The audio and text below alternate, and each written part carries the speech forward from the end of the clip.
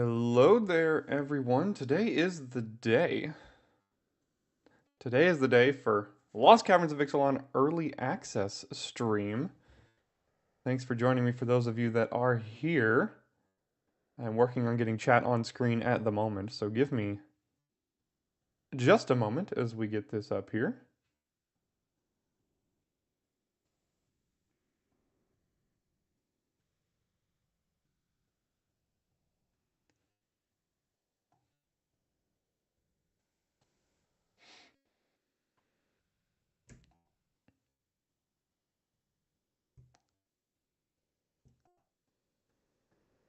All right, let's see.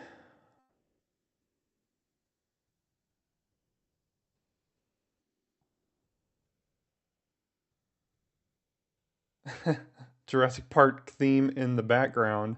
It would be that kind of day, wouldn't it? That would require me to figure out more technologically than I've ever done in my life, so I am already questioning if I've done things correctly so far. Is all the balance good for y'all, by the way? Hear my voice, see the chat, see the in-game audio, not too loud, all that kind of stuff. For those of you that are here, always use you guys as, you early folks, as guinea pigs to figure that out. My check says all is good. Sounds good to me. Let me know if the transparent chat window, if you can see that. Can you see that above my my thing? Above my face cam over in the bottom right? If you can, let me know if that ever gets in the way or if it's something you think is going to be good. Can you see that transparent chat window over there? I can't see it on. Okay.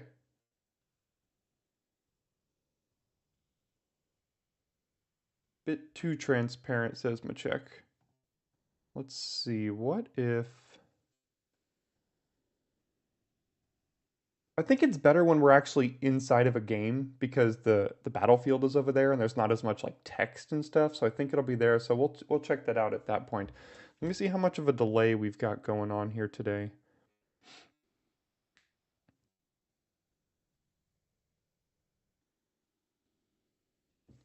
Gonna double check.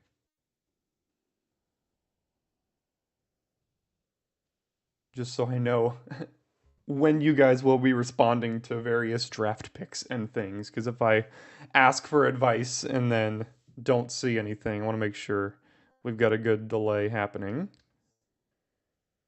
Awesome.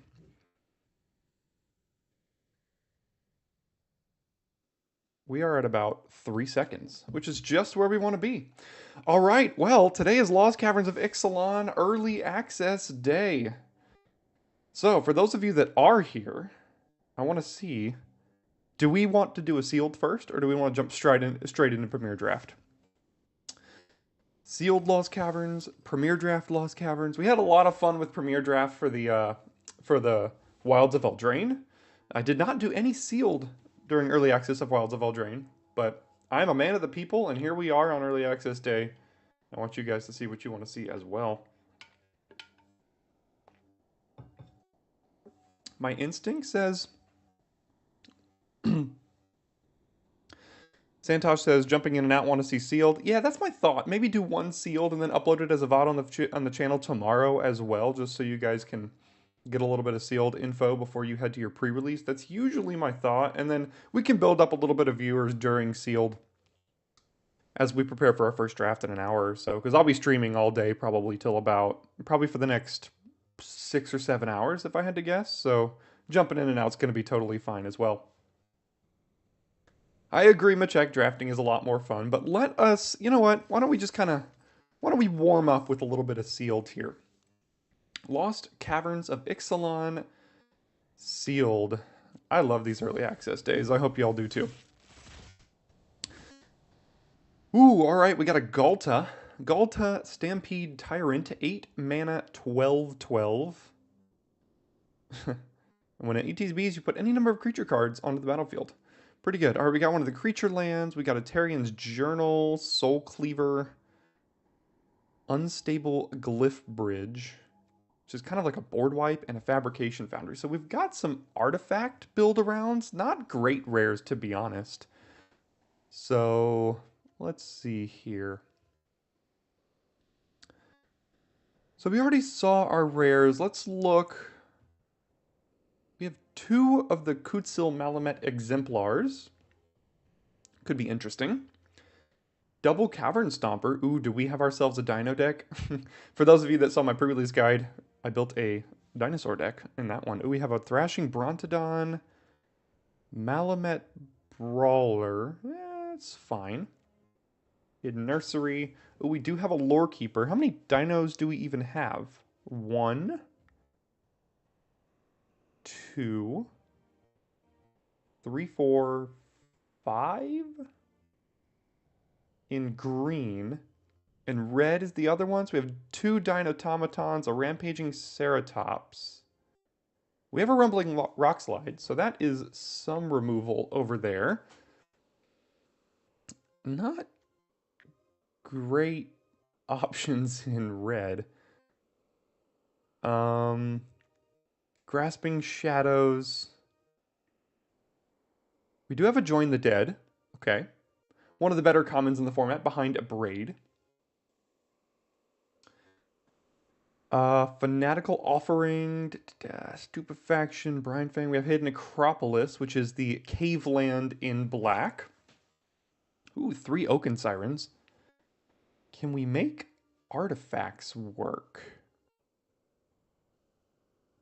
We do have a Fabrication Foundry and 3 Oaken Sirens. A Tinker's Tote. This card I think is actually going to be quite good here. Unstable Glyph Bridge. This is our board wipe with Craft. Don't know how good it is. It's probably going to want to be blue-white if we do the whole artifact thing. It's Out of Air. Hurl into History. I'm not sold on that necessarily. In black, we do have Skullcap Snail, Join the Dead, Double Deadweight, Tarian's Journal.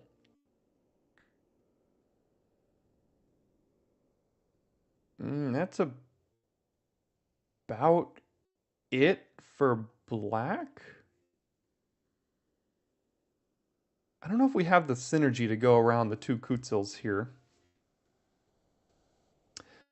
Captivating Cave, Wonder Glyph. Minecart is fine. Soul Cleaver has Vigilance. Whenever another artifact or creature is put into the graveyard from the battlefield, put a 1/1 counter on it. And that's also your opponent's creatures.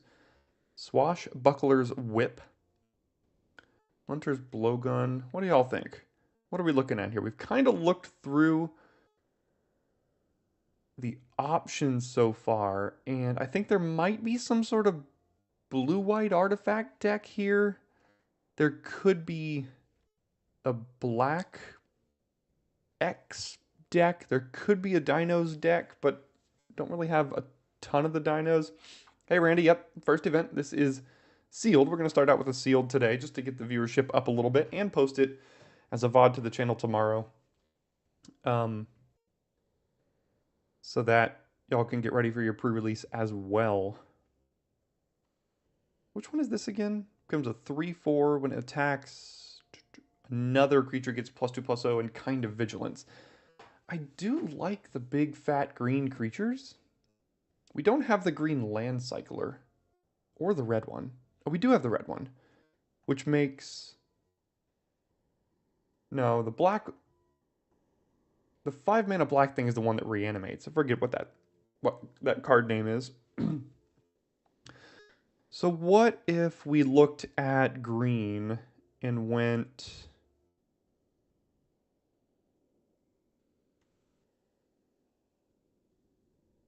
something like this? That's just not a good card.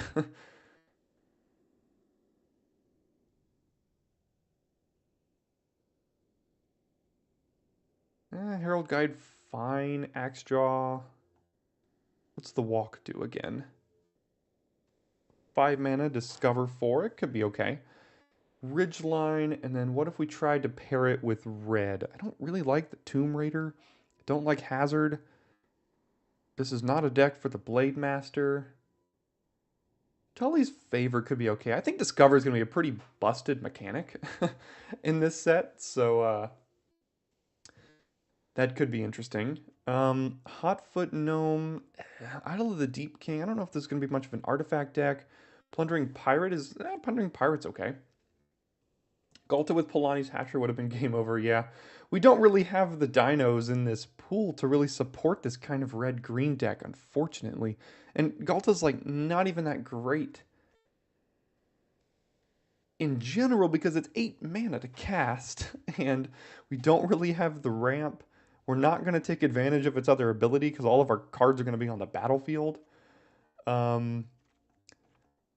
Yeah, white-green, because we do have the double Kutzil here, I mean, we can just, like, play white-green good cards, I guess. Tarian Soul Cleaver's probably getting there. Careening Minecart's probably getting in there. I don't know if Galta will, but let's see what else. Brontodon's a great card. I don't know. We'll have to check on our dino count for the Lore Keeper here. Glimpse the Core is great. Brawlers are fine if you're a little bit more aggressive. Not outstanding, but they're fine. River Herald Scout is fine. What does this craft with? A cave? We might have a couple. We have a few caves. Twists and turns. That's the explore payoff, right? Yeah. I'm not huge on Basking Capybara, but maybe we fit it in. Walk with Ancestors, maybe. Tendril, maybe. I don't really like that card, though. And then over in white, I think Deconstruction Hammer is okay. Probably one copy. Not a huge fan of the Cosmian Blast. This would not be a Fabrication Foundry deck if we go white-green. Family Reunion's fine. Bat Colony is much more of a cave build around. Maybe we get to draft caves today later. Glorifier of Suffering. I do like that card. Might of the Ancestors, I don't think is good enough. I do like Tinker's Tote. I don't really like Gem Guard. Archaeologist is fine. Glyph Bridge and Sandwing are fine. And then we get a copy of Courtyard and a copy of Nursery. And that puts us at exactly 40 cards.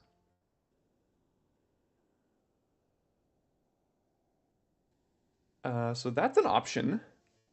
It's not a great option, but it's an option. The Kutzils really care about having creatures having power greater than their base power. And what ways do we have to do that? Basking Capybara, Reunion, Glorifier, Guide Explores, Axejaw Explores. I mean, we have some ways. We have some ways, and then some bigger creatures as well. I mean, I'm not thrilled with this version of the deck here, but I mean, Galta, I just don't think this is a deck for Galta. How many dinos did we end up with? We ended up with 5 dinos. Maybe that makes the Lore Keeper playable with 5 of them? This is ramp as well. Could possibly play that. I don't think we're playing Twist and Turns. I don't think we need any of these other artifacts. I don't think we need a random cave here. We don't really have the cave build-arounds except for Bat Colony, which is a good one, but with only 3 caves in the deck. I wonder if we could splash Restless Ridgeline here. We're also lacking removal. Like, do we have any removal? Literal 0. Alright, so literal 0 removal here. Yeah, this pool is not particularly great. So what if we splashed, like, Rock Slide, this, the cave, and then we could play, like, Bat Colony.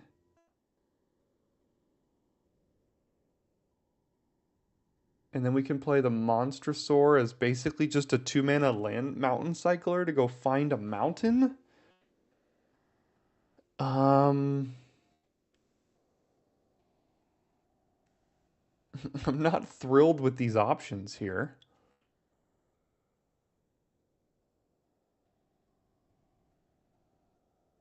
I do like inverted iceberg.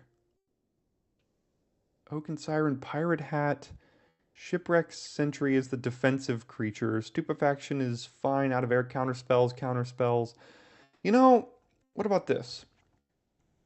What if we looked at blue-white?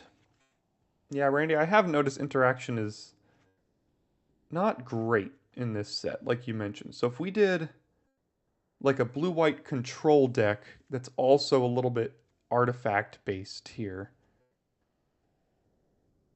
Which one this do? Yeah, tap. Okay, get a counter. Archaeologists has artifact synergies. This is craft with artifact. This is a free card to put in there. And then we looked at blue. Puzzle door. Siren, great. Blunder, great. Iceberg, great. Oaken Siren would be good. 3 of these. Pirate Hat. Maybe. River Herald Scout. Seems fine. Explorers win ETBs. Sentry. Stupefaction. I'm already liking this better. I mean, we can basically play almost every single blue and white card we have.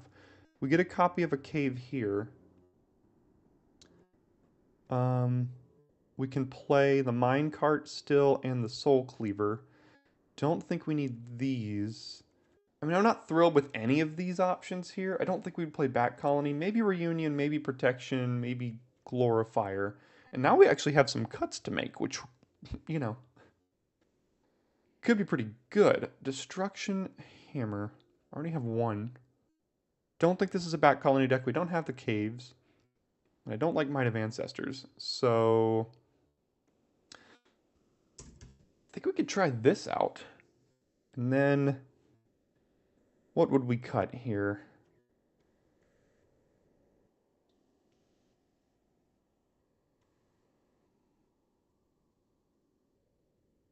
I don't, as much as I'd like Glorifier in general, I don't think this is necessarily a Glorifier kind of deck. So I'd probably cut that. I don't think this is a Destruction Hammer deck. We're not super huge on protecting or buffing our creatures here.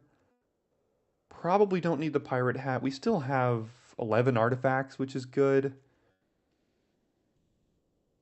And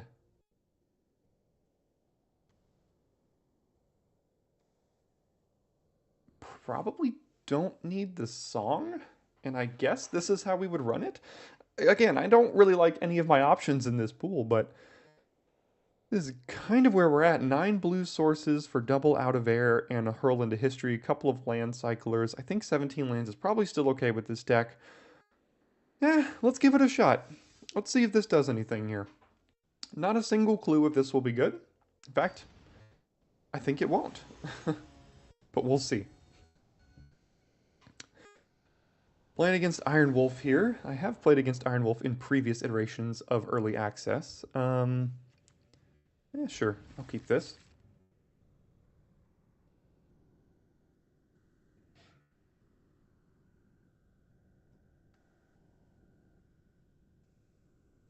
Yes, Randy, is blue-white artifact control is what it's supposed to be. Which is why we've got 3 counter spells and 2 defensive removal spells and things like that. So, supposed to be control. And we did our best, but in sealed, it doesn't really come down to synergy. It's just like, what cards in what colors do you have? And this is kind of where we ended up here. Deep Cavern Bat. Alright, so I think I'm going to cycle this Sandwing here. And now, unfortunately, he knows that we have Hurl into History in hand, which makes this a whole lot worse. Deep Cavern Bat is a really good card in this set. Because I don't have a lot of removal. Got rid of our Tinker's Tote. Okay. think I'll just be mana efficient here and play the Careening Minecart. Next turn we can play the Siren and crew the cart and attack. Alright, what do you do? Discard any number and then draw that many +1. Beginning of your end step, if you descended, you have 3 or more, it turns into a land. Word that discovers. That's pretty good. Alright, Oaken Siren, come on.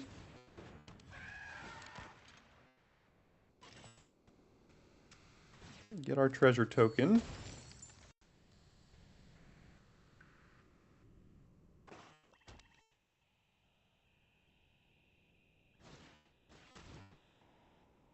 Okay. I don't think I'm cycling the Brine Fang here.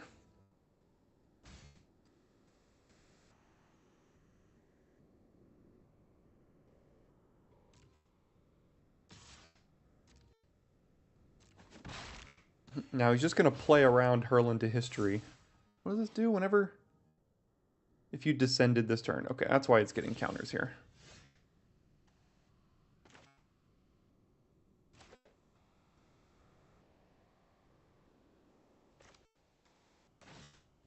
It's got Death Touch, right? Yeah.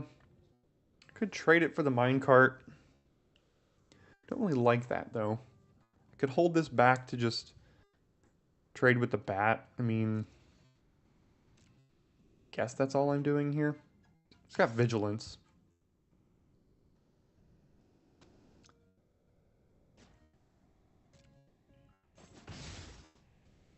And he knows we've got to Hurl into History, but, I mean, we don't have anything else to do, so... Just gonna hold it up.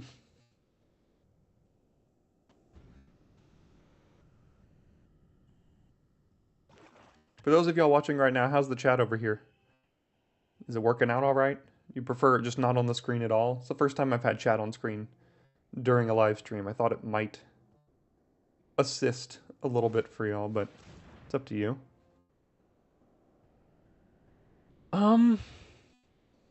Yeah, I mean, may as well. Don't really have anything else to do.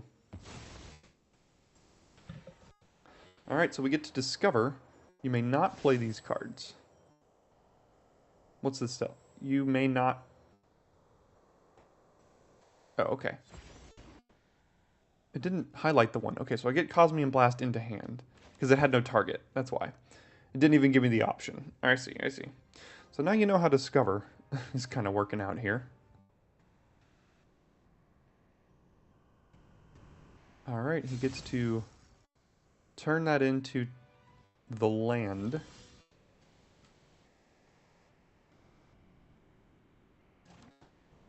And I guess we're just casting the Brine Fang here. I mean... Unfortunately, this stupid Marionette does well against it, but we can Cosmium Blast the Marionette if it blocks.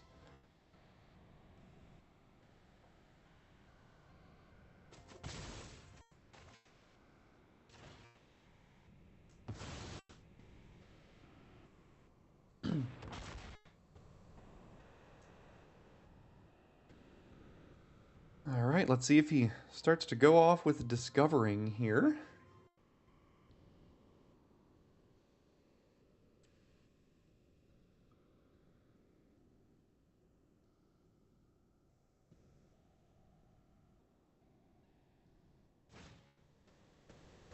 Alright, Hoverstone Pilgrim. 5 mana 2/5 flying ward 2, and they can mess with some graveyards. And it also discovers. Into Tarian's Journal. Alright, here comes the power of Discover.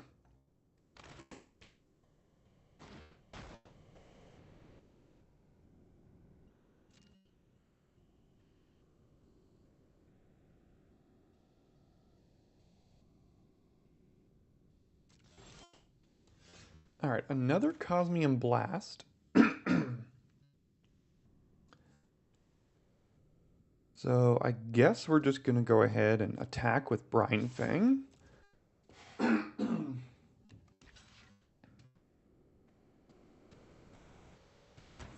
just had to get that out of the way here.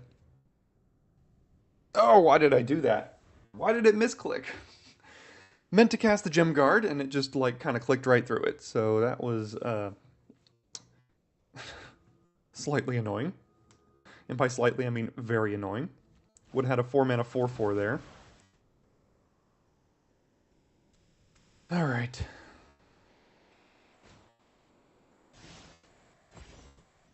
Yeah, Discover. Pretty busted.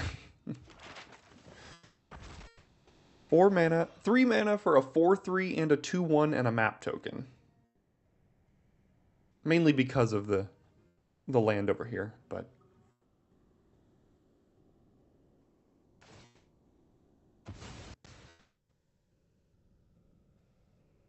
okay. I will have to use Cosmian Blast on that and take 4 mana from the Raptor, unfortunately, because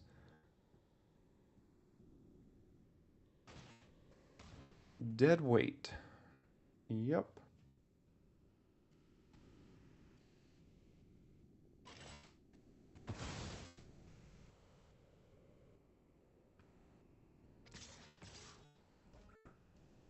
So we have to take 4 mana. Or we have to take 4 damage from the Raptor, but we do need to get rid of that stupid thing. Land wouldn't be bad. We can go Gem Guard and Tinker's Tote here. Okay.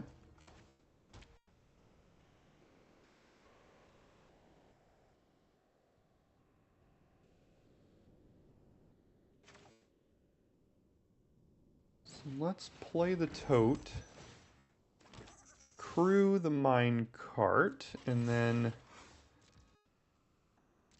get in there. If they trade with Raptor, I think I'm okay with that. Yeah, that's fine by me. Then we'll play Gem Guard.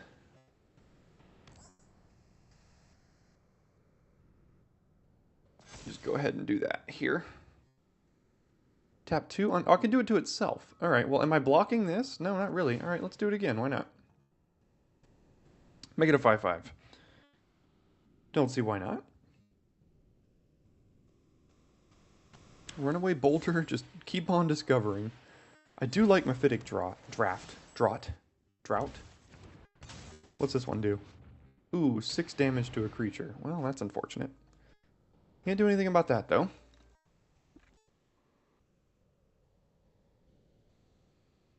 So they have a Fanatical Offering in hand.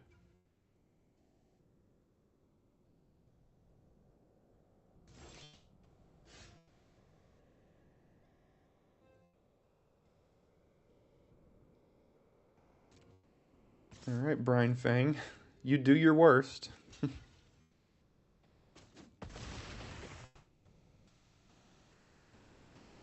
And I'm just going to leave the Tote here because I think we had some craft in the deck.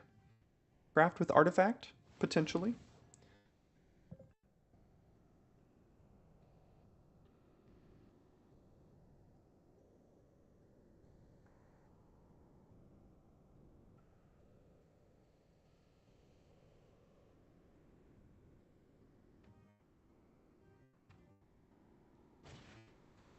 Oof.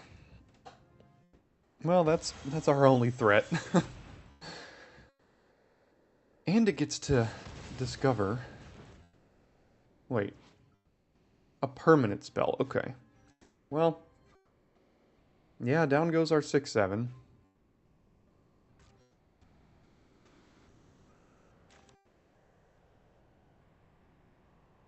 What could we get back with this? An artifact card? So we can get the Gem Guard, we can get the Mine Cart, we can get Oaken Siren. Getting Gem Guard back seems pretty good.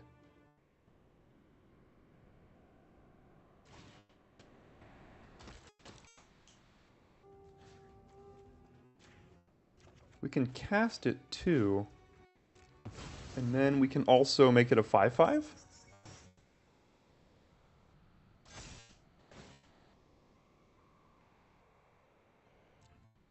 Okay. That's a threat.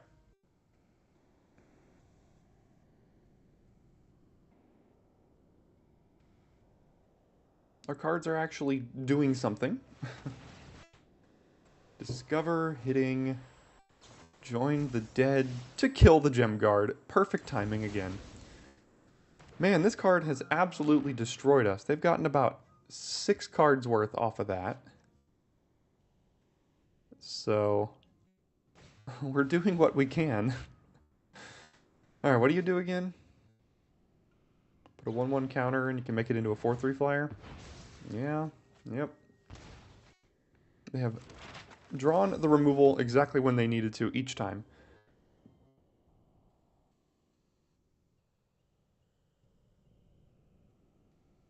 Yeah, Discover is busted, Randy. I agree. And he's discovered every turn. Like every single one.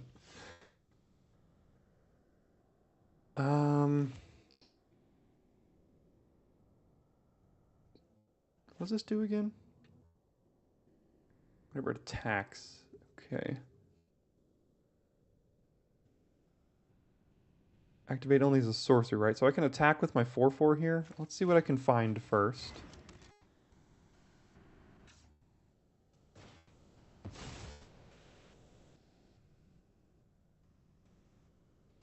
Well, that's a counterspell. Doesn't super help me, but I mean, I'll trade this for their 3/4 here. Or just let it bounce, I guess.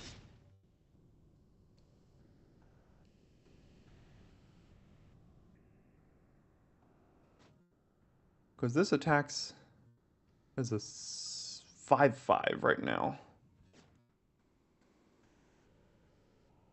Thought they were going to trade, but they won't.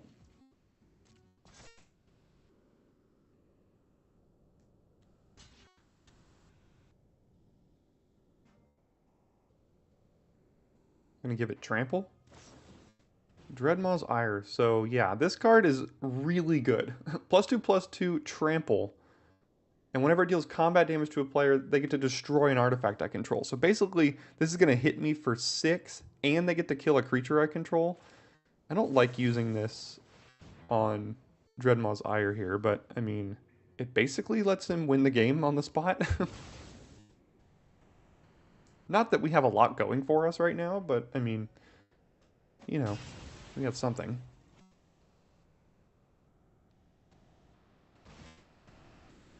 Oh, jeez. Maybe he just runs out of cards. Cast a free deadweight, because why not? Oh my gosh. Alright, so this card right here, Brass's Tunnel Grinder, holy moly, has it just kind of destroyed us this game.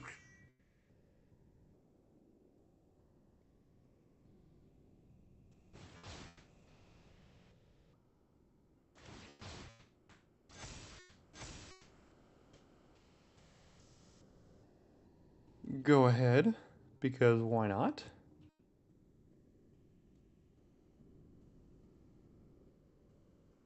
So if you can find ways to repeatedly discover, I mean, basically GG's. I'm not even sure how many cards left he has in his deck that are even remotely relevant. He should have about 9 lands left, so there's only 2 non-lands, but I mean, we're kind of, like, dead.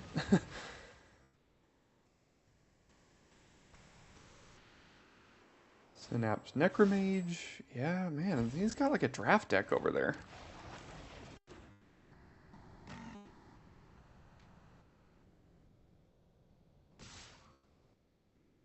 This thing has Menace.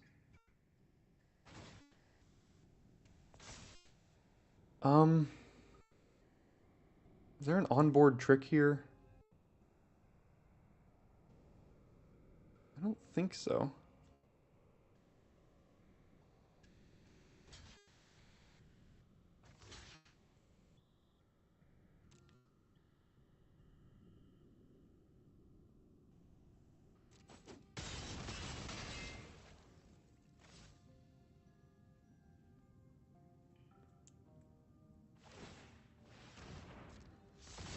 Alright, what does this one do now? Cast a creature from your graveyard this turn. Yeah.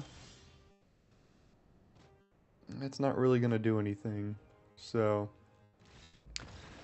got us here with endless discover. Look, I think our sealed pool is among the worst ones we probably could have opened. I think we're playing like one rare, maybe two, but they're like not even like the great ones. We just drew one of our rares there at the end, and Cost obviously didn't do anything. Playing against Numat the Nummy here. Who's ready to lose? I am. Let's keep it here.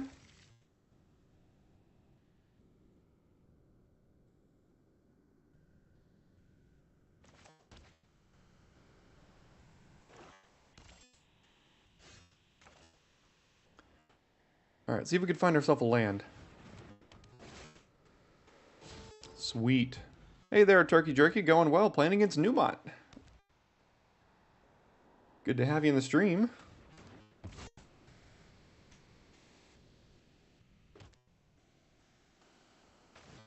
Yeah.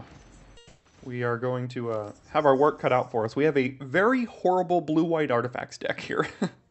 Our sealed, this is a sealed game. And sealed kind of, our pool was just not great, to say the least. Alright, let's just get our threat down here.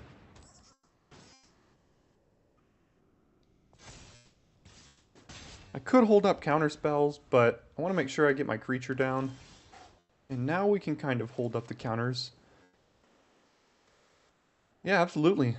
Thank you for being here. If it weren't for you, I couldn't do it. I mean, I could. It just wouldn't be as fun.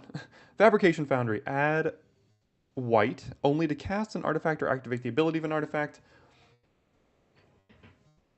And you can bring an artifact back. Or I could just hold up Out of Air. Out of Air still can counter a creature spell. So let's just play this.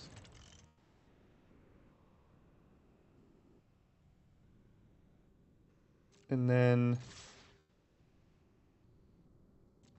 get in here. Well, I guess I should have put a counter on these pre-combat if I was going to do that. First day of the new set. It's going to be tough. Really hope he doesn't have removal for the Gem Guard here now, because I did tap out of Air. There's the removal for the Gem Guard here.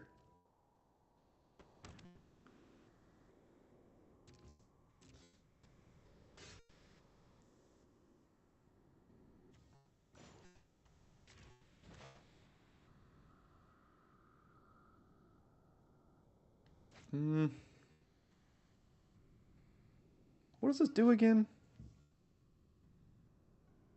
So that's a board wipe that we're not going to cast right now. So let's cast this. What does this craft with? Craft with a creature. Okay.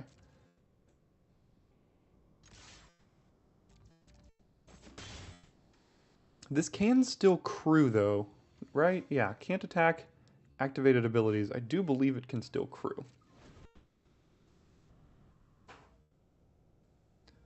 Is the Gem Guard a common?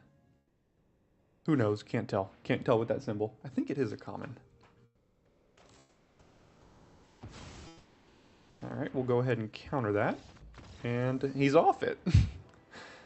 Alright. We just beat Numat the Nummy. Can't say I expected to have that happen.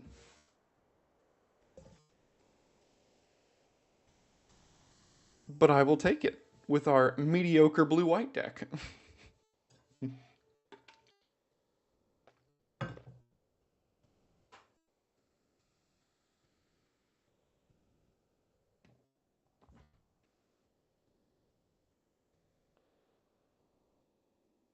For those of you that have just joined, and Turkey Jerky as well, sealed for a few hours and then draft. Is there a schedule? Not quite a schedule. We're just going to do one sealed, though. So I'm probably going to be done with sealed within the next 30 minutes. And then we're just going to be drafting for the next 6 hours. So,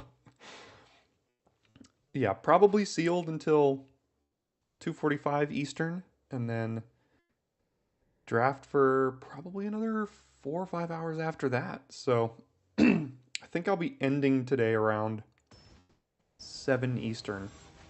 I remember correctly. But as I was going to say, can you let me know if you like the chat on screen, the transparent chat on screen on the right there? Just curious. Because it is the first time I've tried that out. I don't know if it's going well for y'all or not. Kind of gets in the way of cards that are cast, but I mean... I can let you read it on the left side.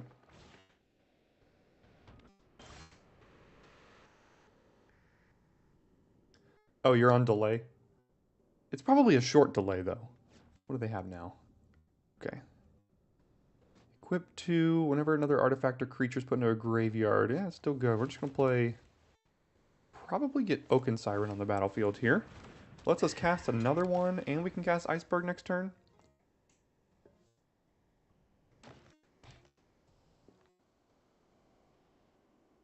Oh, caught up now. Oh, it was on delay on your end. Okay, we're good. Cool. This equips for 2. It already has Vigilance, but I think I'm going to go ahead and just try this out first.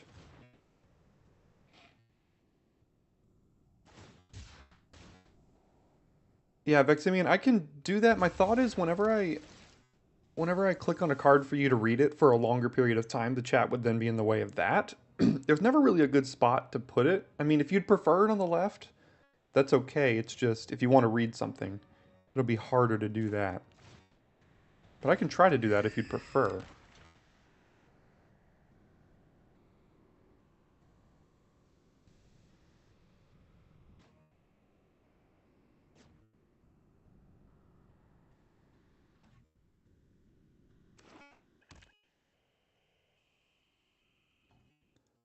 Let's see. Kind of gets in the way of the lands too over here. Maybe if I had it a little bit higher? Something like that, maybe? Let's try that out for size. Activate only as a sorcery. Well, I don't really see a need to go into... That's fine.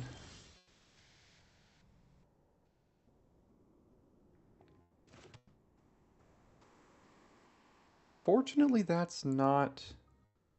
Ooh, I can craft with artifact already. You know what? Let's do it. Why wouldn't we?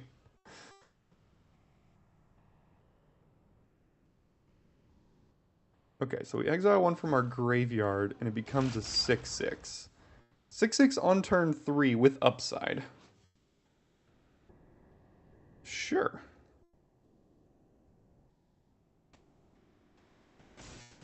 Alright, so he's just exploring. The Millennium Calendar. Glutton vibes. Don't get me started on Hamlet Glutton. I think I'm not going to play Archaeologists here. In the event that Iceberg goes to the graveyard, I can get it back, which seems pretty good to me. So, Randy, set goes live on Tuesday. Today's Thursday. Yeah, set goes live on Arena for everyone on Tuesday. So let's play Siren. Let's equip this over here. And I guess we can explore as well, because why not? Let's explore on this one. Who knows? Why not?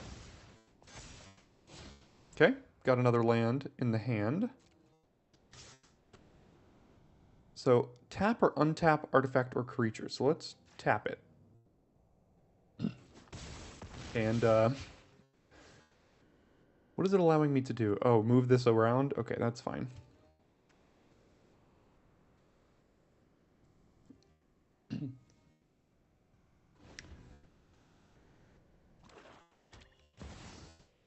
Alright. Can he get a Millennium Calendar win? See, this is the part where now it's over on the left besides chat if you want to try to read it, but doing the best I can. So 4, 5. It's a tap land. This lets us play Brinefang next turn if I play Hidden Courtyard. Might also just be dead. I mean...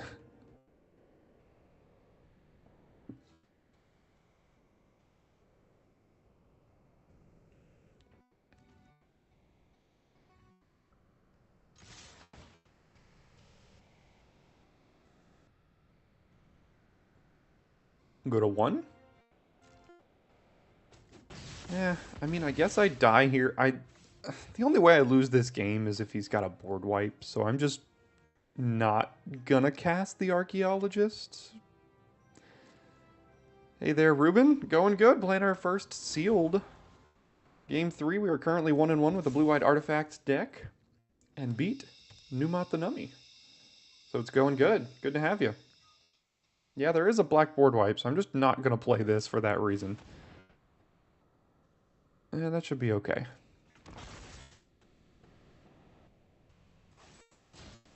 Wonder if there's a way to keep track of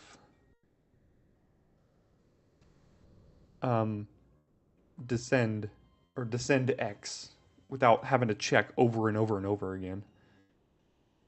4-2 indestructible, that's fine. And it looks like we should be able to get the win here.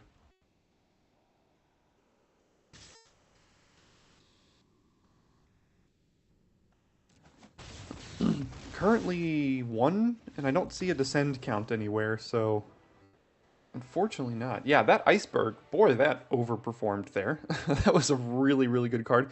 Granted, I also had 2 Oaken Sirens to flip it on like turn 3 or something stupid, so that was really good. But yeah.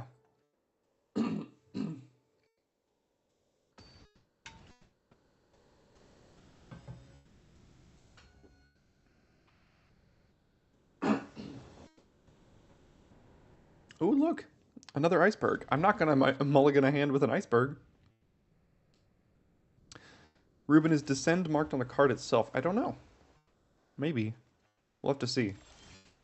We don't have a lot of descend in our deck. We're kind of relying on our opponent to descend in these games.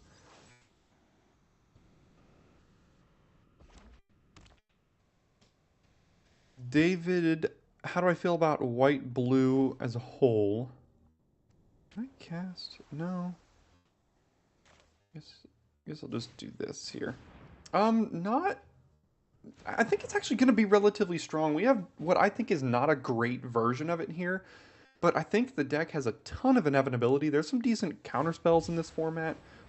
I mean, I already like Oaken Siren and Inverted Iceberg more than I thought I would.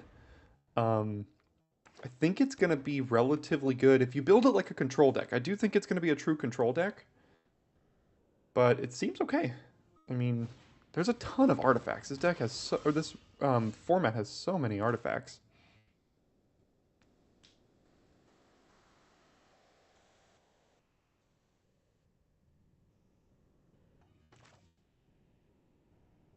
Well, I guess we're just playing the cards we can play here.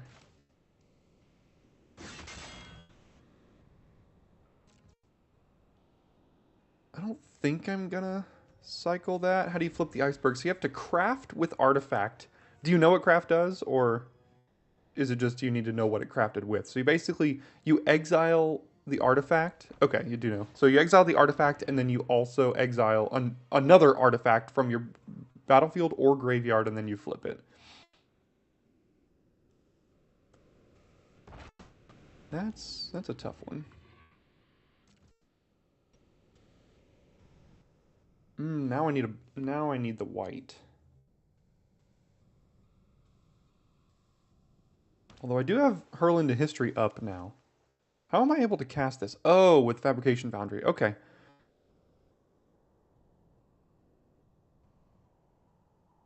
I could probably hold off on casting the Glyph Bridge. Maybe this turn I can cast Hurl into History. I can also flip the Iceberg right now. Do we have an artifact in the graveyard? No, we'd have to get rid of something on the battlefield, which is less fun. So I think I'm just going to hold up the history. Get rid of the equipment? I could.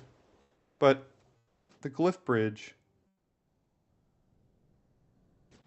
is going to really wreck him here. Oh, Voxy. I didn't even know I was playing against Voxy. Wreck her. Well, that is a good one to counter.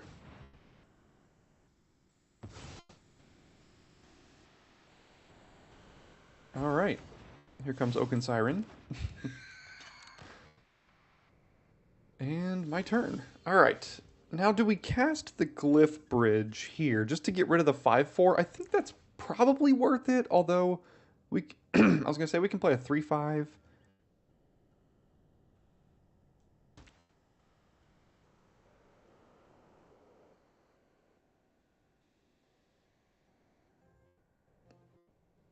I can flip the Iceberg. I think it's going to be good getting rid of this thing here, so...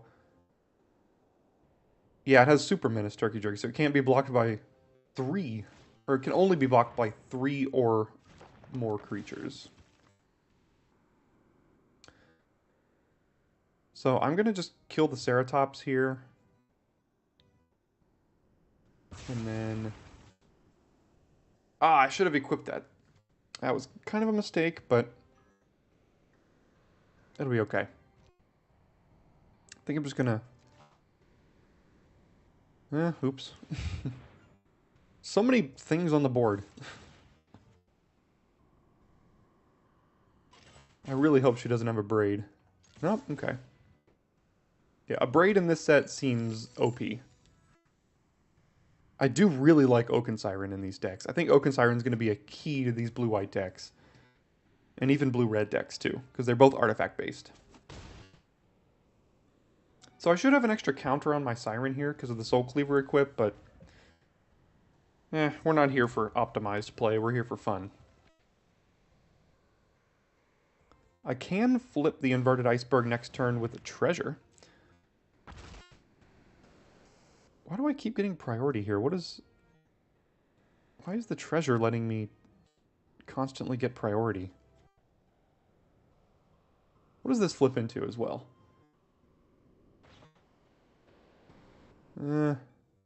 Yeah, sure. So it didn't matter that we didn't equip it. It was going to die anyway. Alright, we'll go to my turn. Oh, hello there. Could just cast that, too. I've got so many things I can do. What do I do? Can flip this into a 5/3 flyer, but that's not great. I mean, I could just play a 6/7, and then next turn play a 3/5 gain 3, and then next turn play a 6/6, and then next turn play a 5/3. I mean, I could just do all of this. So, yeah, let's just do this.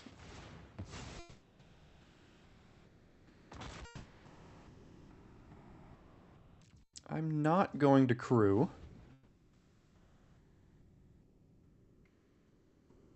Does it have Menace? It does have Menace. Okay. Does it have Death Touch? It can have Death Touch. Alright, alright.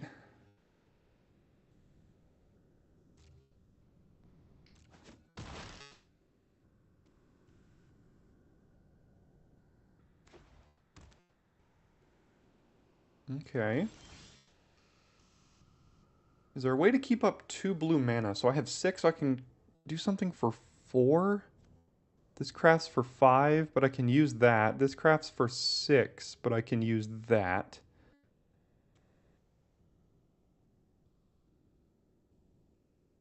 So what if I do 1, 2, 3, 4, 5?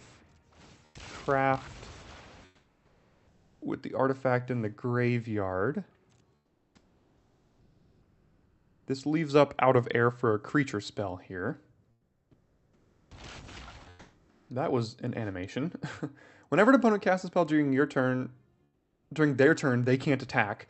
And whenever they attack, they can't cast a spell. This card is so annoying.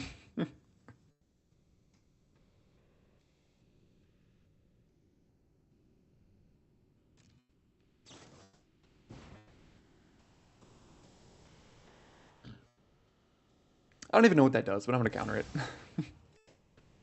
Because why wouldn't I?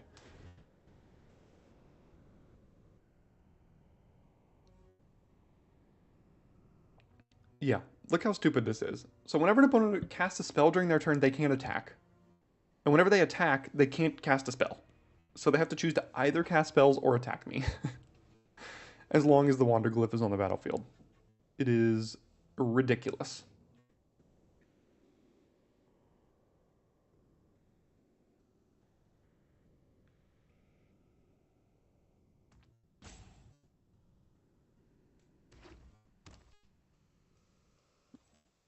Really hoping they don't have that, Okay,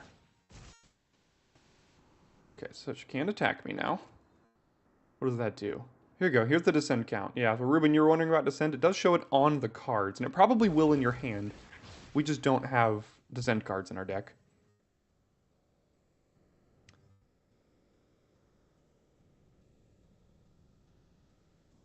Return target permanent from your graveyard to your hand, getting back the triple menace thing. Yeah, that makes sense. This has flying. Oh, and she can cast it. Yikes. Okay.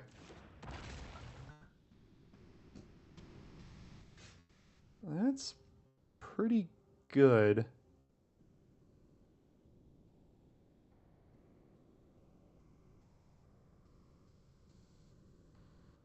In order for me to craft this, I have to get rid of something relevant.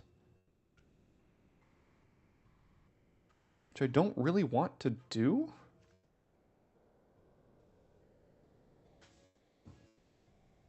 I could play the Sandwing here. I could cycle the Sandwing. Gives me 5 mana. 6 with the Foundry. Yeah, this is kind of a stimulation overload here. Alright,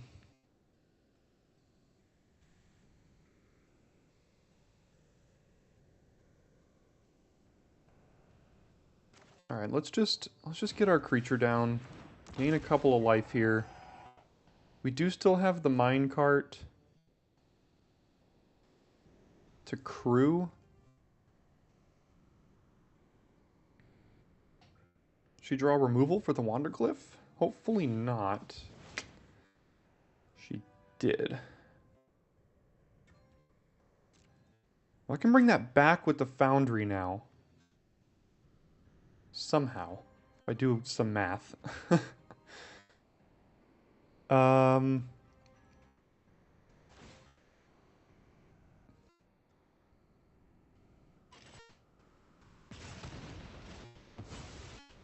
Randy, you could just pay 2. So Poison Dart Frog gets Death Touch until the end of turn. You pay 2 mana.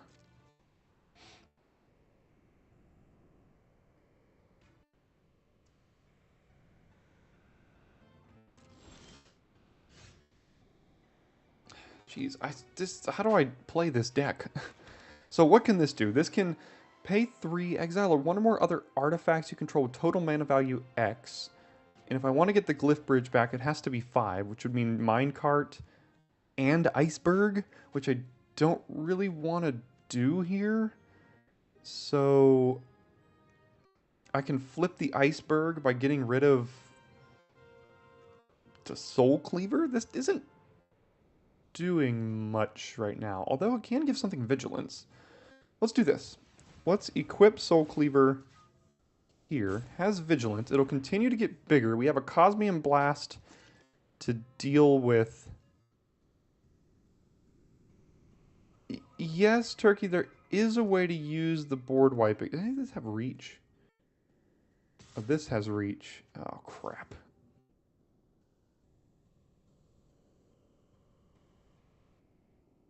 There is, and I can do that next turn using the Foundry here. So, yeah.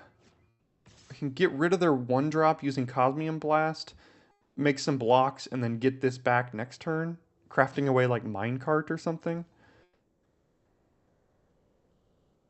So I'm going to get rid of their 1/1 because that survives the board wipe.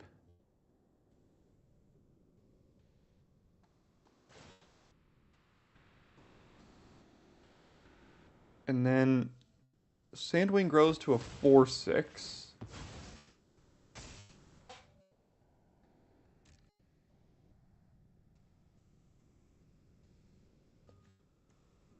And end the turn. And the next turn we would have to use the Foundry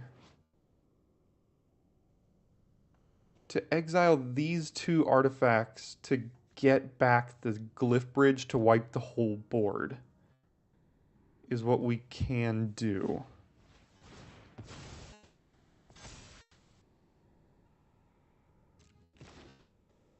All right, Ruben. Have a good dinner.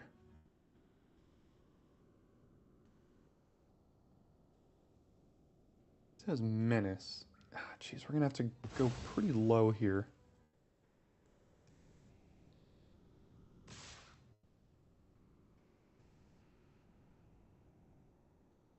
I could have crewed the minecart to block, but I have to keep it back to craft with the foundry next turn, which is why I didn't. So let's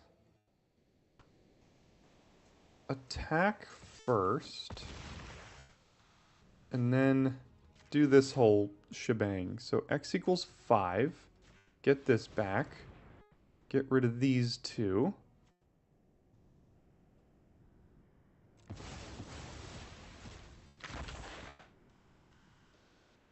Oh no, it's only if you cast it. Okay, well, that's now you know if you end up with both of those rares in your deck, then it's only if you cast it. There are some cards in this set that say if you cast,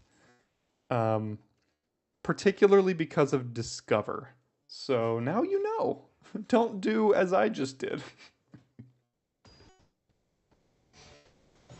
I would love to go peek in on Voxy's stream and see if she saw that before I did, and then see if yes, Discover is cast, but I think there's some things worded a specific way so that you can't just like aimlessly discover through some cast triggers or something. I'm not exactly sure. Don't quote me on that, but there's some weird interactions when it comes to cast versus enters the battlefield versus all that stuff. But so when you're at your pre-release tomorrow, be sure to read the card.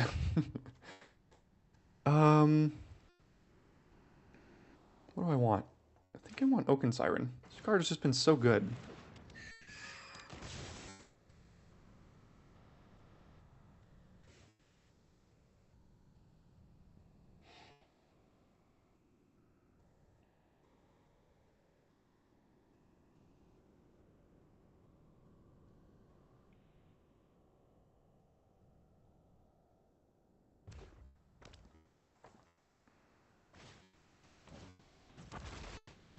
Ooh, it's Quinth. I do love me an It's Quinth, firstborn of Gishath.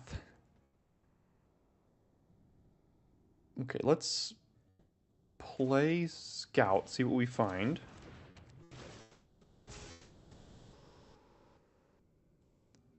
I don't think we need that, technically.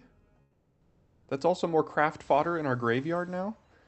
So now we can just...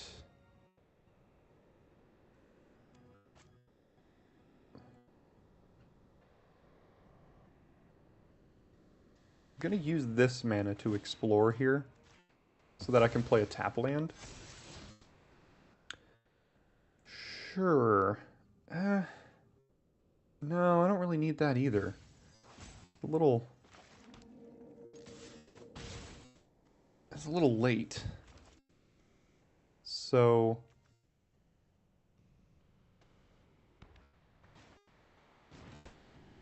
Alright, 3 mana, 3/4 Vigi, make a map.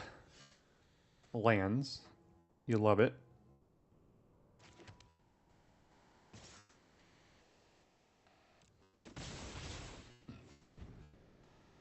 So I can get back the puzzle door next turn, or I can just scry 3. Probably just gonna scry 3 here.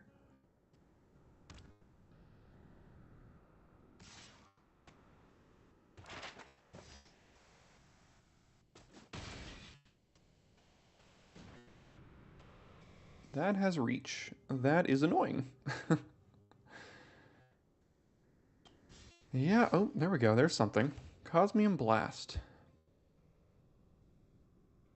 Well, let's get a 4/4 first, so they can't keep attacking with the Sentinel here. I'll scry 3, obviously get rid of these, and is Out of Air worth it here? I think Out of Air is probably okay.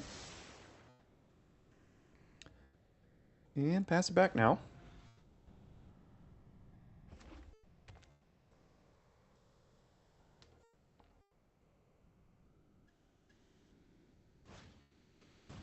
Alright, well now he can attack with the Sentinel still, and we'll try to make it a 4/5. which would require me to block with everything. Okay, probably don't want to attack with it anymore, although it's possible. Okay. Activate only as a sorcery, right? So I could discover, but I could just hold up both of these. So let's just do that.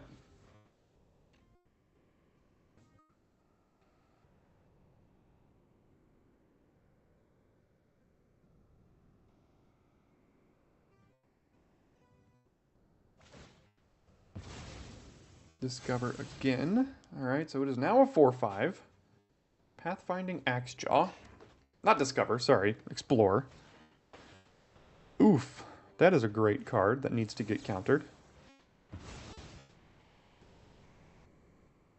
He's 6/2 with the sealed pool. Well, I am one of those two losses.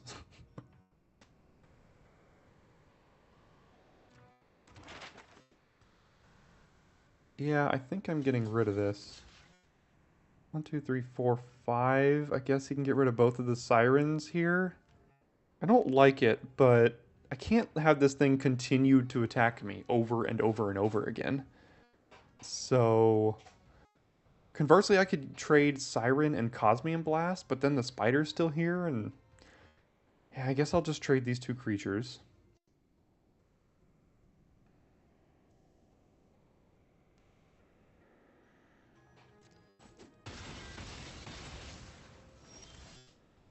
That is not at all what I needed. So I think here I've just gotta discover 4 and see what I hit.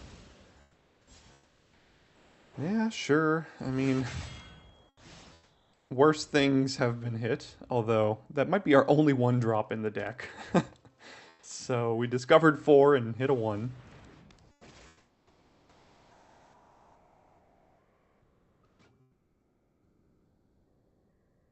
This thing explores every single turn.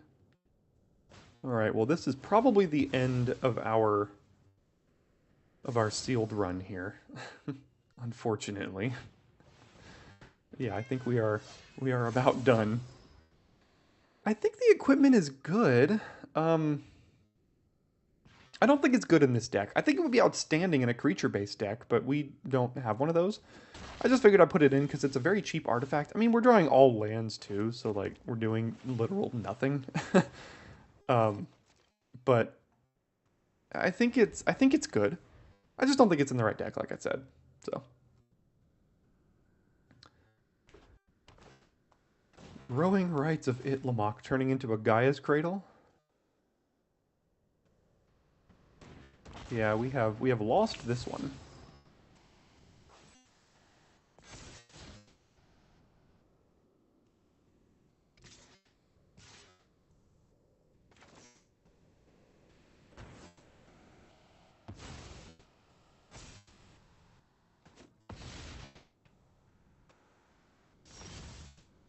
It doesn't really do anything here, unfortunately. So, yeah. That'll do it for our sealed run, I believe. What are we, 2 and 3? 3 and 3? Who knows? The deck wasn't very good either way. um, kind of punted a game away there with 2 rare interaction cards that I'm probably sure basically no one else in this format will run into here in the chat throughout this entire thing, with the Glyph Bridge and the 2-mana artifact that kind of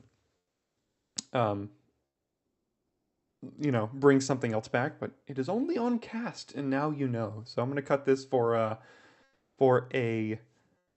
what's it called? For a VOD on the channel tomorrow, so you can watch this tomorrow. And if you're watching it tomorrow, then you don't really even need to know that. So see y'all later. But for those of you still in chat here, we are into draft time, is what it is.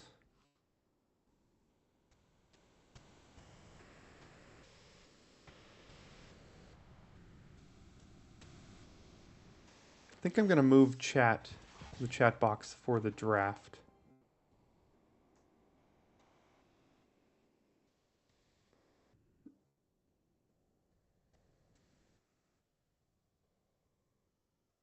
It's gonna kind of cover lots of things, no matter basically wherever it is. Cover our entire deck over here.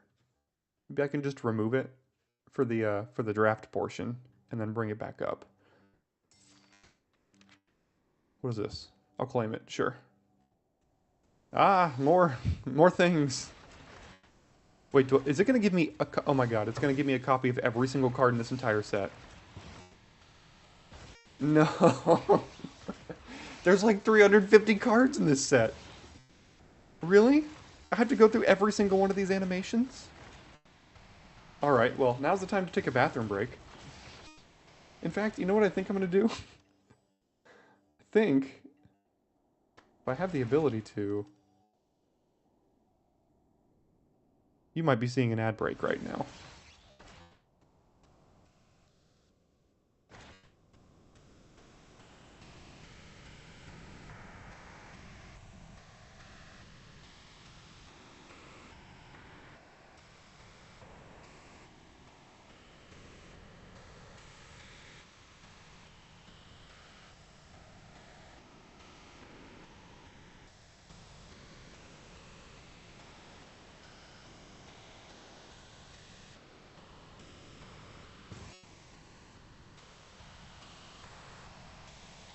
Alright. Still going through this stupid thing. Oh no, my bad. I'm just clicking buttons over here in the thing. Alright, I think we found it all. Okay. Alright, alright. Think we're back. Think we're back. Okay. Alright, yeah, let me know if you're back from an ad break. I think I may have accidentally inserted an ad break in the middle of there. I am so technologically illiterate, I don't know how I manage most of this stuff, but if you're back from an ad break, let me know in chat so we can get started with the draft here.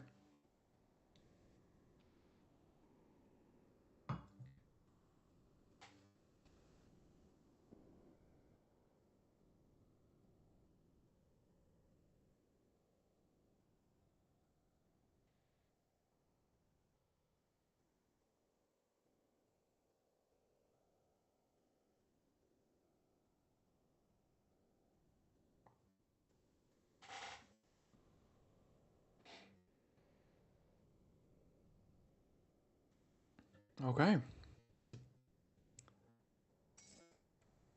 It's draft time. Let's hop in the queue.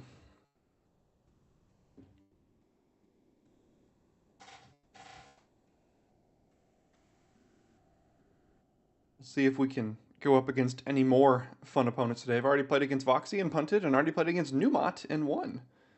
So we're going to see if we can find ourselves some synergy in the draft queue.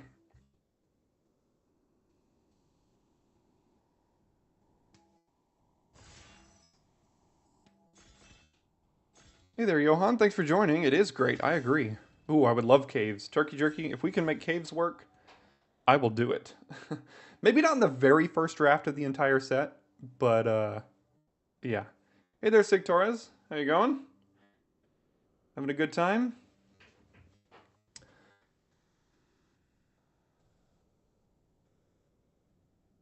Yes, this is the time to try it. You are now. That's the correct answer. Yeah, this is the time to try it without wasting gems. But it's also the time to potentially go after it and then just horribly have to like drop the draft because we didn't get a functional deck. I think it's going to be really difficult to get the caves. All of the payoffs are at rare or uncommon, rare, or mythic. All right, who are we drafting against? Giga Amazonian Wizard, the Demonic Tutor, Mr. Metronome himself of Lords of Limited fame, and King Gex and MTG Baron. Love to see it. So we got a creature land here. We're gonna have to go through this relatively quickly. Let's see, do we see an Abrade? I don't see an Abrade. So we might have to choose a common here. Kinjali's Dawn Runner, Explorers, Double Strike, Bloodthorn Flail. After I reserve a card, I'm gonna move chat here for you all so you can see my deck as well. Oltec Archaeologist, Marauding Brinefang, there's Rumbling Rockslide, which is a red card that I like. There's Saheeli's Lattice, which I think is pretty good. But honestly, it might just be the creature land here. Everything here is not great. It's really not that good of a pack. There's a Cavern Stomper, which is probably going to be my There we go, just move chat for you. That's probably going to be my Hamlet glutton of the format, but we'll just stick with the creature land for now and go from there. What do we have now? Squirming Emergence. I don't think this is particularly great for black-green. Probably just going to pass it here. Dusk Rose Reliquary seems fine. C plus level, not anything outstanding. Jade Seedstone's a little bit slow. Scampering Surveyor. Caves? Caves, anyone? As I'm looking through everything else, I'm also not seeing anything that stands out here. There's a Brood Rage Mycoid, which is fine. There's an Echo of Dust, which is meh. There's an Axe Jaw. There's a Plundering Pirate. Might just be the best card in this pack. I mean, maybe Reliquary? Yeah, Reliquary's probably better. I just don't think there's anything that's calling out to me to go in any specific kind of direction here. So I guess I'll just take the Reliquary. Alright, see, now we get a couple of options that aren't too bad. We've got Council of Echoes. If you've descended 4, you bounce a creature, a 6-mana 4/4 flyer. That'd be quite good in a black-red or black-blue controlled descend deck, which we already have Restless Reef for. There's also Chupacabra Echo, which isn't as good as Ravenous Chupacabra, but it's also still very good. 4 mana 3/2. Basically kills a creature when it comes in if you've built your deck right, but not all the time. Glorifier of Suffering is a good white card that could go well with Duskrose Reliquary. And everything else is probably less good than these two. I think it's between the Echoes and the Echo and the Chupacabra. I guess they're both Echoes, aren't they? Yeah, Tithing Blade's not bad. I'm not a huge fan of this card, though. I think it's fine. I probably wouldn't, like, cut it out of most decks, but it seems fine. Oh, this is one of the best cave build-arounds. 4 mana deals X damage to each creature in Planeswalker, where X is the number of caves you control, plus caves in your graveyard. We could have forced it here, but I don't think I'm going to do that here today. There's a River Herald Scout, which is just generically good. There's another Council of Echoes, a Waylaying Pirates, and a Brood Rage Mycoid. The Waylaying Pirates is kind of a artifact build around. I think I'm going to take the Council of Echoes here. I almost took it last pack, although, gosh, when debating between, 2 mana cards and 6 mana cards, like, you probably just want to stick with the 2 mana cards, so I'm just going to go ahead and take the River Herald Scout in this scenario. It's just a 2 mana 2/3, kind of, or 2 mana 1/2 that draws a card, which both are great. Ooh, another creature land. This one becomes a 2/3 with Menace, and when it attacks, you can rummage. That's okay. There's a Brackish Blunder, another Scout. I think I'll take another Scout here. Don't see why not. There's another Echo as well. The Scout is helping our Descend count for the Echo already. I keep calling everything an Echo, but I just realized like everything has the name Echo in its name. Echo of Dusk, Chupacabra Echo, the 6 mana Echo of whatever. Let's take another River Herald Scout here. Alright, so we've got the counter spell out of air. Ooh, the rare cave build around.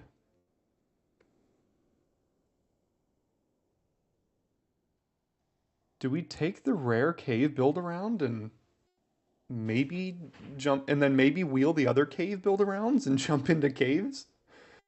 Or do we just take, out of air and continue with the blue cards here? Everything else isn't pulling me in a specific direction.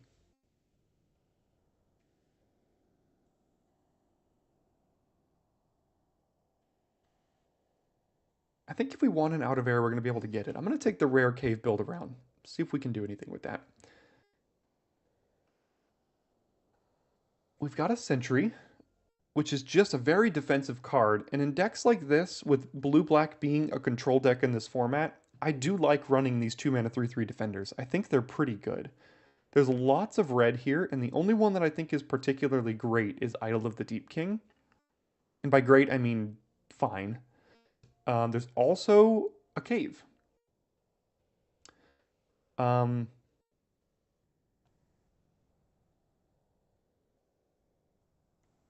I'm gonna take my first cave here. And, ooh, why do you have to put me up with this? Or put me with this choice here between River Herald Scout number 3 and a second cave? Oh, I want either of these.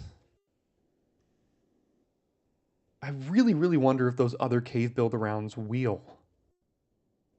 But I do really like River Herald Scout. No, you know what? I'm just going to take the Scout.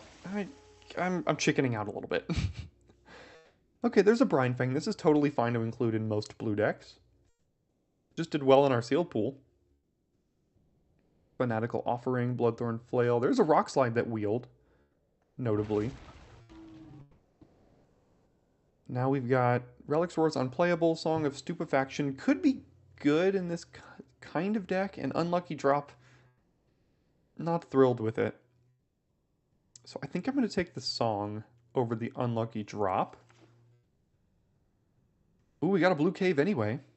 Hidden Cataract. I can't remember what pick the red cave build-around was in, but I would really love to wheel that.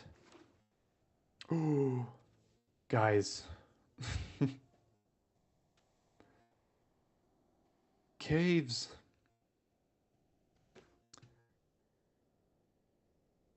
Okay, so base blue caves?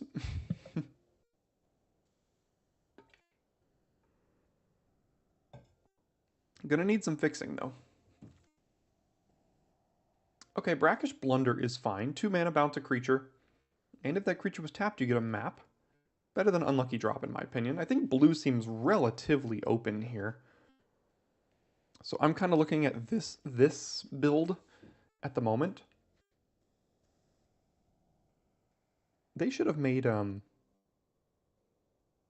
these cyclers cave cyclers in this format. That would have been pretty good.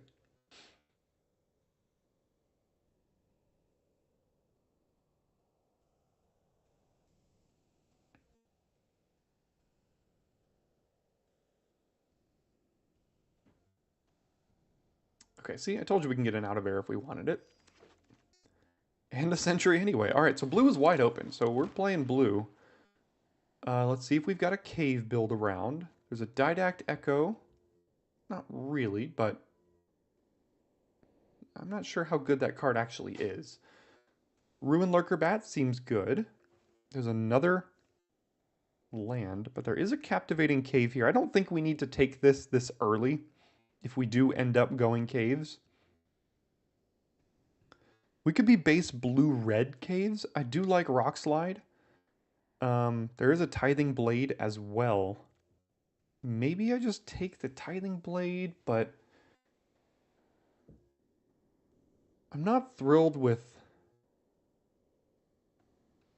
Yeah, the creature land could help with fixing. That could help us kind of like do this whole multicolor nonsense thing. I'm not thrilled with most of these options here, to be honest, and I think we might wheel something decent out of that pack. So, I mean, I guess we take the creature land, and we're kind of moving in a direction where we need to find some of these cave payoffs, and we've already got 2. Is that right? 2 or 1? Kind of 2.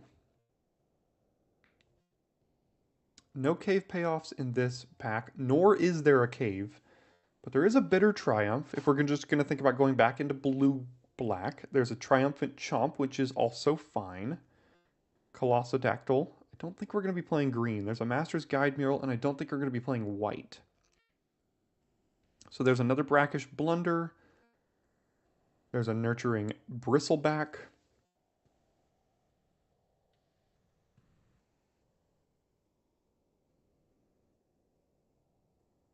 Bitter Triumph is probably the best card in the pack. Just 2 mana kill anything, even if you have to pay 3 life, is usually fine. And I think there's a better chance we play black than there is that we play red.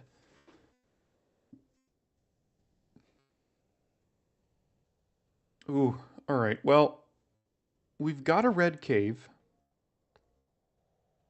but there's also a water wind scout in this pack, as well as an inverted iceberg and even a sentry. I don't really like Uchbenbach the Great Mistake. This card just seems a little bit too clunky for me. 5 mana 6/4 Vigilant Menace, and that's basically the only text it has on it because Descend 8 is probably never happening. I mean, my take on this format is that Descend 8 is just never going to happen. Except maybe once a draft, if you're lucky.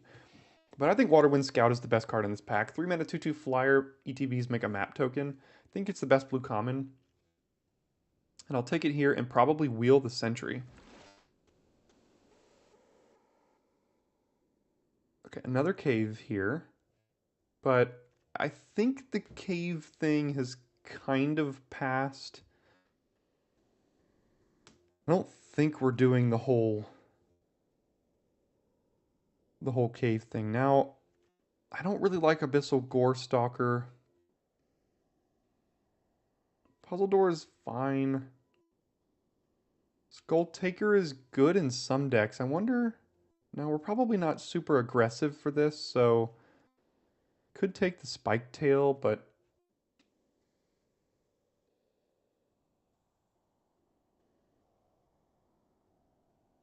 I think I'll take the Skull Taker. Lots of green here. There is a deadweight, though, which is exactly what we want. 1 mana, -2/-2. Triggers Descend for the couple of cards we have that care about it. There is an Earthshaker Dreadmaw here, a C-Note Scout. Both of those are pretty good. Frilled Caveworm is unplayable. Brine Fang, we already have one. And another Chance. I think I would play one, maybe, depending on what our creature count ends up at. So let's take Deadweight. I think Confounding Riddle is also pretty good. 3 mana, counter target spell unless they pay 4. Or you can look at the top 4, get 1, and put the rest into your graveyard, which I think is good. There is a cave here, but I don't think that's great. So we're going to take the Confounding Riddle. And I think caves have kind of gone by, and we are more than likely just playing a straight blue-black deck here. Deep Goblin Skull Taker, Waylaying Pirates. How many artifacts do we have? Literal 0, but we do have a couple ways to make some. Guess we'll take a Skull Taker for that reason.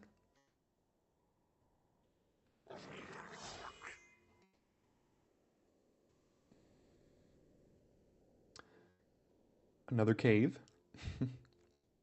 But I think I'll just take a Shipwreck Sentry. Again, if we're playing a more controlling deck, which I think we will be, I don't mind these 2 mana 3/3 defenders, even if they can't attack. I think they're just good enough blockers.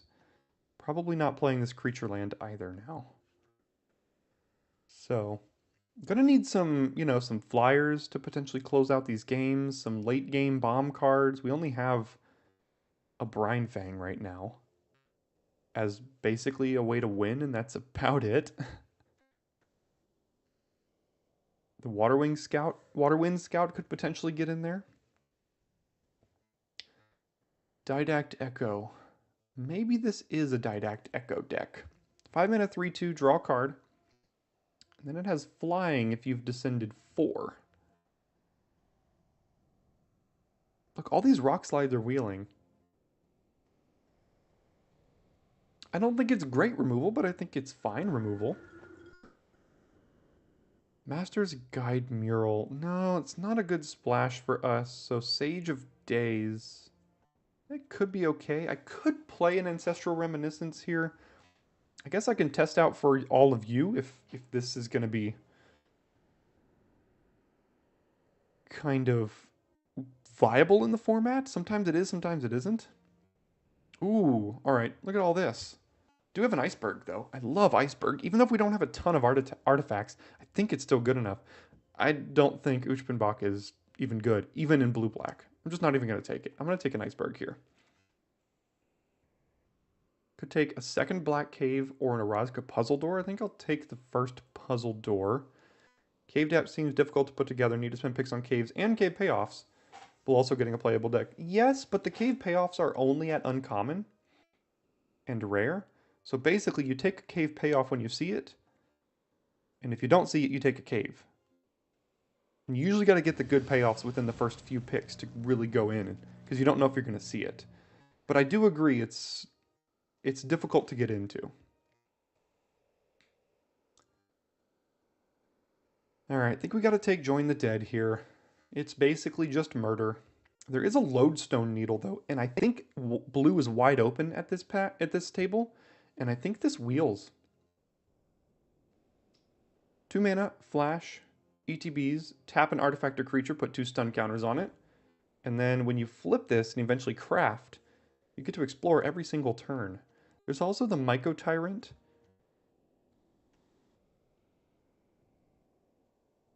But I don't think I'm gonna splash that.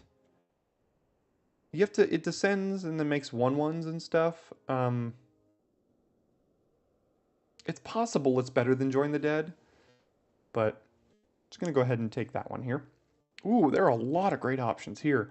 So for those of you that saw our sealed run a little bit ago, we played Hurl into History, and it was actually quite good.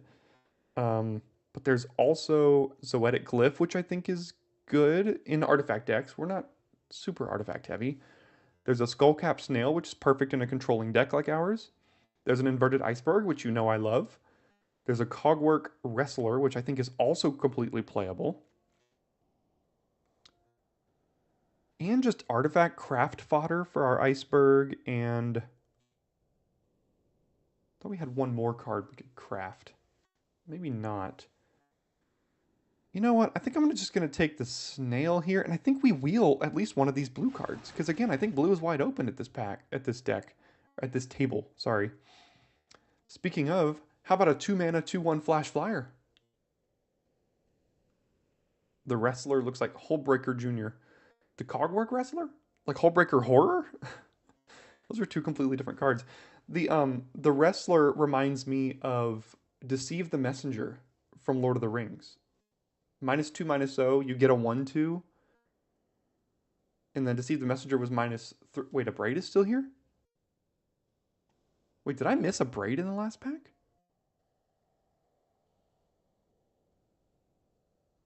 Oh, I missed it in that pack. I hadn't seen a Braid yet. Oh.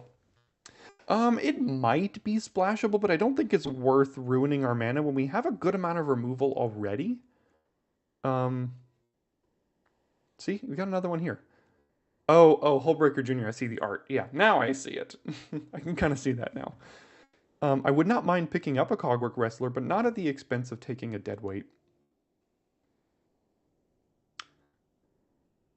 So I'll take that here. We've got a nice little low to the ground. I mean, look at all these cards. I mean, blue-black is wide open. I don't like Self-Reflection unless you can guaranteed get it into your graveyard, which I don't think this deck is going to do particularly well. I mean, maybe with like 3 scouts, but it's really bad if it comes into your hand. Now we may have 4 scouts. What about a Screaming Phantom? What's our curve looking like? 2s are totally fine. I think I'm going to take my first Screaming Phantom over my 4th scout here. I'll take a Mycoid, but this isn't a card I particularly like. Ooh, what's this one? 1 mana, mill a card, turns into a 4/4 Vigi, crew 1, craft with Island? No, no thanks. Hurl into History, Oaken Siren. We only have 2 artifacts. It's probably not an Oaken Siren deck.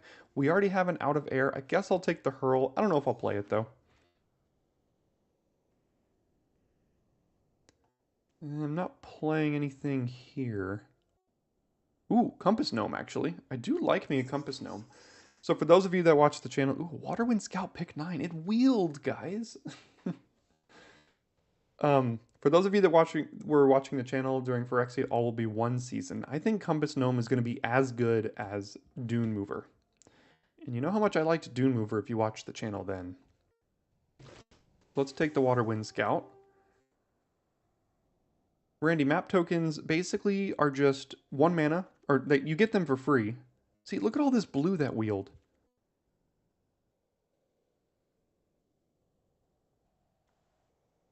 guess I can take a second iceberg here. Where is it? There it is. You just pay 1, tap it, sacrifice it, and target creature you control explores as a sorcery. That's all it does. But it's good. I mean, it's just a good thing to have. So...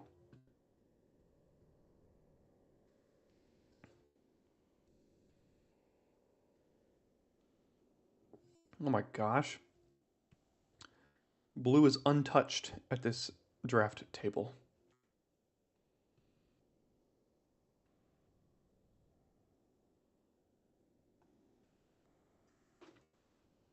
Ooh, we got the wrestler back anyway. I think I'll play it. Look at this. Like, what do I'm gonna be presented with so many cuts here.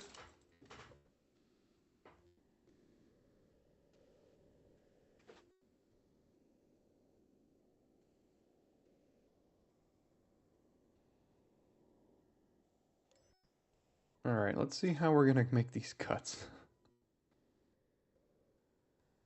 50 cards.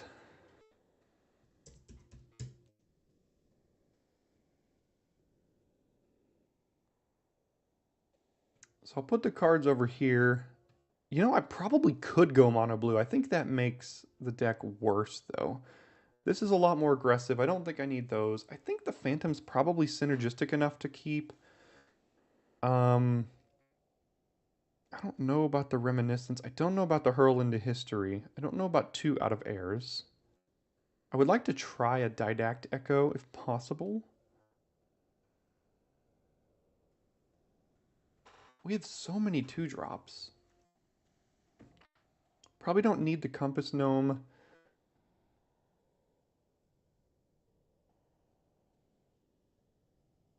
I don't know if I even need the Phantom.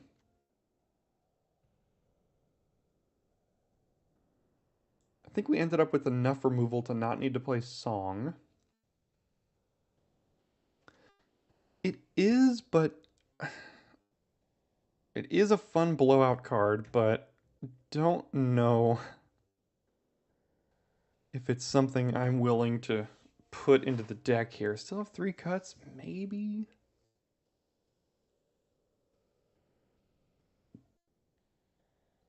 Let's cut an Out of Air. I'll try to keep the Hurl in here.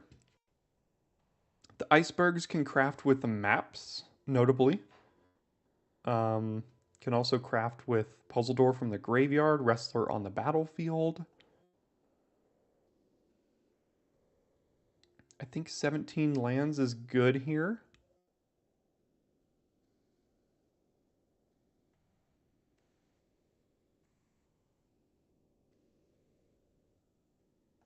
Guess I can cut 1 Out of Air and then maybe a Shipwreck Sentry because we have enough 2-drops anyway, and then run it like this. I don't think the deck is super great, but I mean, it definitely has some good draws and some good controlling draws. I mean, I'm wondering how to win. I guess Waterwind Scout can win and Double Iceberg can win. So does Malcolm. Yeah, Hurl is good. And the only time you're going to hold it up is when you really have nothing else to do. Because if you pass with 5 mana up and like 4 cards in hand, they're going to know you have this card. This is going to be like one of the defining cards of the format. We have the Creature Land and 2 Caves here. And I think I'll try it like this. We'll see if that ends up being any good.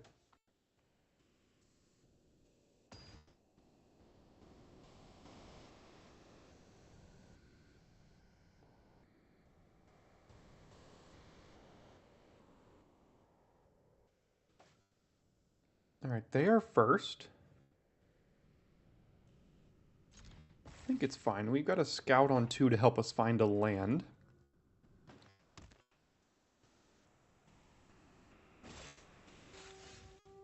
Ooh, that's awkward.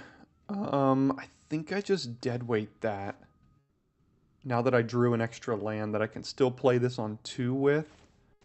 So let's just get rid of that thing.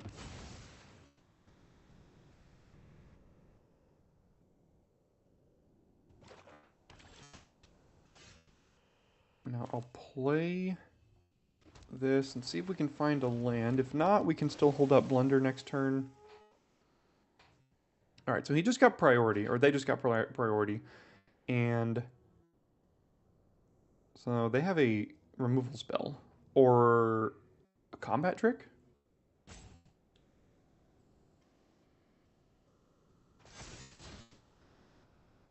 Sorry, Puzzle Door. I don't think we need you. Is it dead?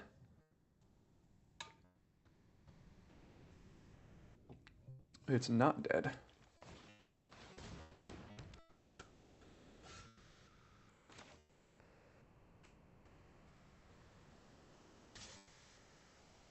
Yeah, it's very possible they do have Bitter Triumph. They could have just any number of green combat tricks, too.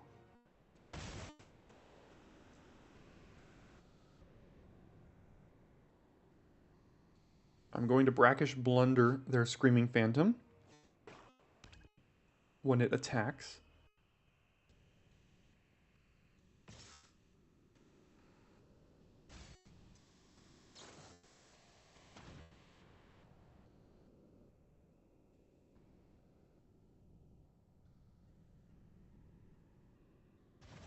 Awesome. That worked out just fine for us there. And then play a 3/4 with Reach. I think that card's actually going to be pretty good. It's been really annoying.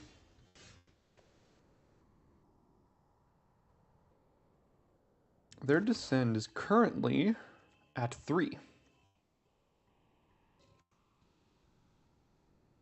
So they're close. We can use Join the Dead to kill this, but I think I would rather play the Scout and then use a map.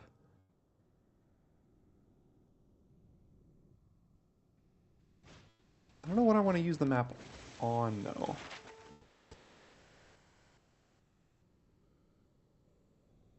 Probably this, because the Waterwind Scout is a bigger threat. Didact Echo. Ours is at 2. I get to keep it on top is the option, right? That would force me to miss a land drop next turn as well. No, I think I'm just going to put that into the graveyard.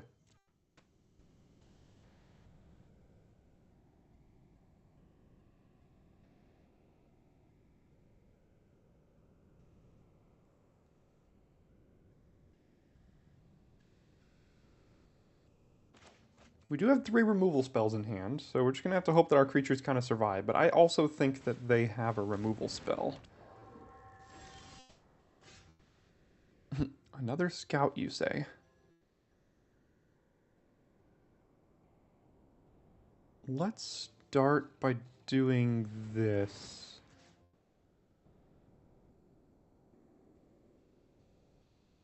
See if we get a land. Erded Iceberg. No, no.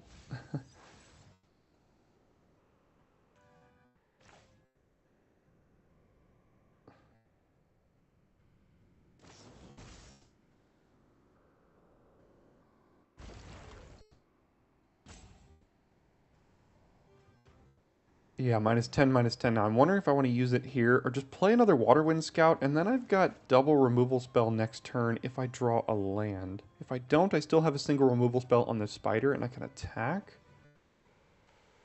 I'm just gonna land this here. I don't need to push too much damage at the moment.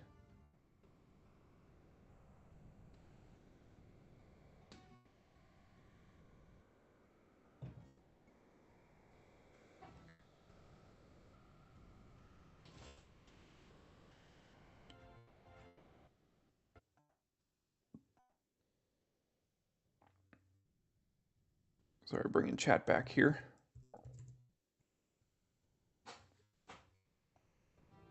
Okay, so we did draw the land, so we can blunder and join the dead. So I do think I'm going to do this now.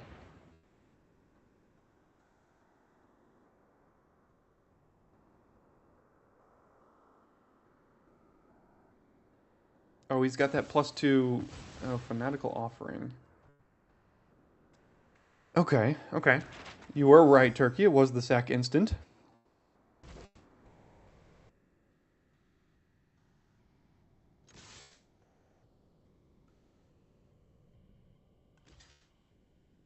we'll blow them out here with their combat trick. We don't get the map, but I'm fine with that.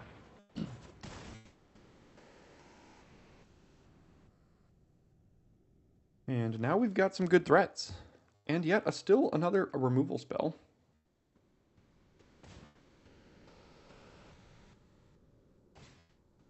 Dead weight. Yeah, that's okay. Ooh, what a draw that was. Get in, Chupacabra Echo. And then I think I would put it here. Draw the land. And because they have black and there is like hand disruption in the format, I'm gonna keep the land in hand so I don't, in case I have to discard it to like that snail or whatever.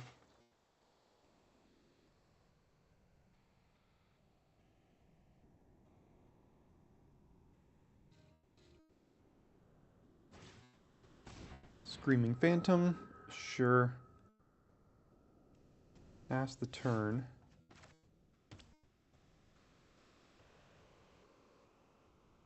This can't block, right?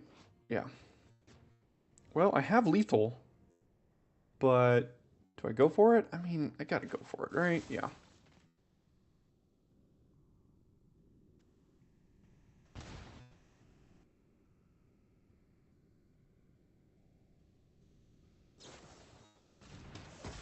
Okay.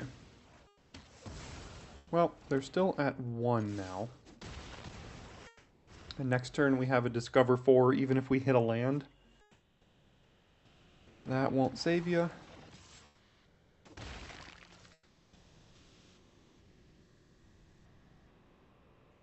think I'm just gonna...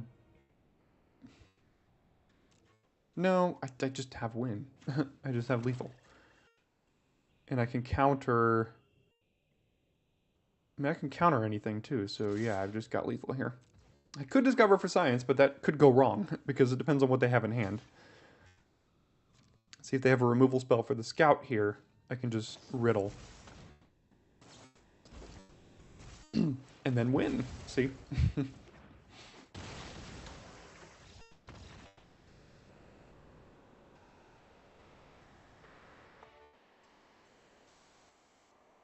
Almost got tempted to Discover, but when you got onboard lethal, why mess around?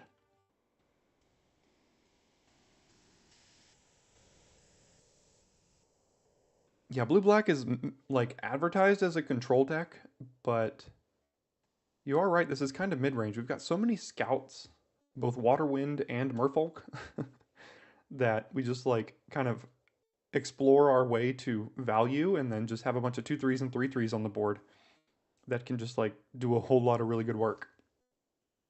So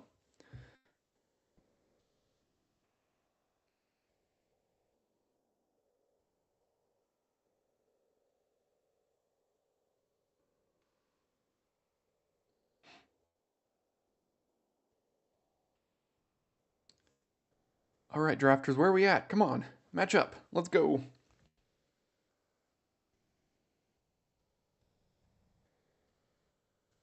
How's everyone enjoying the format so far? You think you're going to like it?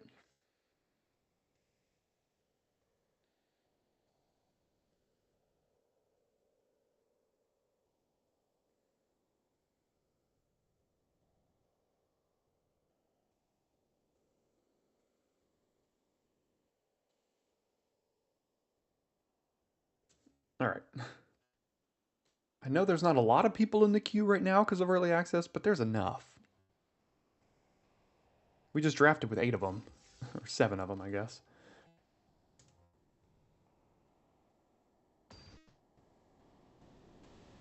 See? Instant match.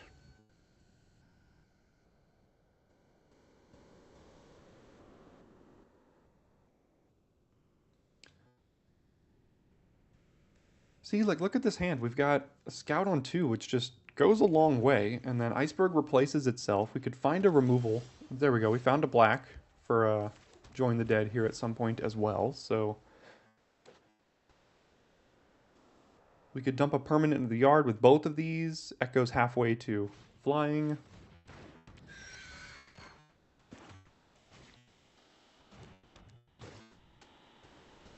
Or we'll just draw all the lands. Either one.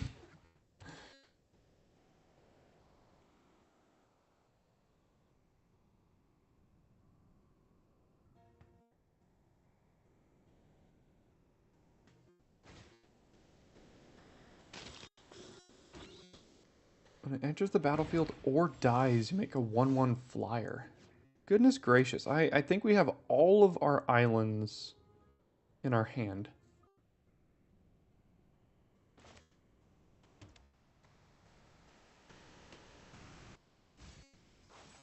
Yeah. Mill a non-permanent, draw another land. For those of you that are new here, welcome to the Daily Draft channel. That's what we do. We find lands and we have them in our hand all of the time.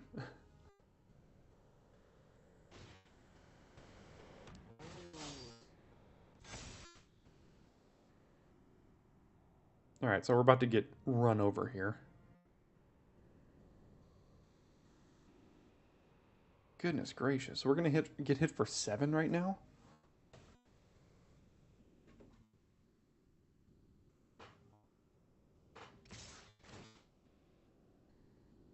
Oh, each other attacking creature gets... Oh,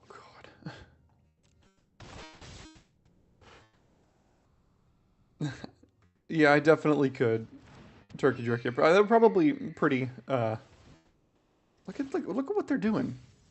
Like, they dumped their whole hand. And meanwhile, we're just drawing 7 drops in lands. Definitely make a short of that so everyone else knows that that does not work. I mean, pass? This game didn't go near as well as the last game did.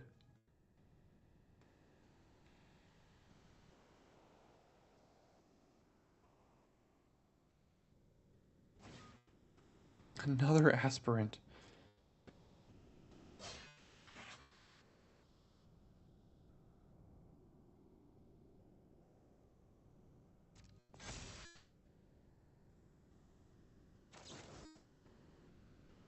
They get another bat, but I mean, I don't know. What else am I doing?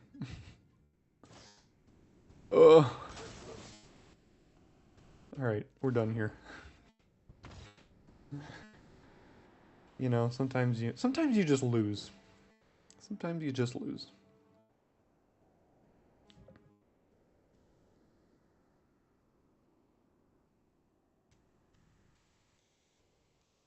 That was one of those times.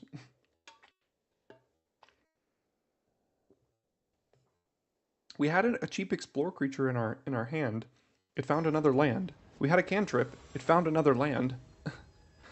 All right, playing against Amy Amazonian here now. She was in our draft pod. Yeah, looks fine to me. We've got a removal spell. We've got a wrestler to potentially ambush something. We've got a scout on 3. And a creature land. And hurl into history. We get to see if history is going to be hurled into today.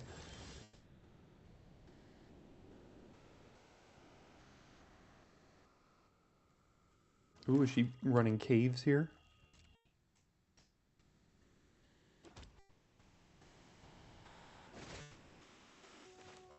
Alright, so she's got a removal spell. Is she gonna kill it? No. I think she's got the 2-mana one that we have that can kill something.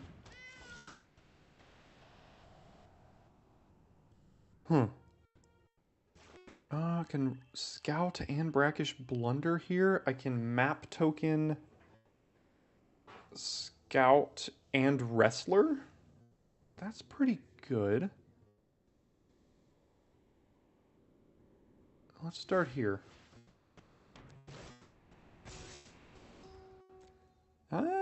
Yeah. Yeah, sure. Now...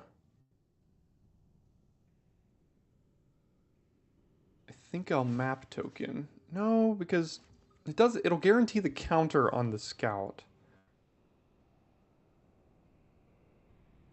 Heavy with Explorer, consider cutting a land? Yeah, I definitely could. It's possible. Let me figure out this turn real quick. I think I'm just gonna do this now. Make myself a 3/3 flyer. Keep it on top. Hold up Wrestler, and then I can eat their envoy when she attacks, and if she attacks. Consider cutting a land because of so much. Yeah, I do have 3 scouts here, so it's very possible I could do that.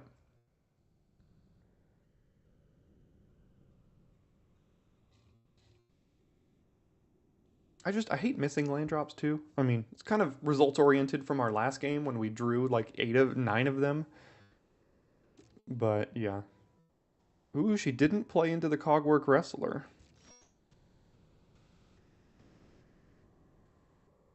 So let's start by dead weighting that.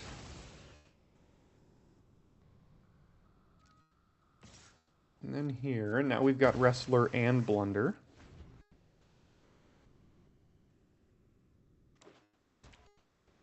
Would love to draw a land next turn so I could potentially counter with Hurl into History the Spiketail and then discover 6.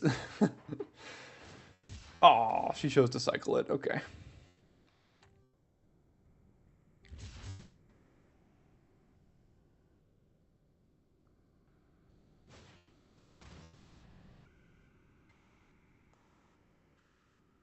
Okay. It's 2 counters and she can move a counter to it. Okay.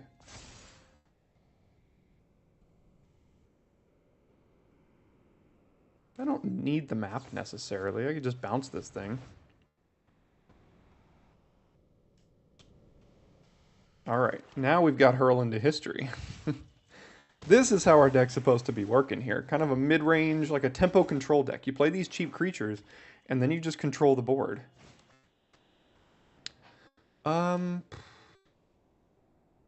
I mean, yeah, let's do it. Gosh, this card has been so good. And we get to cast a Malcolm. Look at that.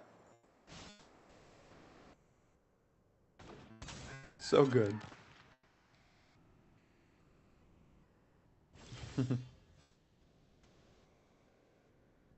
Alright, do Iceberg here.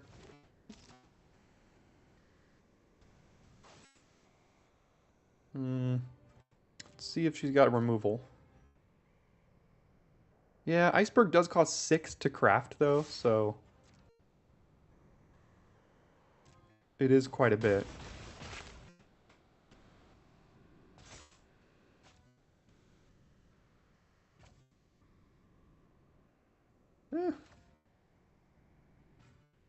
No, I'll do this one. Can still just play the Puzzle Door. And I can hold up Wrestler and Brackish Blunder and Orazca Puzzle Door activation here. I'm really liking this kind of tempo blue-black deck with all these kind of cheaper blue creatures and then backed up with a little bit of controlling cards. It's working out pretty well.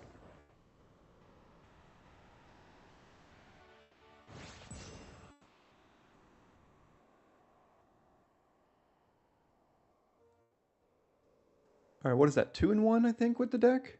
So my rule for early access is we get to play 4 games with each deck before we redraft. Because drafting is the fun part, and who doesn't want to draft 4 or 5 times? So this will be our last game with this deck. See if we can squeak out the 3-1. Then we're going to jump into another draft. So hang out for that if you're here and you are itching to have your input considered for a draft. You're in the right spot. It's fine to me. We've got a Island Cycler. We've got an early defensive creature if we need it. We've got Hurl into History. Alright, do I Island Cycle or do I just play Sentry? I don't think I'm pressed to play Sentry here, but I'm also not pressed to Island Cycle at the moment, so I think I'm actually just going to play the Sentry. And then I can Island Cycle next turn if they don't play a creature or not.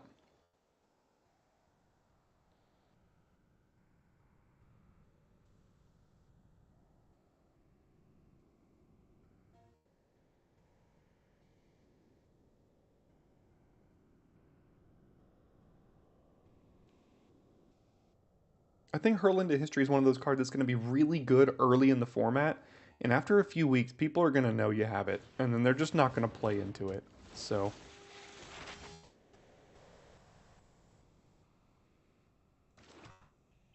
and I'll hold up Wrestler and join the dead, I guess. And Brine Fang. I'll join the dead. If they go for map token on Scout, I think I'm just going to kill it. If they don't, I'll wait till post-combat here. And then either cycle. I do believe it does fizzle if you kill it in response. Not 100% sure on that, but I'm pretty sure that is the case.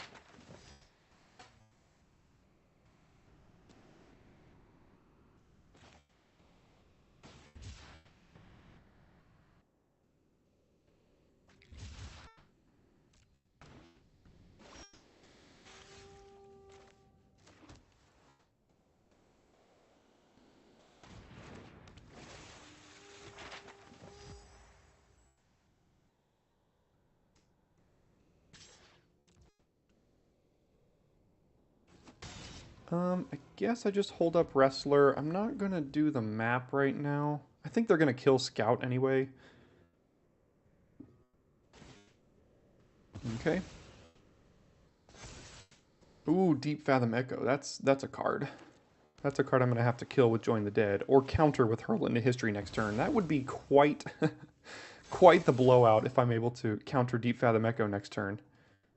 All my cards are instant right now. Yeah, see, they did kill it. Choose a creature you control, and if the creature, then those creatures fight each other. It gives -2/-0. Oh, that's really annoying.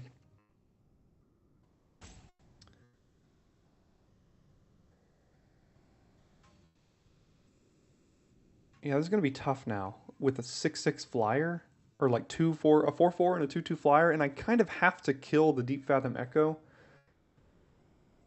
Of course they got it up to 4. They know I have the Wrestler here.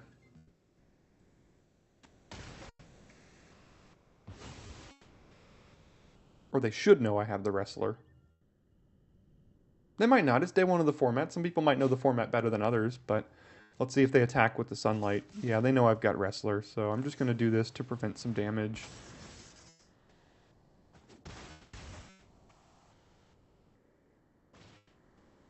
Hermitic Nautilus.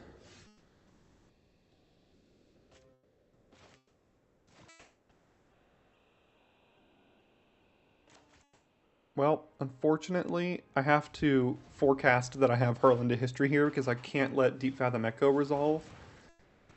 But they did play right into it, so at least there's that. What do we get? A River Herald Scout. Could be worse.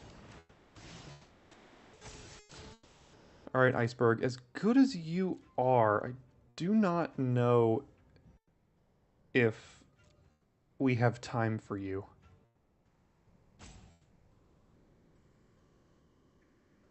Well, no, actually, I mean, next turn I'm gonna join the dead, they're 4/4, and then deadweight their 2/2. And I can cast Iceberg still, right? Because I have 6 mana? Yeah, so that's actually not bad.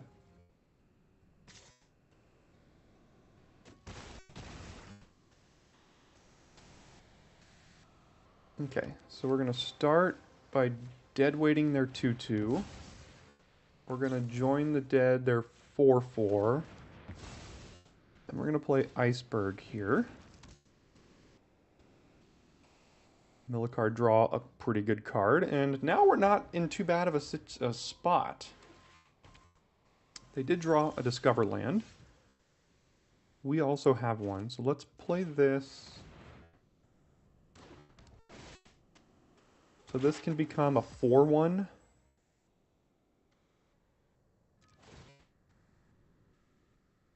I think I'll put it here. Draw the land. Lay the land. Do we have Artifact in the graveyard? Yeah, so we can craft with the Iceberg using the puzzle door here, so we don't need the map. Let's try on Scout again. Sure, I'll take a Malcolm, why not? And no attacks. All right, we've kind of turned the corner a little bit.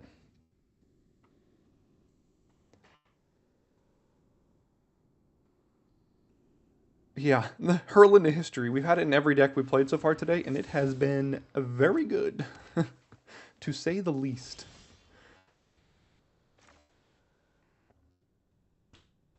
All right, bud. Let's craft with Artifact.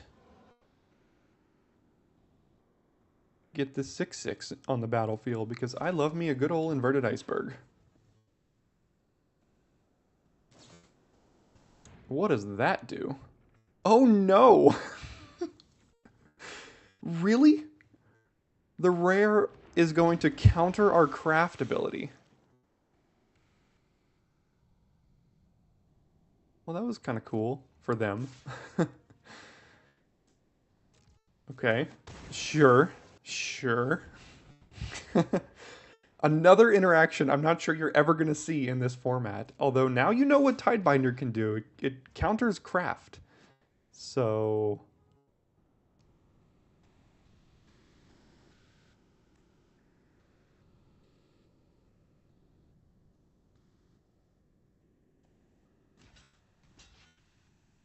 I think I'll do it this way.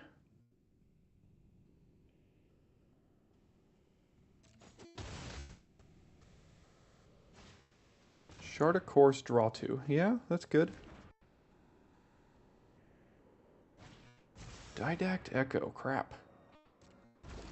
Alright, well, that was quite the turn of a... quite the turn for them. Would love to be able to kill the Echo.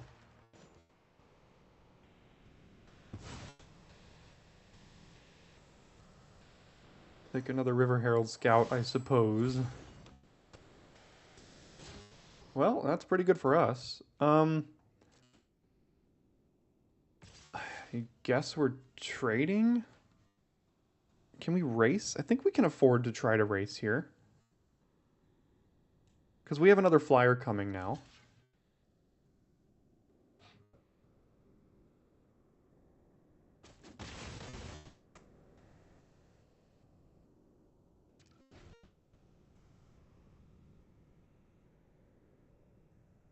It's been a nice, close, swingy game here.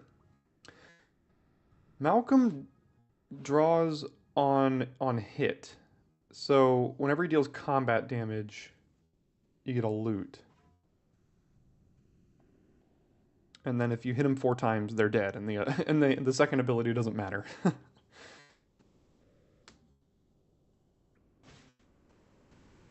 Ooh, that's a potential unblockable. They probably should have saved the Herald so that this could be unblockable next turn, but I'm not the boss of you. See what we can draw here. Another scout. Okay.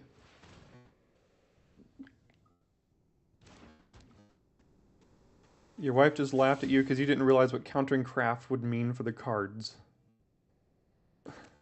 Hold on. Wait, so you reacted to the craft situation that went on earlier, and she was like, "Excuse me, what?" Or does she have a working knowledge of magic?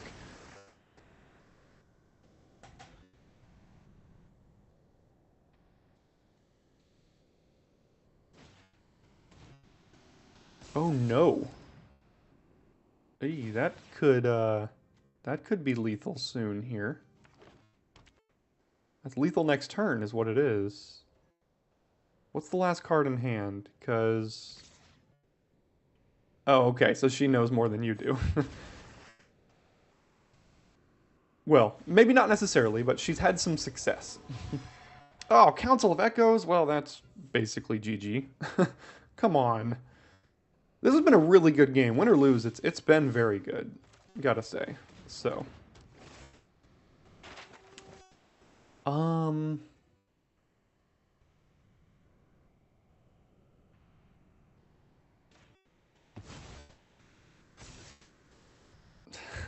Yeah, I can discard a card to that.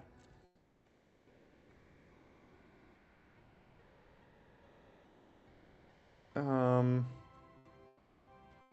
if they have any way to... Oh, if this can explore, this gets unblockable. Darn. Yeah, there was some really good top decks from, not necessarily top decks, but just like swingy plays in that game that were really fun. That was a fun game, win or lose. Um, so yeah, that does it for draft number one with a pretty sweet blue black deck there. We lost one to Mana Flood, and then the other one was a swingy game back and forth that was kind of defined by a couple of rares. Um, so I'm gonna go ahead and resign from this draft here and get ready for another one. So I think I'm gonna go ahead. I gotta claim all this stuff first, I suppose. Yeah, before we hop into this next draft, I'm going to attempt to run a quick ad break, so stick around here.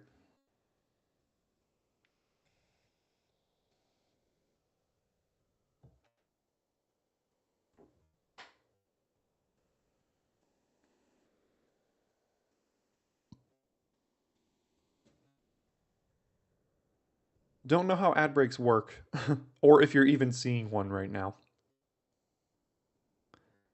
Um, but if you're still here, let me know. And let me know when you come back so we can go ahead and hop in. No ad for you, Ruben? Good for you. I don't know how it works. You click a button over here and something happens or it doesn't. Doesn't even tell me. So, you know. Either way. Premier draft? Let's hop in the queue. 297,000 gems. Is that going to be enough?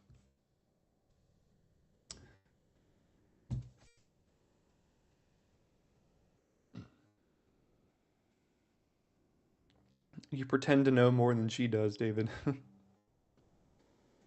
Well, you know, there's some weird interactions in Magic for sure. I don't know if you were here for our sealed run, but we had a pretty funny moment where I reanimated a board wipe. Reanimated an artifact board wipe that apparently only works on cast and not on resolution.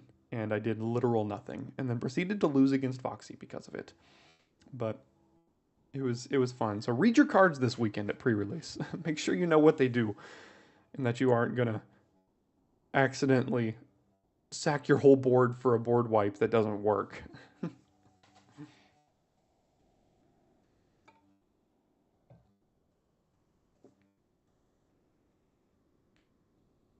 Well, in our defense, there's like three words on. They're both rares. First of all, they were both rares. The Glyph Bridge was a rare, and the Automaton was a rare. So I don't read rares that much because I rarely play with them, pun intended. And the Glyph Bridge has if you cast it on it, but like it was in my graveyard, so it wasn't even on the battlefield. So like I wasn't going back and reading it. And yeah, I mean, maybe your wife has a really good memory of what cards say when reading spoilers because apparently I do not. But you know, we all make those kind of mistakes early on in formats.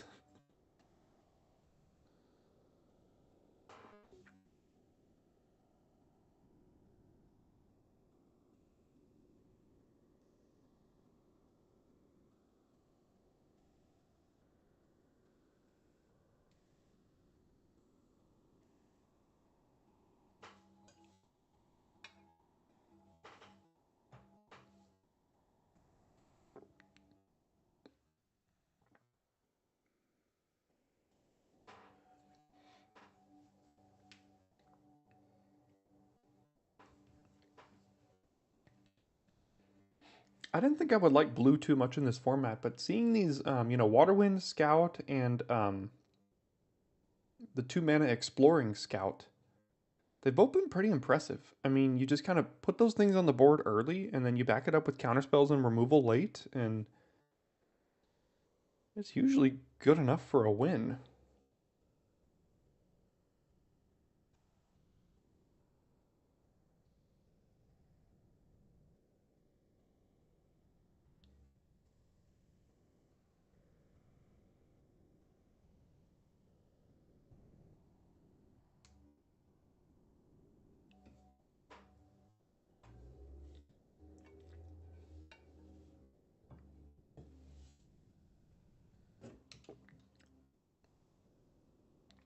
All right, drafters, where are we at?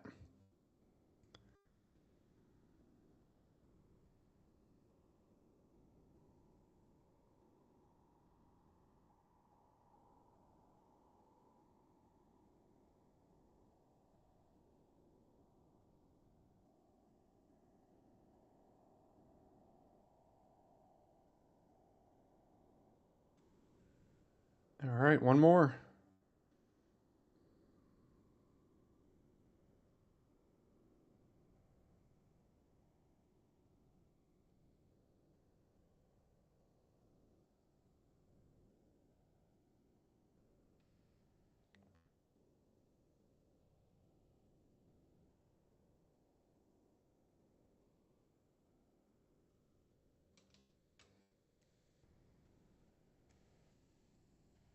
Seems like a lot of content creators are playing.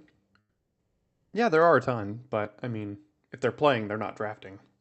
So, or if you mean just like doing early access in general, it's hard to fill the queue sometimes when you've got, I don't know how many are technically playing, but if I remember correctly based on the access that I have, I think it's, let me see.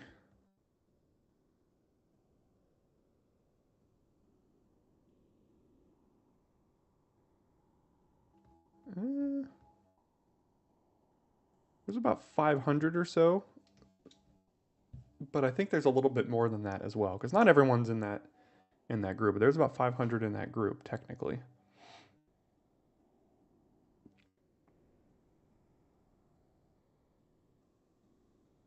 Getting an education on reflexive triggers. You know what? I don't really want an education on reflexive triggers. That seems like information I will just let the MTG Arena coding sort out and have you laugh at me for. All right, first have to see who we're drafting against. Cream Flash, who was the person we just played against. Mina Kex, Sush Fox 22, MTG Baron, Abtentur Brettspiele. Is that a German? Chosen One MVP. All right, Abuelo. 3 mana, 2/2 Flying Ward 2. Exile another creature. You can blink something for 3 mana. It's pretty fun. Rampaging Ceratops. There's also a Market Gnome. I do really like Market Gnome, but I don't think it's worth taking this early. Ruben Lurker Bat is quite good. You know I love me an Inverted Iceberg. There's a Petrify, which is just fine enough removal. Another not great pack, if we're being honest. I mean, I could take the Abuelo, but I don't like taking gold cards this early, obviously. So I think I'm just going to take the removal spell. I think the Ceratops is okay. I don't think it's outstanding. So I'm just going to take the Petrify here and go from there. All right, there's a Millennium Calendar. I don't think we're going to meme with the Millennium Calendar here today.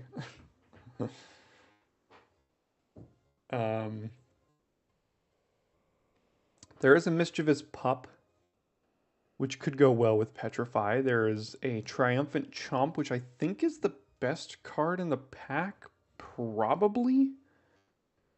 There's a Huatli's Final Strike. I do think this is a really good green removal spell. But I think Chomp is just the best card in the pack. It's close between this and Mischievous Pup and Huatli's Final Strike. Those are all pretty close to me. I guess Mischievous Pup would go well with our first pick only because it's another white card. I think dinos are going to be overdrafted really early in the format just because everyone wants to draft dinos. You know what? I'm going to take the pup. It goes well with our first pick. We stay white. It's fine.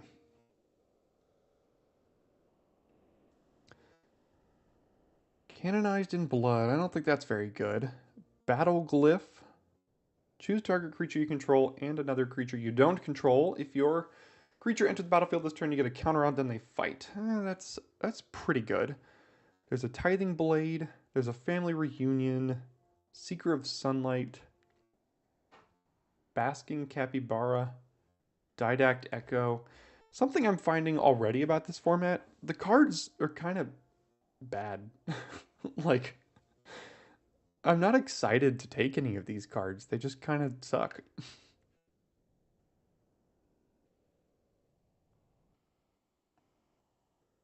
So I think I'm just going to take the Battle Glyph here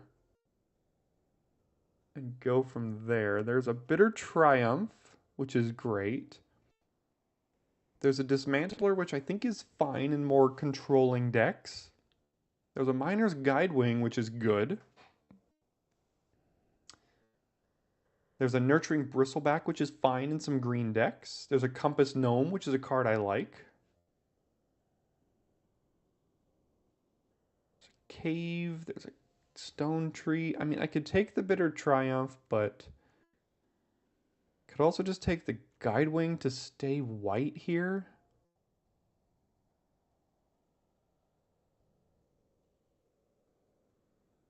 I think this is close. I do like Guidewing. I think Bitter Triumph is a better. No, I gotta take the Triumph. Triumph is just the best card in the pack, so I gotta take that. Ooh, look at this. Why does no one want Unstable Glyph Bridge? Now you know when Unstable Glyph Bridge enters the battlefield, if you cast it, it's a board wipe. This card is good, right? Why did 4 people pass it? I mean, it's a board wipe that keeps a couple of basically irrelevant creatures on the battlefield and eventually turns into a really, really annoying flying creature. So I'm just gonna take it here.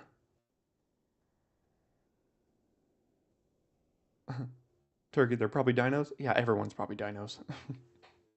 We haven't played dinos yet today. But we also haven't seen some of the rare and uncommon dinos, which are incredible, but we haven't seen them.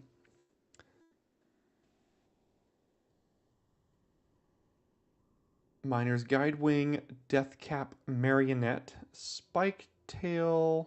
I do like me a Siren, but I'm going to take the Miner's Guidewing here. I think we know we're pretty much white, not locked in, but more than likely to be white. And I think the Guidewing is good in a white deck.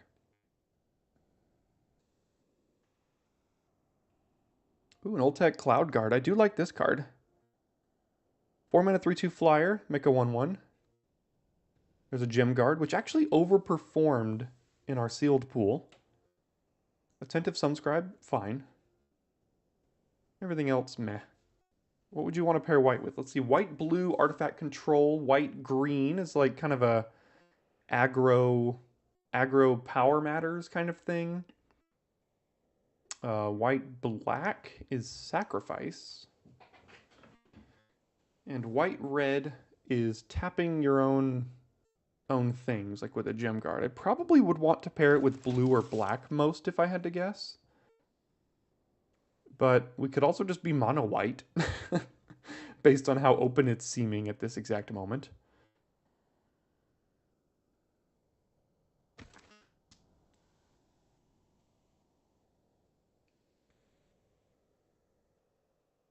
Because we've got the Triumph and we've got the Battle Glyph. I mean, if we get like a Kutzil, which is like the green, white, gold uncommon, could be pretty good. I'm not sure the whole sacrifice theme is going to be great. Here you go. This is a reason to get in a blue-white. Market Gnome, 1 mana 0/3. When it dies, you gain a life and draw a card. And when it's exiled from the battlefield, while you're activating a craft ability, you gain a life and draw a card. And it wheeled. And then there's a couple of other blue artifact cards here. So I think this is kind of our signal. I could just take the white Caveland too, but I think this is kind of a signal that blue-white artifacts might be open. And I'm interested to see if blue-white draft deck is going to be any better than a blue-white sealed deck, because our sealed deck didn't work out very well. We do have the Swamp Cycler here. I don't like Thousand Moons Crackshot like at all. I could take the Brine Fang too as well if we think we're going to go blue-white here. I think our most likely path is blue-white at this point. So let's take the Brine Fang. And maybe we open like some red bomb or something in pack 2 and we could still take that. There's a Sage of Days, a Didact Echo. I don't think I would want to play any of these.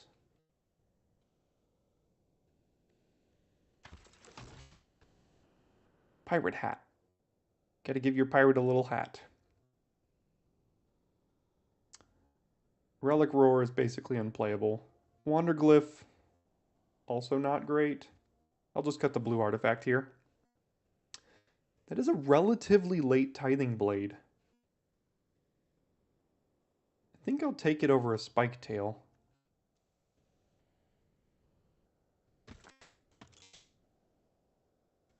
Blue doesn't look as open as I might have originally thought it was, but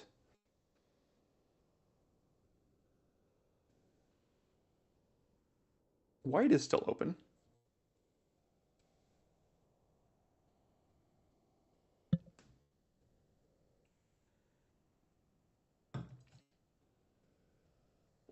Another pirate hat. Okay. Deep-Root Pilgrimage. Whenever one or more non-token merfolk become tapped, make a 1/1 blue merfolk with hexproof. No, not for us. There is another market gnome, though. We don't have any craft yet, but in blue-white, you're going to find some craft. There's an Oltec Cloud Guard, but I don't know how many of those you want, with it being 4 mana. There's a Sandwing, which I would play. There's a Cosmium Blast, which I would probably play, and a Waterlogged Hulk, which I don't think I would play. So I guess I'm just going to take the Market Gnome and look to kind of turtle up here. And... oh, here you go. Here's some craft. The Unstable Glyph Bridge. So we do have one. We can look for Icebergs, which craft at common. We can look for the blue-white Signpost uncommon, which is a pretty good craft payoff. I think there's some options here.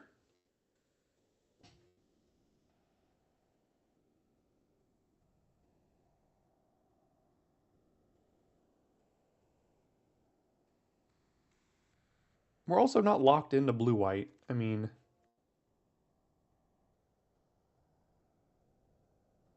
let's see. There's an Earthshaker Dreadmaw, 6 mana, 6/6 trample.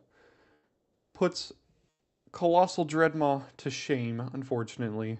Our baby has been rendered useless. Draws a card for each other dinosaur you control in ETB.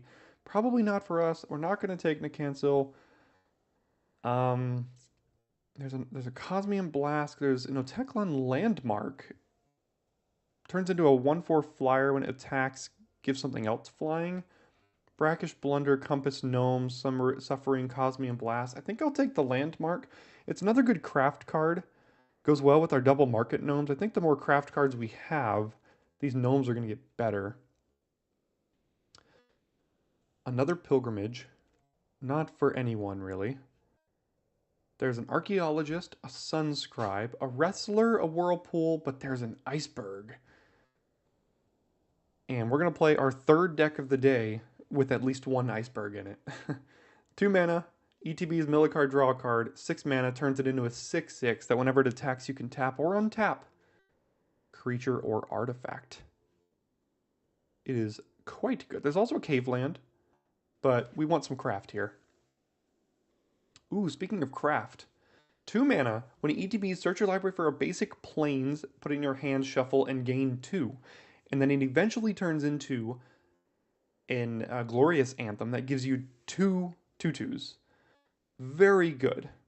Very good reason to be doing this kind of deck. There's also a Hurl into History here. If it wheels, I'll play it.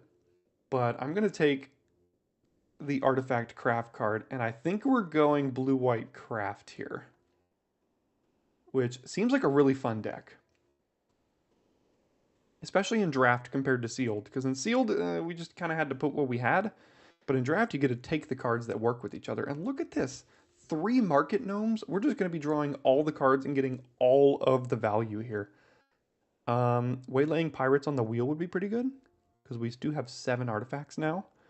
But let's take another market gnome. And now we have 1, 2, 3, 4 crafting cards with 3 market gnomes. So, yeah.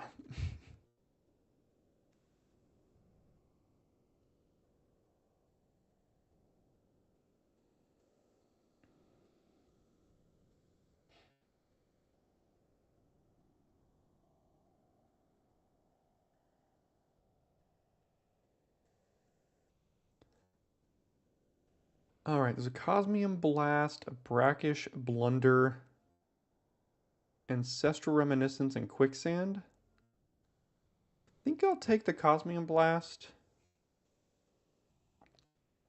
Again, we can continue to stay white and stay kind of open. I think Blunder and Blast are pretty close to each other. The Blunder could make a map, which could help us craft as well, but I think I'm just going to take the Blast here. Ironpaw Aspirant, Thousand Moons Infantry. Guess I'll take the Aspirant, but it doesn't really go super well in our deck. So I'm probably going to throw it in the board for now.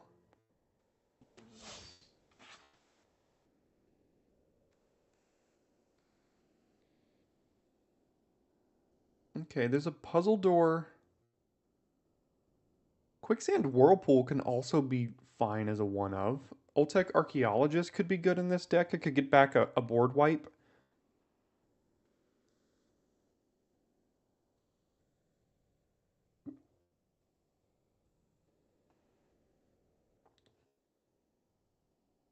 No, I'm going to take the Whirlpool. I think having a decent little bit of interaction is going to be relatively important. Now I'll take the Plane Cycler in Soaring Sandwing. Pass up on the Merfolk build around. Got another Cosmium Blast anyway. Hey there, Itchapede. Yes, happy drafting indeed. Today is the best day of the year. It's early access day. Well, one of 4 or 5 best days of the year. Because I love early access. Yeah, David, I mean, we could very well be mono white. We're not kind of locked into this Brine Fang, and the Iceberg is good, but we don't technically need it. Actually, you know what? I will take my first Archaeologist here because I think it's good with the Glyph Bridge. It's good enough that I think it's worth taking. Hunter's Blowgun. Probably don't need that. +1/+1, Death Touch, or Reach. Destruction Hammer.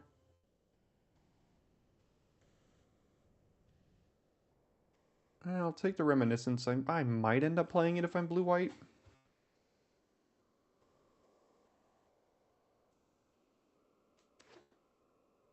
Alright, Terratide.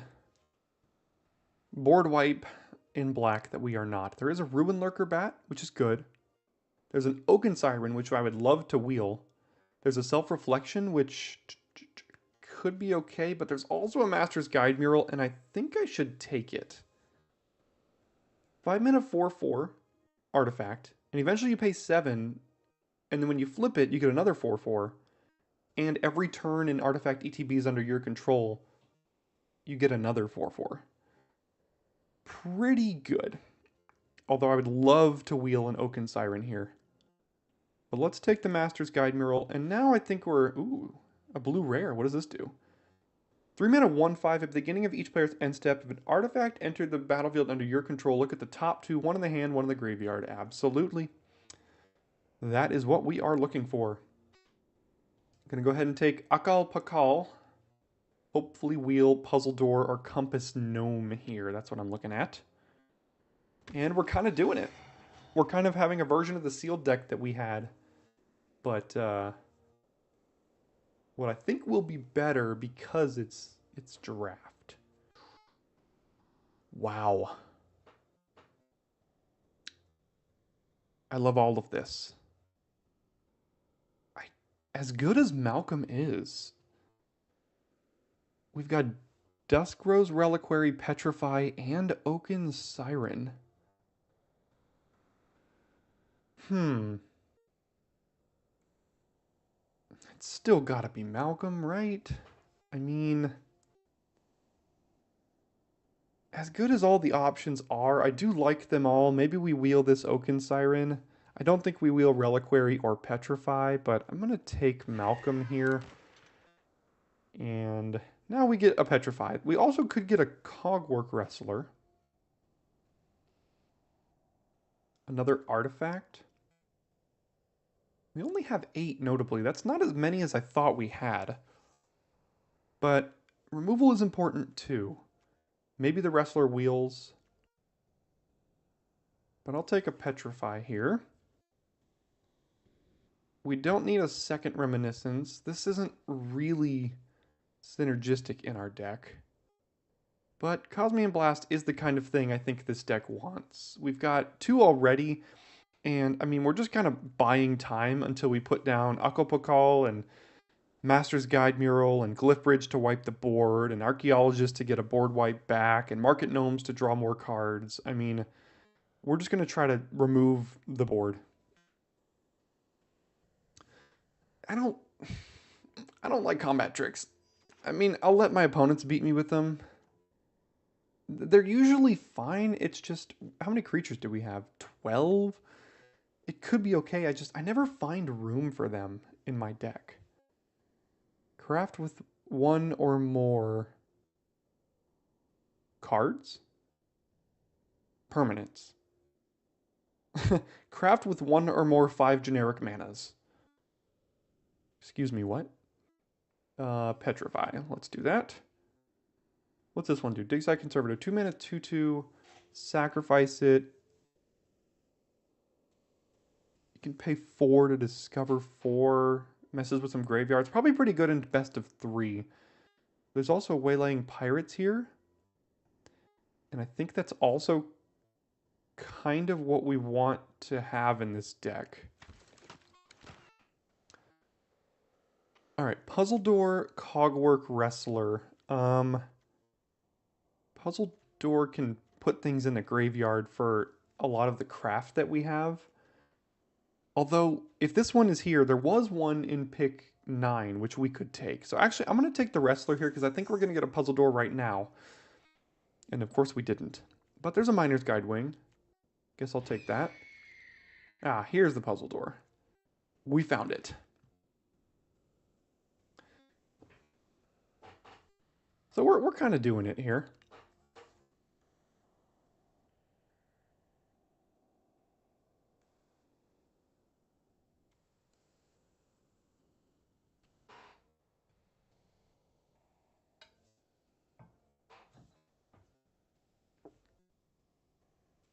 I'm going to have to make some cuts, but I think we have some options that we can cut.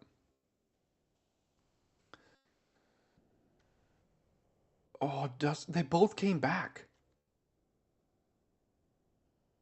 I think this deck needs Oaken Siren really badly.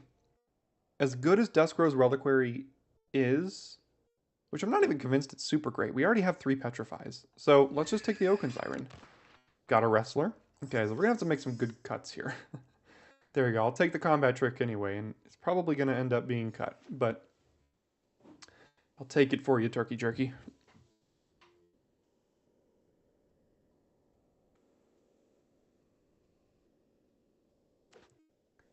I would be remiss to not mention the fact that if you do like the channel and you're enjoying the content here, we do have a Patreon with a link in the description. You can go ahead and check that out for yourself as well. I've got tier lists, I've got early access to content, I've got Discord server, I've got participation in my end of format tournaments, all sorts of stuff as well. So go ahead and check that out. The most expensive option is $5 US a month, which is basically nothing. That is like the cheapest option of most other people's Patreons. So, but if you do enjoy the content, you can check that out over there. All right, we got some cuts to make. We have so much removal in the 2-drop slot that I'm wondering if Quicksand Whirlpool is needed. We could probably play 16 lands with 2 cyclers here.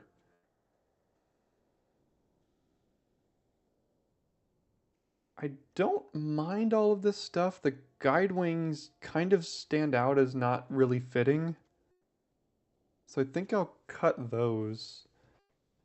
I might not need 3 of each of these. I would like to keep all the gnomes and all of the craft cards, of which there are 4 in our deck. We've got Glyph Bridge, Iceberg, Landmark, and Clayfire Bricks, and Guide Mural. So I do want to keep all the gnomes. Cloud Guards are a 4 mana 3/2 flyer that makes a 1/1 artifact.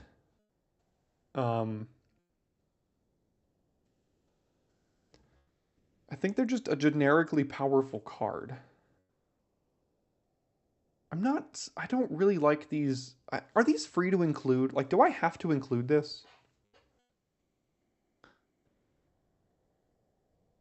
Do we end up with any of those 2 mana, 2/1? No.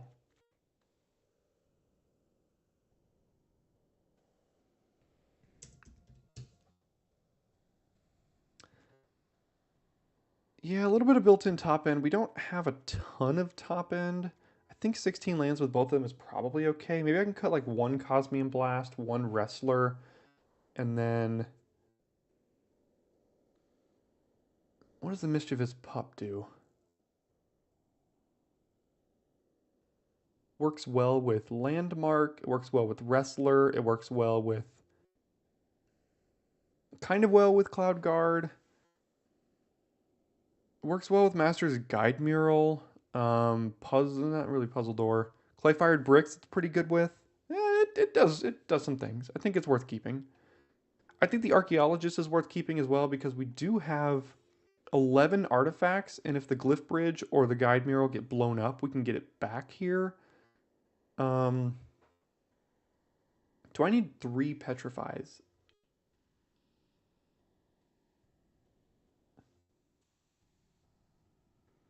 Yeah, you almost beat me to it, Turkey Jerky. 3 Petrifies. Probably can cut one of them. I think we're going to be blocking, or we're going to be on the defensive more. So a Cosmian Blast is... No, maybe what if I do 1 Cosmian Blast and 3 Petrifies? I think Petrify's better than Blast. Nope, that was the wrong one. And then that would be the deck there. Seems pretty good to me. I mean, this is about one of the better versions of blue-white that you'll find. If I had to guess, based off of what the signpost is trying to do. They can craft and sack their petrified cards. Yes, if they're... yeah. You think locking... Yeah, because of Descend as well, it also locks something away from going into the graveyard to up their Descend count. So we're going to see if this deck has what it takes here. I am going to take a quick bathroom break, and I will be right back in a minute or two.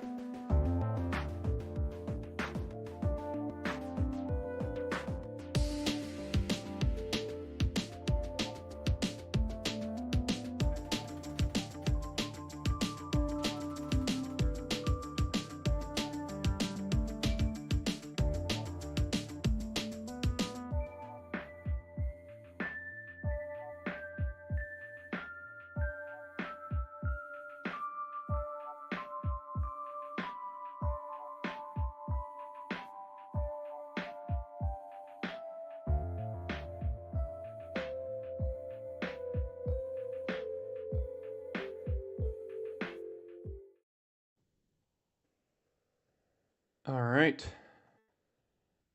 Into the draft we go.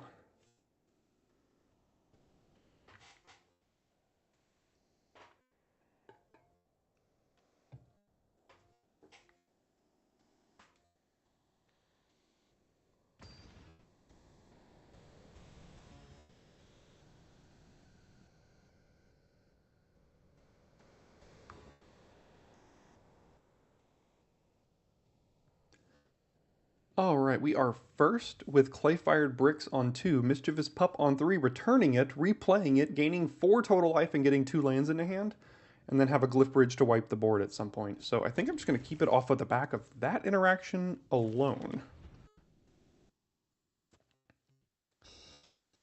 And we've got an island anyway. So now, I wonder if I just play Akal Pakal. Kevin, what colors do you think are the strongest in Draft and Sealed? I have not a single clue in the world. I played a good bit of blue so far. I played 3 decks. I played blue-black, blue-white, and blue-white. And I don't know what's best. I think if you get a good Dinos deck in red-green, I think it's going to be really good.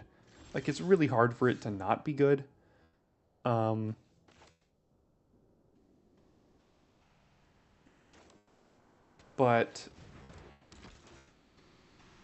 I mean, black seems relatively strong. I just don't know how synergistic black is.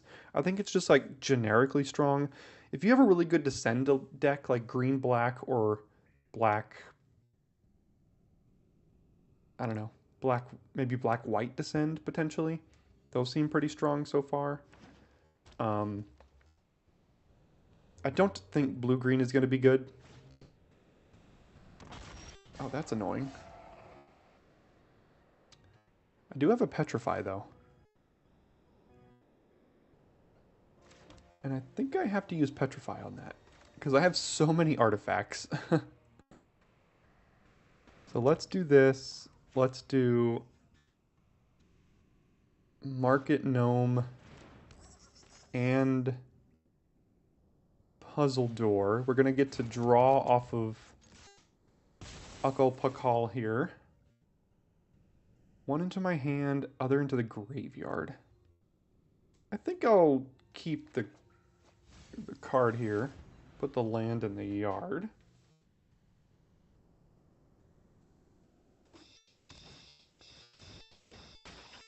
Poison Dart Frog. Inverted Iceberg.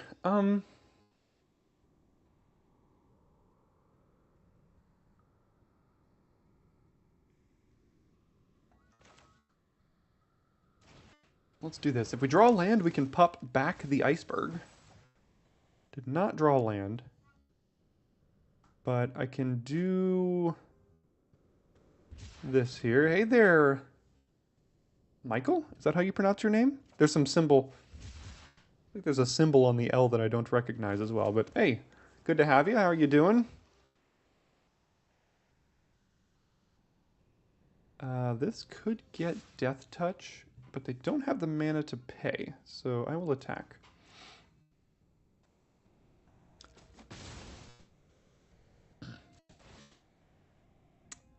Yeah, I'll take the Guide Mural.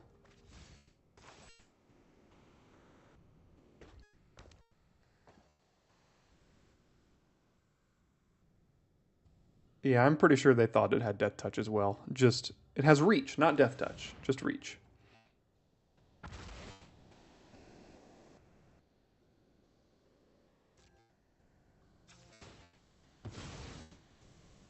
In Polish, it's pronounced Michał, but Michael is fine. Michał. I'll call you Michał, that's fine. Man, I like all of this. I think Petrify has to be what we get, though. Man, we just have so many options here.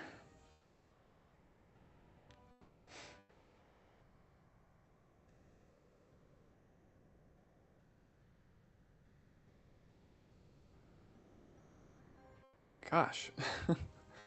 I've noticed with these blue-white decks that we played, like, it's kind of information overload. Like, I don't know what to do in all of these spots.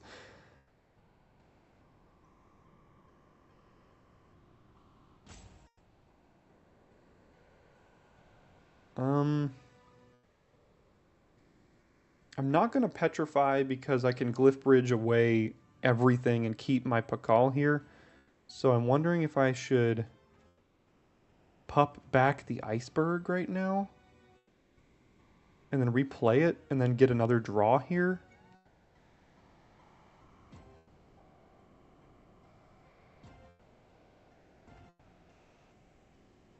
I could also just kill their entire board Get rid of my gnome. This would eventually craft.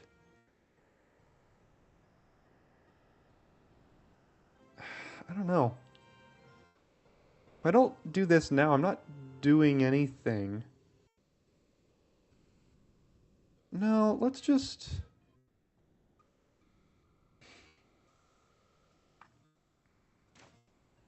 No, you know what? I will do this. I think I will get the, Actually, I think I would rather the bricks back in hand. Get a land here.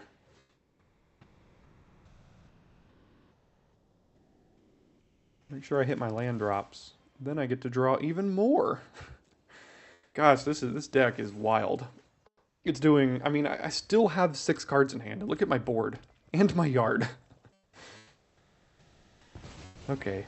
They did abrade away clay-fired bricks. I know, right? We just need win con. Like, we just... What else are we doing? Well, let's do this.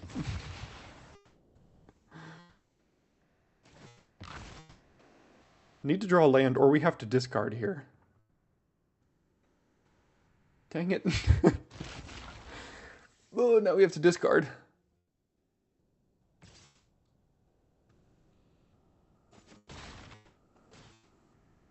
Oh my gosh. So much value. And they had a second to braid to kill our 6/6. That's kind of annoying. We only have 11 cards left in our deck. And we have to discard 2 cards now. Oh my gosh. What am I supposed to do?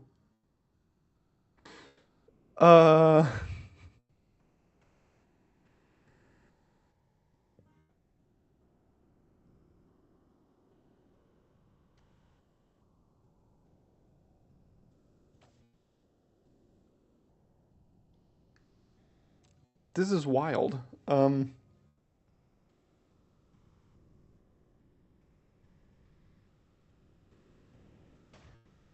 Whew, 11 cards left in deck. We're at 25. I don't know how we win.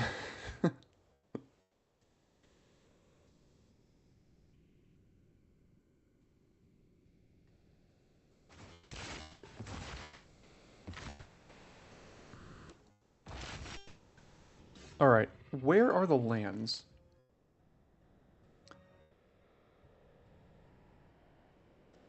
Let's start by doing this, I think.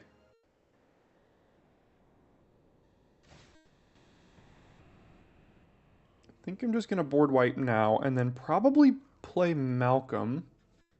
I could attack first. Yeah, I guess. Because my pup is dying. But if they called it, then it doesn't really matter. Okay. We're going to mill 2 more cards here. Not mill, but like... Do they have another abrade? I think they have yet a third abrade here. A third abrade. Well, I mean, you get 3 copies of the best card in the set, or the best common in the set. Good for you, I guess.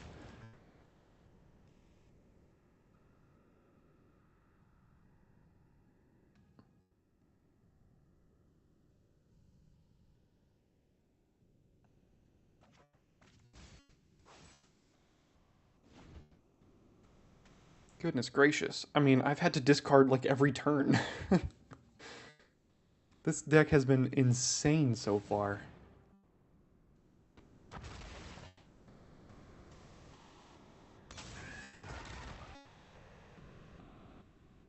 So they've got a land in hand. Stop playing. I can't. Everything in my hand is an artifact. 1, 2, 3, 4. This is the only one that's not an artifact. So I do Petrify. I do Siren. I do Pirates. Put a stun on that. Get in. And now I might...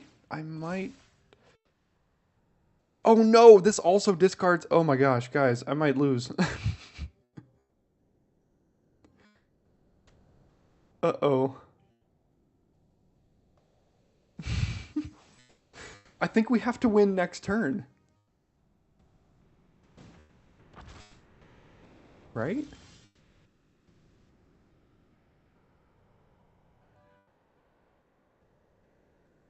So if I play Cloud Guard,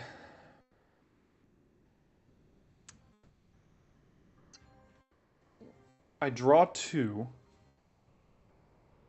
Next turn, I have to win next turn if I play double Cloud Guard here. Every card in my hand is an artifact, so I can't attack with Malcolm. This has reach anyway. So what's the most damage I can put on the board here? I guess I can play Guide Mural in Cloud Guard.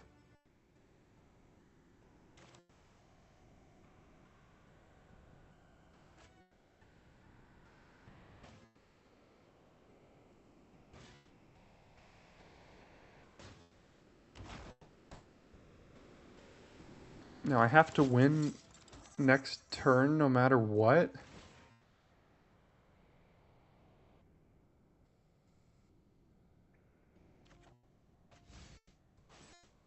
Do I have a way to put anything back on the top of my deck?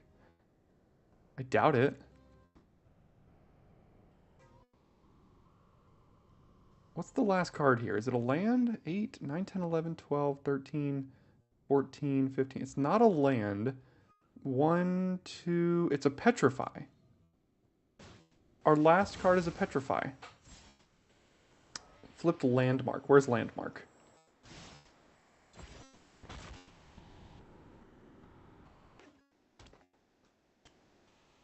It's not a Petrify. Oh, there's the Petrify.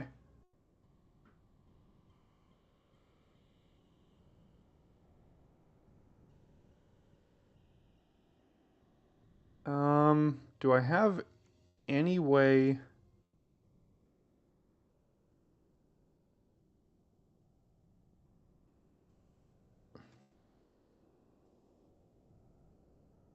I don't think I have any way to do anything here. I have to do this and then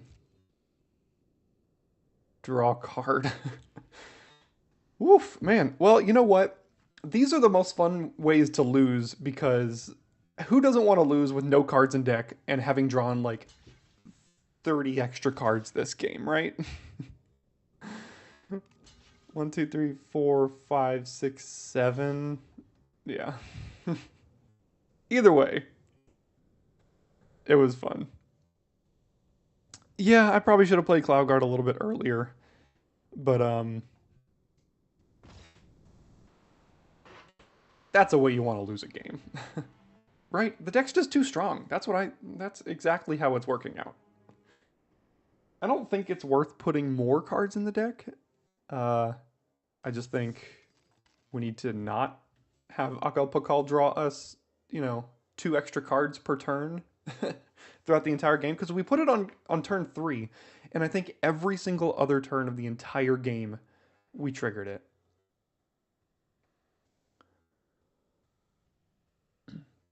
Mihao, what are my first impressions? First impressions are that Blue-White Artifacts is fun. Dinos is good. I mean, we kind of all knew Dinos would be good. It's kind of like Innistrad Midnight Hunt where werewolves were good because it's kind of like the main tribe of the set. So Dinos are going to be good. And I've also noticed that the commons are pretty underwhelming. Like, you look at some draft packs and it's like, you're not super excited with what you look at a lot of the time. So, well, this is really annoying. Well, this is equally as annoying.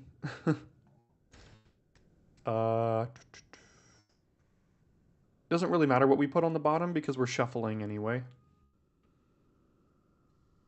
So yeah, the commons are pretty underwhelming. You gotta hope you can kind of build around some rares or get a ton of synergy. Maybe the key is to make these commons better with synergy.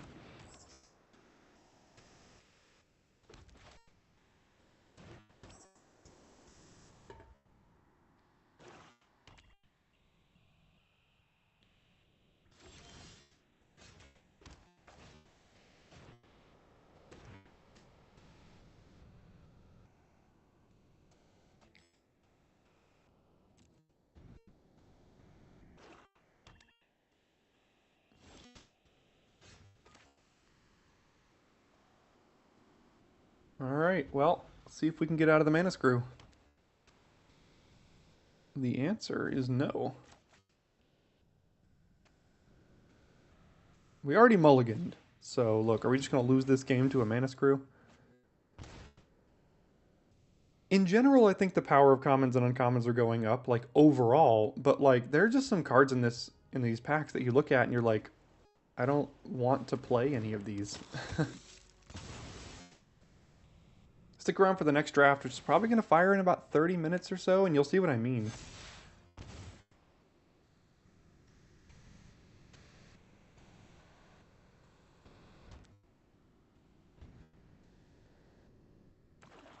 Meanwhile, we're about to go 0-2 to a non-game here.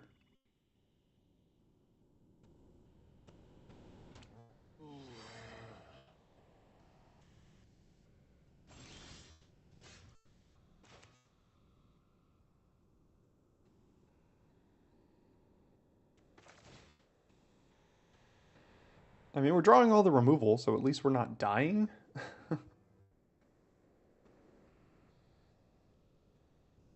But we are not at all drawing any more lands.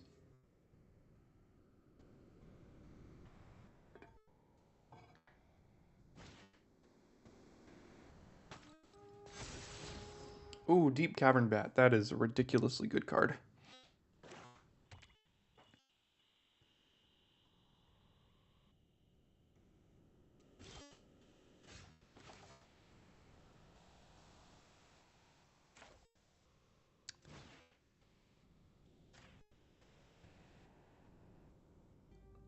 What do I think of the pirates for draft and pre-release? They look pretty strong. There's not like a ton of pirates necessarily. There's a few. It's more artifact based, and the pirates are just kind of like blue-red, just general cards. There's not really a pirate synergy as much as there are like dinos going on, but some of them are good. All right, now do I play Oaken Siren? They're gonna take Glyph Bridge with this stupid bat here, which I hate. So do I play Oaken Siren just to block it? I think I will. That is true turkey jerky, except for the fact that they have a Deep Cavern Bat coming, which is going to take my Glyph Bridge, if I had to guess. Maybe not. Maybe it takes like Malcolm or something, but...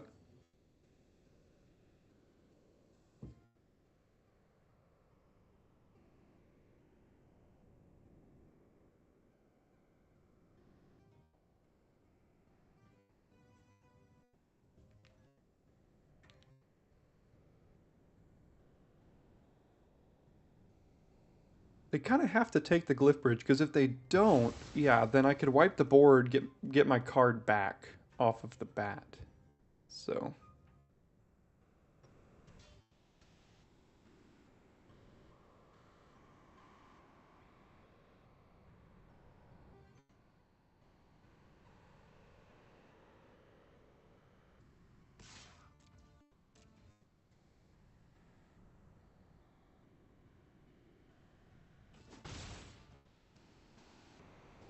Alright, let's cast Iceberg here.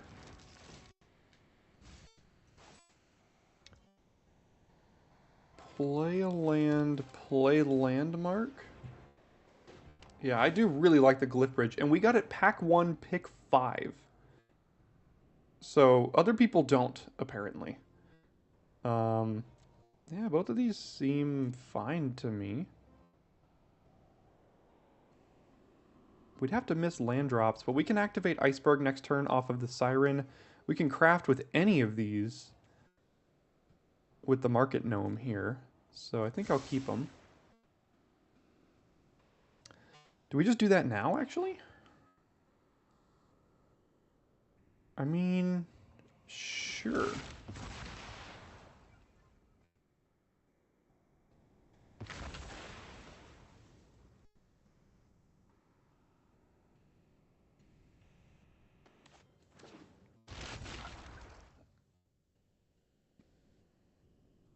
Looks like they've got removal for our Levitator.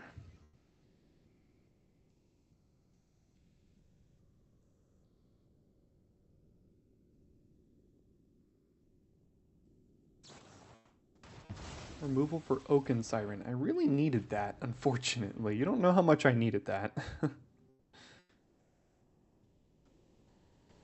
Their own clay-fired bricks. What does this turn into again? Oh, forgot.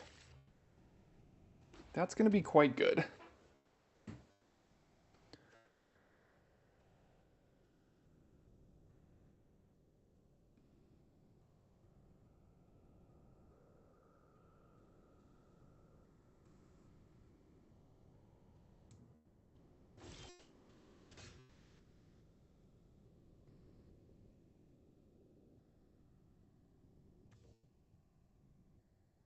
So they're probably crafting this next turn, turning this into a 2/2 and getting a couple more 2/2s here.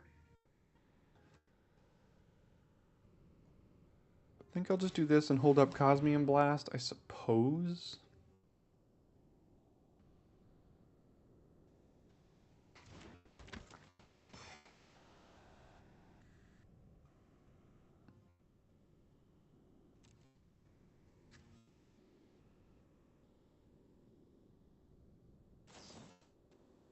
Ah, man.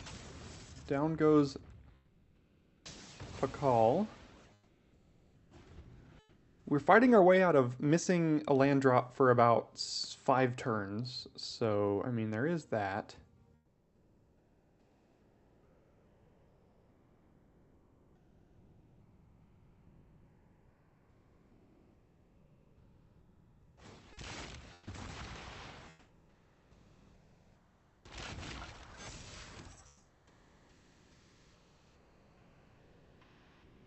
Alright, Market Gnome.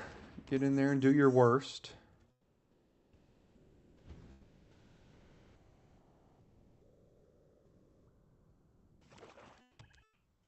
They're kind of flooding out, but, I mean, we don't have like a ton going on here.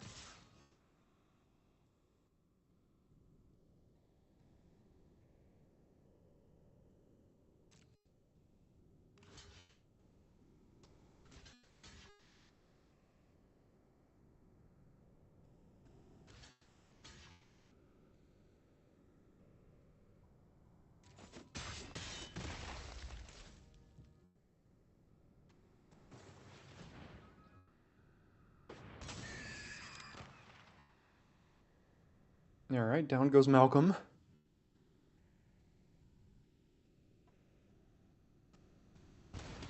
Yep.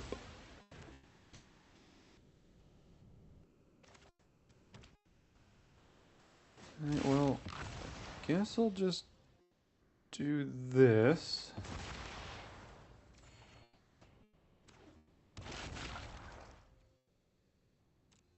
They do get to attack with their bat now because I'm tapped out, gain 2 life, but I mean, if they have an answer for the Titan, that's going to be a problem. Though I can get it back with the Archaeologist, I need to... Oh, yikes. That's a huge problem. 6/7.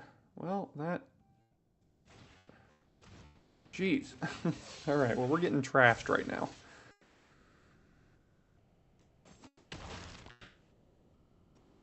Because here come all the lands that we missed earlier.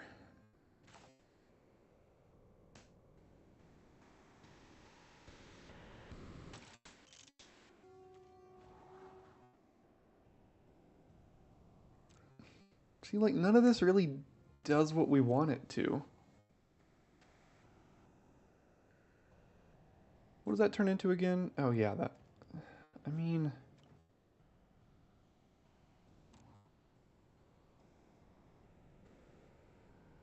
I guess we can do it like this, and then we can get craft fodder for this. But 1, 2, 3, 4, 5, 6, 7. That's all of our mana. 7. We have to play it. We couldn't do that next turn, all in one turn. This thing is just going to keep smacking us here. I really need to figure out a way to get this card back. I just don't know how. The fact that they know I have Cosmium Blast is so annoying.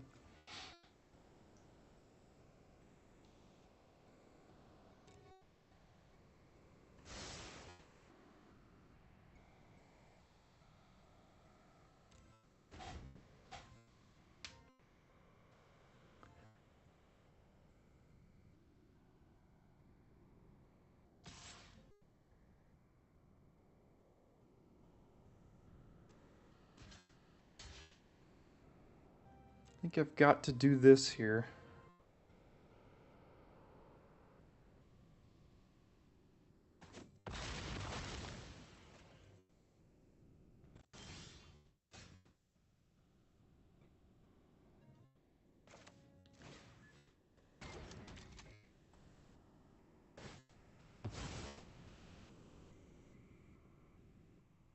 Master's Guide Mural. Well, I mean, that's kind of a way to get back into it here.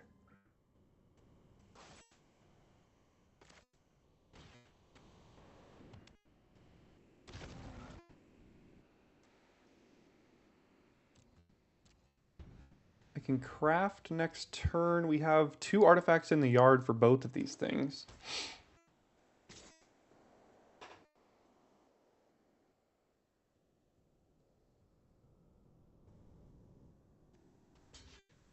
They get to gain 2 life for free.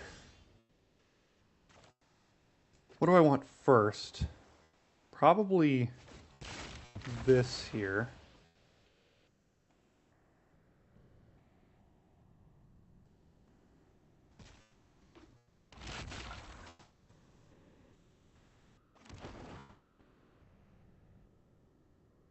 I could start attacking with these here, but I'm going to wait till next turn once I flip this. Because once I flip this, we get 2 more creatures and 3 because of the Manufactory. And we have to hope that they can't get rid of the Manufactory this turn. If they can, every creature you control gains alone, attacks alone against Death Touch and Lifelink. Okay. That's kind of annoying.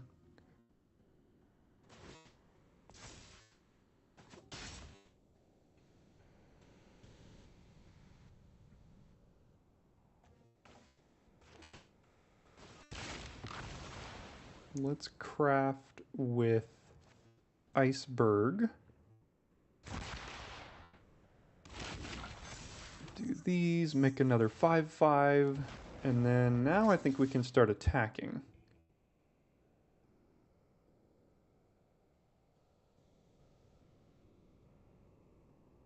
We could even start attacking with these 2 as well, because we do have Cosmian Blast in hand.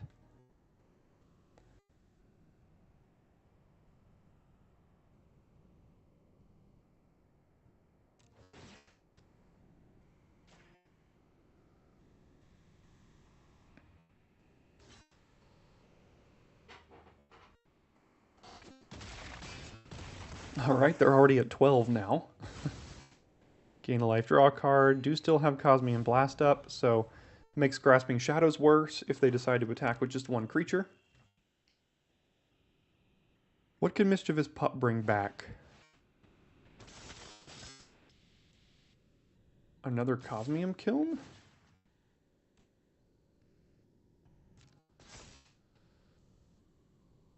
I probably don't need to do that. I'm just gonna...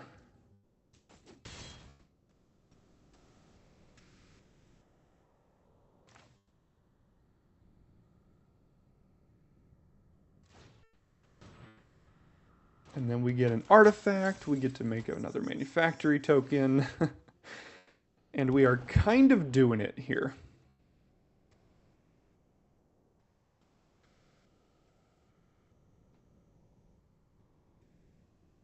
Man, that was powerful. What a game, my goodness. We got mana screwed, like, hardcore early on. I think it took us 4 turns to find our 3rd land, and we really turned the corner with that super, super powerful deck.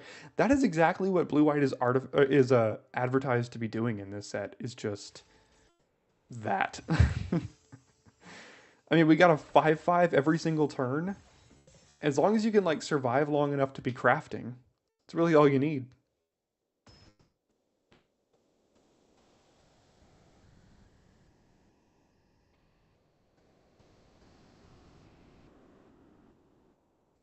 There we go. Got clay-fired bricks.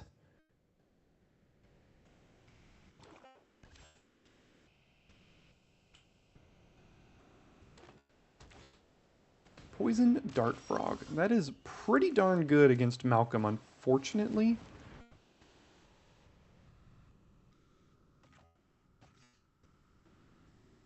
But we do have a Cosmian Blast or a Petrify if we have to. Okay, well Malcolm can trade for the Cloud Guard. But I could also just Cosmian Blast the Cloud Guard. I will probably do that.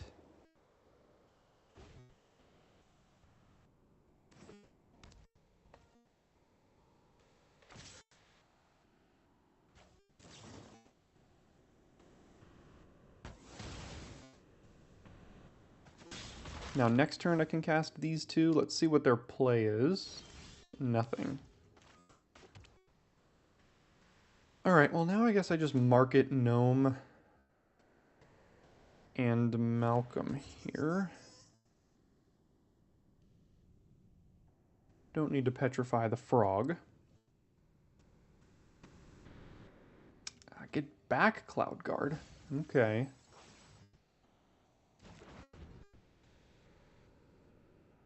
I can petrify the Cloud Guard though.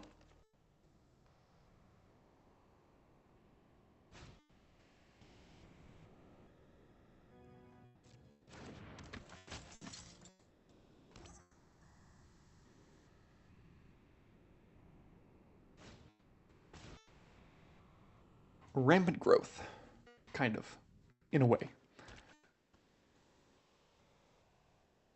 Might be able to get 4 counters on Malcolm? Maybe.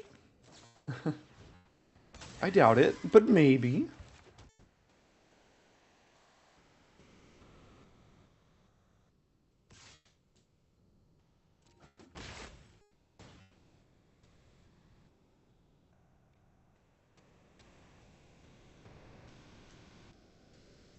Alright, we did get a permanent into the yard. We don't have an artifact in the yard for clay-fired bricks yet. We are only at 5 mana. We do have a market gnome for one of these craft things, and I think it's probably going to be Inverted Iceberg crafting gnome next turn. Because, remember, Poison Dart Frog does also still have reach. But I'm going to hopefully use Cogwork Wrestler to lock that thing down if they do try to block with it.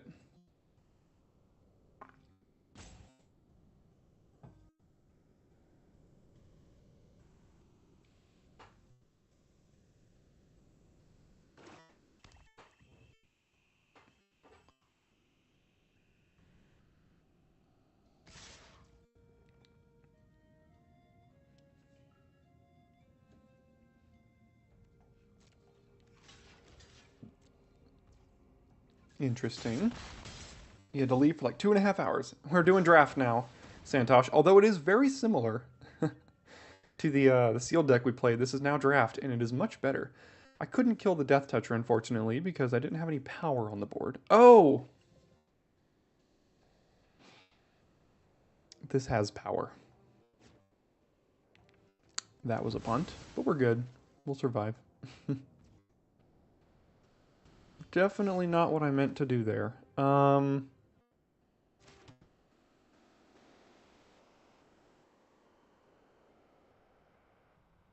Let's try it again. I think I'll get another chance here. I could have just used the iceberg to craft, but I think I'm just going to leave Wrestler up again.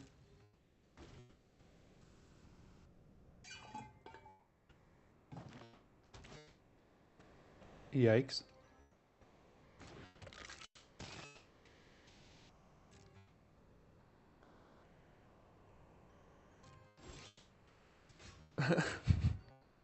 Yeah.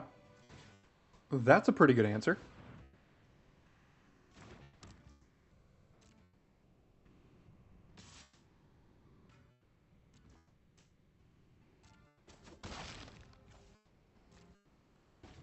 Liking our spot now, depending on what they top deck.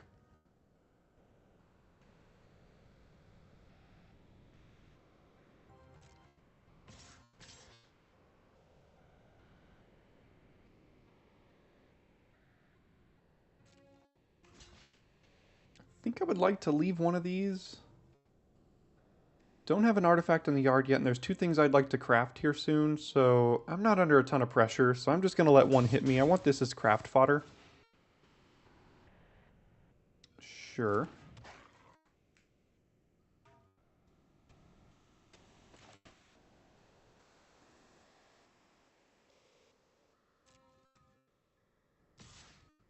Now I can eat the frog. No, they chose not to.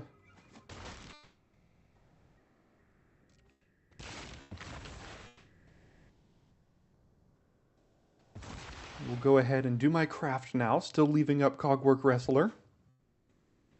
Yeah, that's why this card isn't great. We played blue-black in our first draft today, and I passed this card when we were already in blue-black, and it wheeled, and I still passed it. 5 mana, 6/4 Vigilance Menace gets petrified, and you're never going to descend 8. I don't think anyone I've played against so far has descended 8 even once. Well, that is pretty annoying, now that they have 2 of those.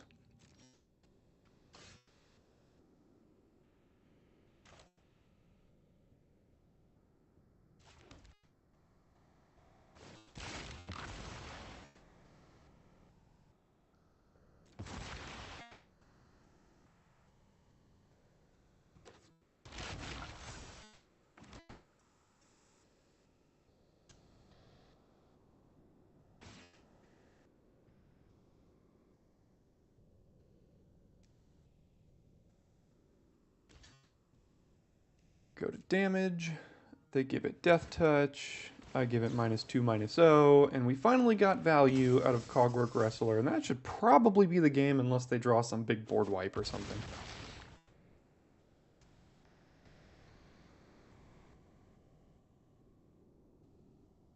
There we go. Man, these blue-white decks have been so powerful.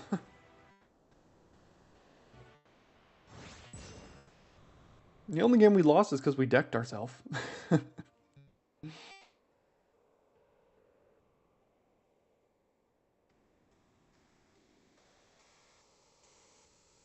All right, last game in this draft, and then we're going to get into another draft after this one.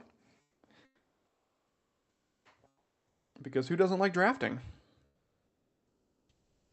'Tis the name of the channel.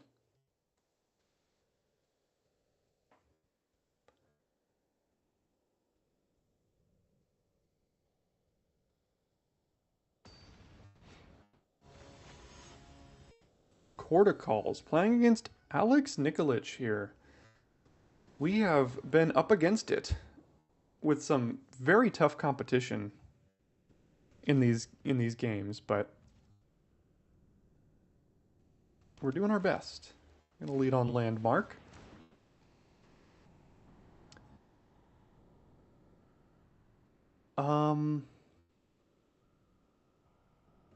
Yeah. Yeah, next turn I'll just cycle Brine Fang and I'll just draw a couple of good cards, play Cloud Guard on 4, have 2 removal spells and a Puzzle Door here, so... Oh wait, in order to do that I would have to cycle away the Petrify. I think that's okay. I could play Puzzle Door and sacrifice it and then possibly get the Petrify. Next turn I could... Yeah, let's do that. Let's just do this, and maybe I'll get the Petrify, maybe I get a land.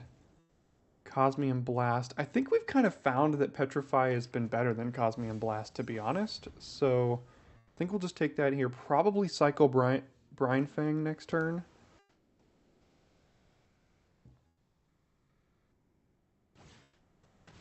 What is that?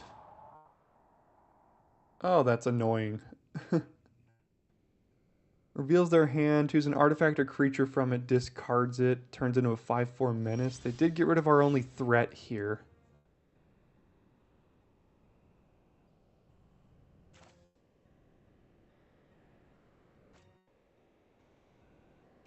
So now we just have removal that he knows about, so that's not great.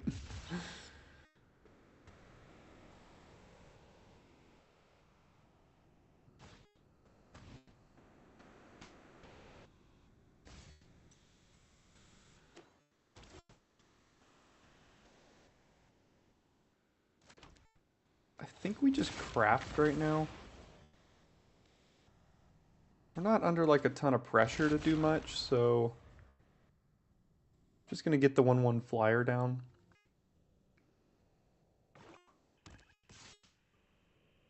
We have double removal spell if he plays anything remotely threatening here.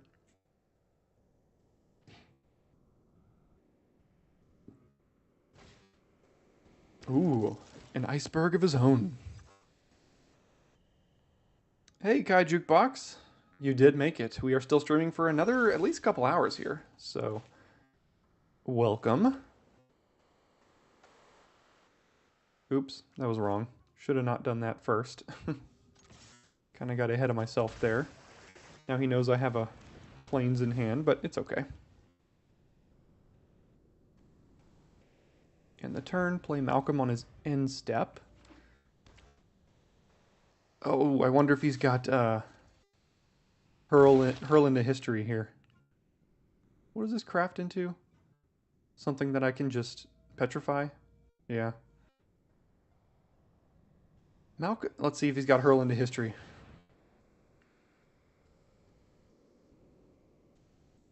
I think that's what he has.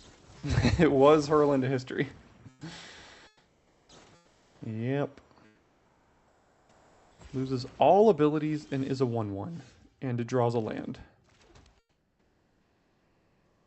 Okay.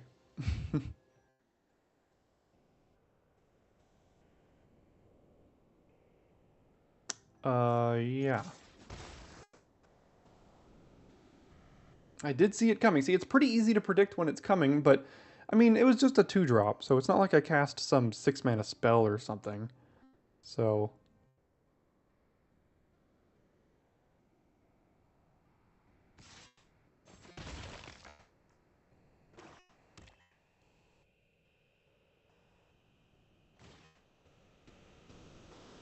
Chupacabra Echo. And that's the kind of annoying creature that I probably have to petrify.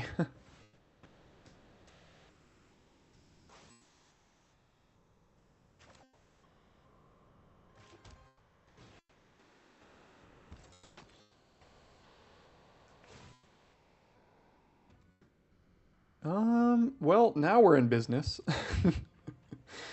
There you go, Darky Jerky. Now you're rolling. There we go. Market Gnome, Pirates. Next turn we can play Market Gnome and Craft Iceberg.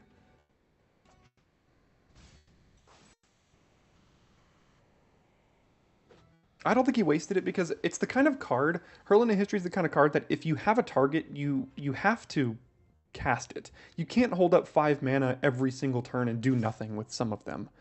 So, oh god, is that a rare? What does that even do? 3 mana, 3/3, get a 1/1, sack an artifact, put a counter on it. That's pretty good.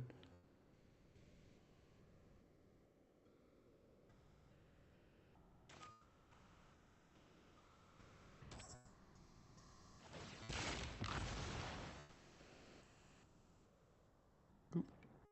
I think I'll do this one. We still have that in the yard for this next turn here. And we get to draw, and now we're going to deck ourselves again. um, what's our library count? 17? Yeah, the draw triggers from craft only because it's worded the way it is. When it's exiled from the battlefield if you're activating a craft ability. So, we already have 2 petrifies. Let's get another Market Gnome. Let's see if he's got removal for the 6/6. If he does, it's going to be pretty awkward here.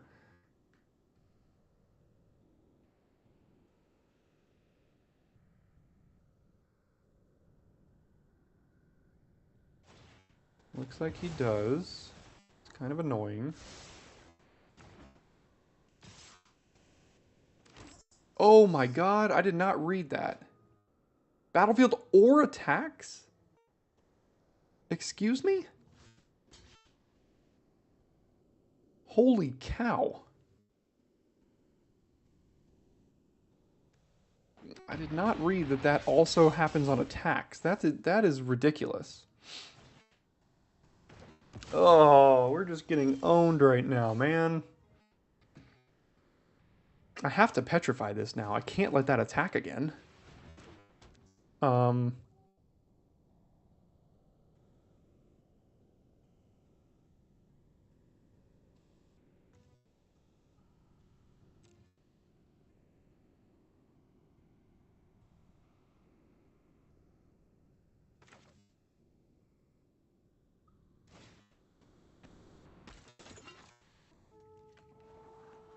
Oh, hello. I forgot about you.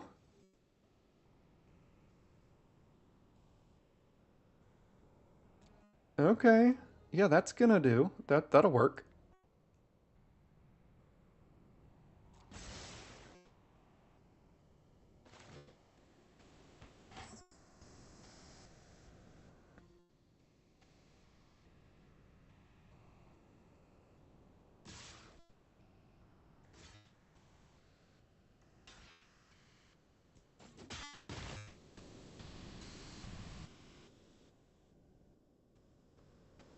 Okay, chart a course, draw in some cards, Waterwind Scout, make a map, give it a 3/3, and let's get rid of it all.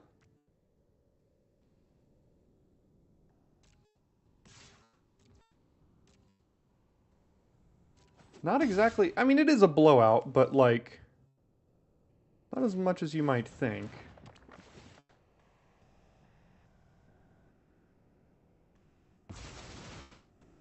It's still pretty good though.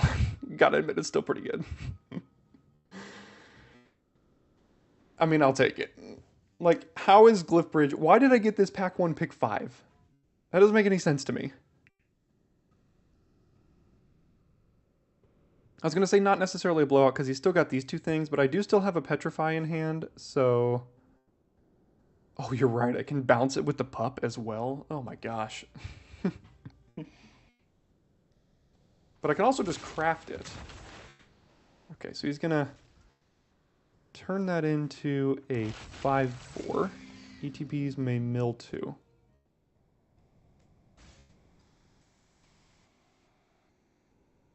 All right, so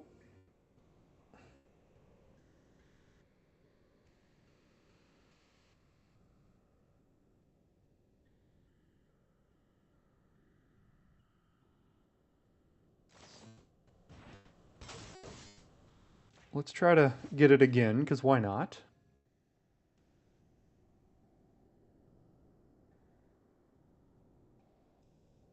Does he have a target for something now? Oh, I thought that was his end step.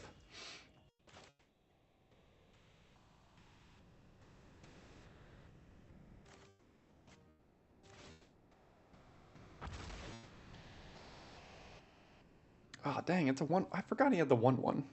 It's okay. Once I flip the clay-fired bricks, then this will be able to attack. Do I have an artifact in my yard? No, I have this, though.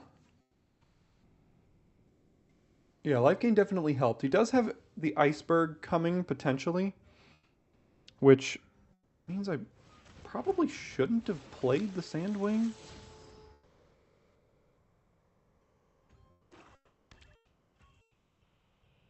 But I could just kind of hold back here.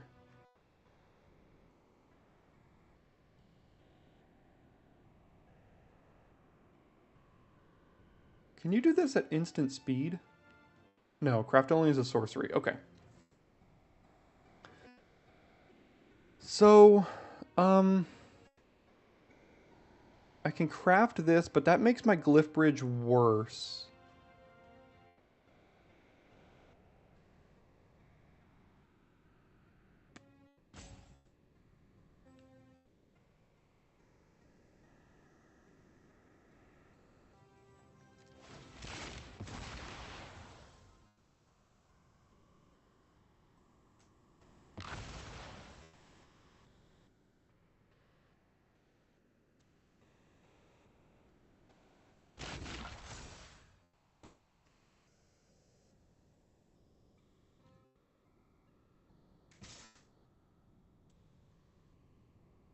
It does open up attacks for the pup here. Gonna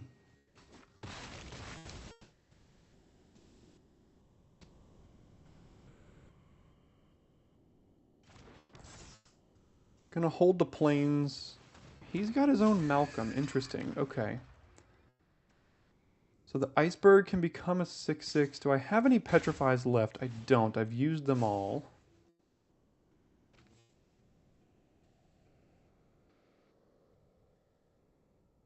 No, I don't think he feels demoralized about anything. Corticals is literally... He's been #1 Mythic several times. He also... I don't know if you guys know about the Vegas 100K limited event that happened last month. He got 9th. out of like, you know, 1,000 or 2,000 people. He's an incredibly good player. So if there's anyone that can get out of this, it's probably him. Um, Especially with all this crap we're drawing here.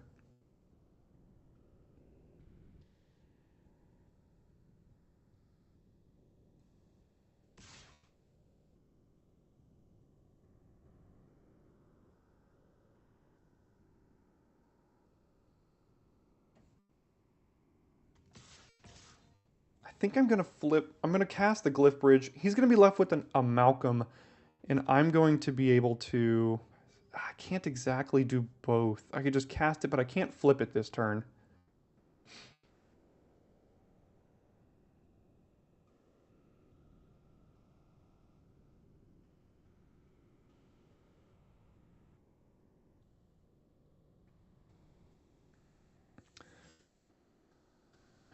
I can't really leave him with an Iceberg Titan.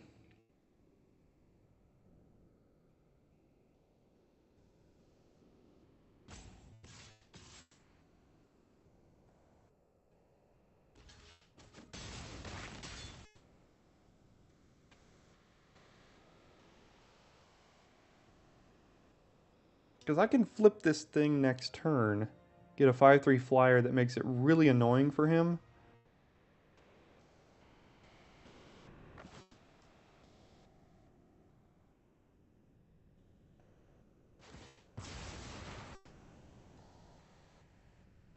Can also draw a blocker for Malcolm here. So that's pretty good. He can explore onto Malcolm. I can craft with Glyph Bridge next turn. That's pretty good too. Really tight game here. Craft with an island. Turns it into a 4/4 Vigilant Vehicle. That's pretty good. He's at 4 though. Okay. There's the vehicle. And it can't be blocked, is that right? Yeah, can't be blocked.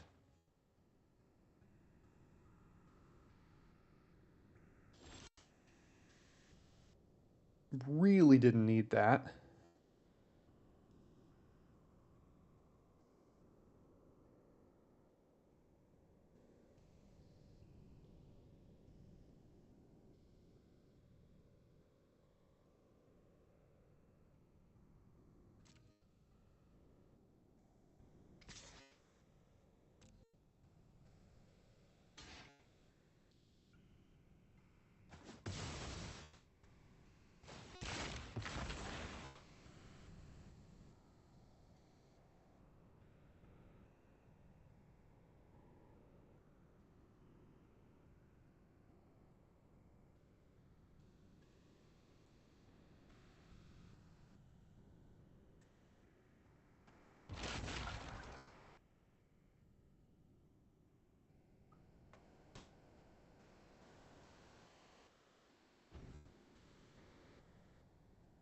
Okay, so...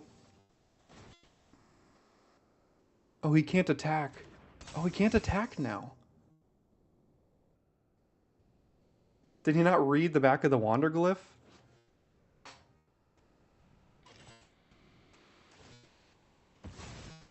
Oh no.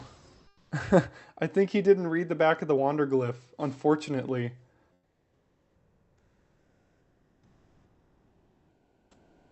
Oh my god, why are all these lands coming in? So he's gonna jump here. This thing gets, next turn this gets lifelink now and can't be blocked. Why are all these lands coming in now? Oh, I just needed like anything there.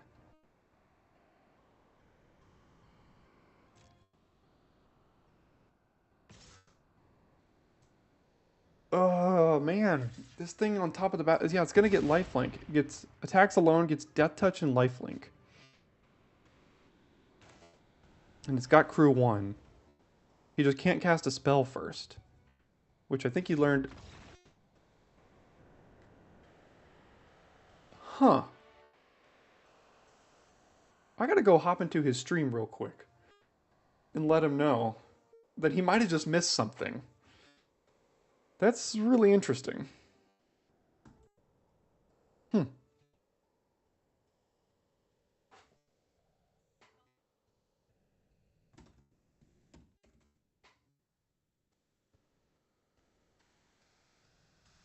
Let's see.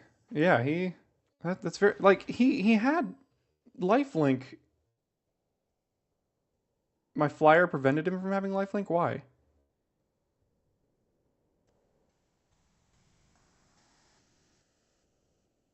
Let's see. How do I comment in his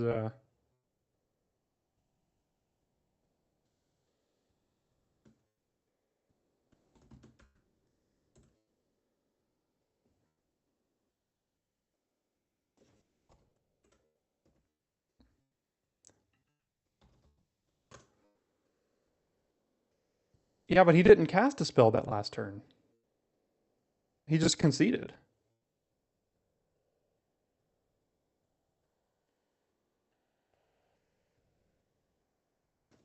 All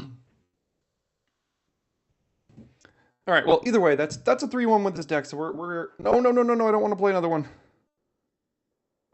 We're resigning here and drafting again. So I'll see you on the other side of a quick ad break for some.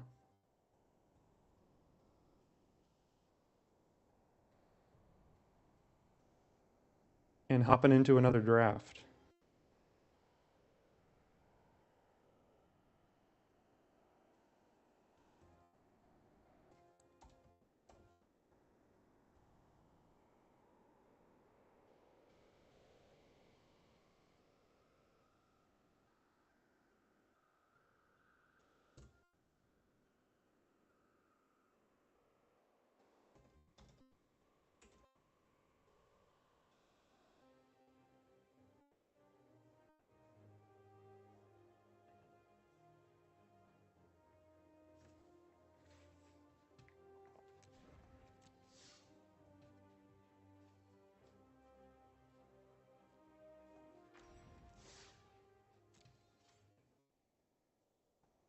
All right, I will be right back here.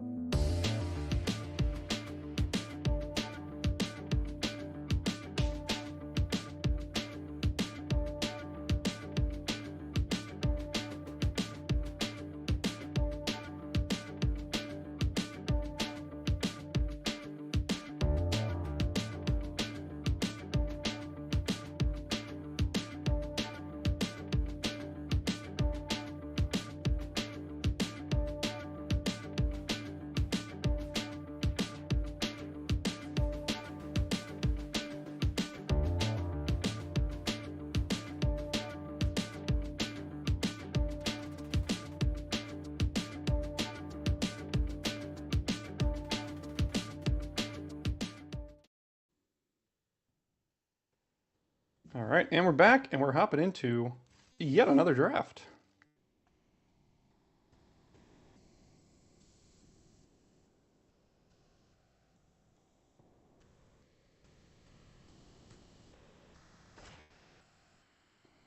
All right.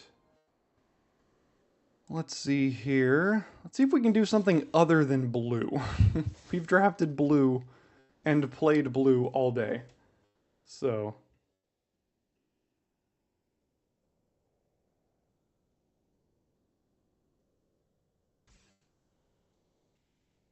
ooh, almost filled already.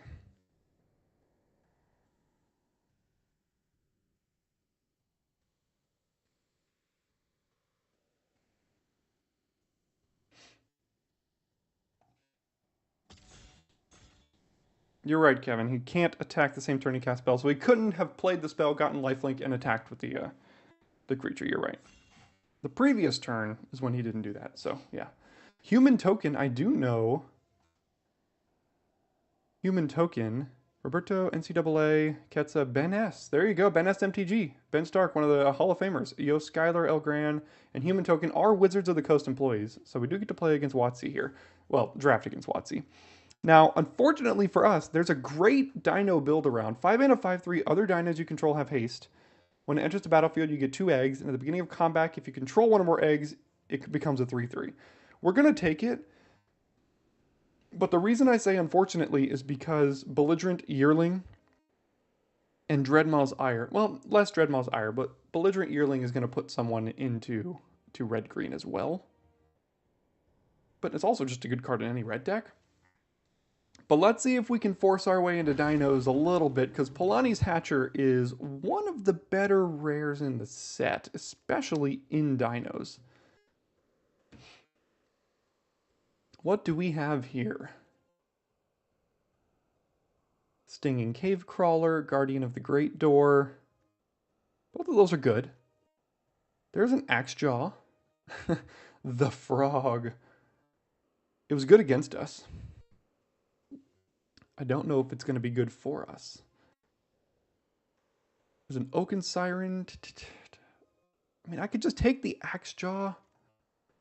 Hatchers gives it haste. It's not near as good as like Guardian or even Cave Crawler, but it's arguably on par with the rest of these commons.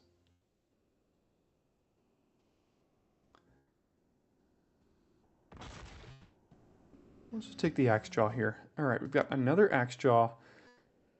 Here's a Deep Cavern Bat, though. I love Deep Cavern Bat. This card has been really good against me, and I think it's just a really good card here.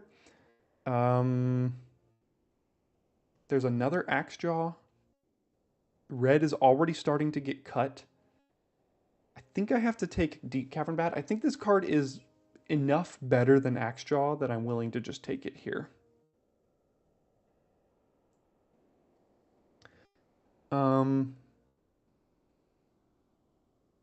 So let's take Deep Cavern Bat. And look, Dinos is already getting cut. There's a spider, but like whatever. There's a Hotfoot Gnome, but whatever. There is a Skullcap Snail, though. That's a card I do like. 2 mana, 1/1. ETBs, they exile a card from their hand. I mean, if we're just going to get cut right off of Polanyi's Hatcher, then, you know, we get cut off of it, and maybe we can splash it in like black-green or something. But, you know, with dinos,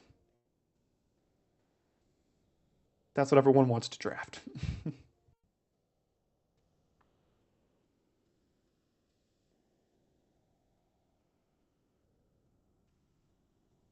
Alright, there's another Guardian here. There's a Tomb Raider. Black is kind of starting to get cut a little bit. Green is already pretty cut as well. There's a lot of blue and white.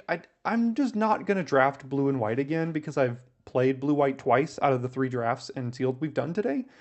So I'm not going to play blue-white here right now for that reason. There is Acolyte of Azakhlazotz. There's another Chance, which I think is pretty good with both Bat and Snail. Maybe it's worth taking here. If everyone wants to draft dinos, will anyone get a decent dino deck in draft? Well, that's the whole self-correcting nature of draft. If it's overdrafted, the people who draft it end up with worse dino decks. But if everyone tries to stay out of it because it's overdrafted and you end up in a pod where you can get the deck when no one's trying to draft it, then it works out pretty well for you. So it's just kind of a tough spot to be in. Well, best card in this pack is probably Oltec Cloud Guard, I think. I mean, Helping Hand is okay. Might of the Ancestors is meh. Family Reunion.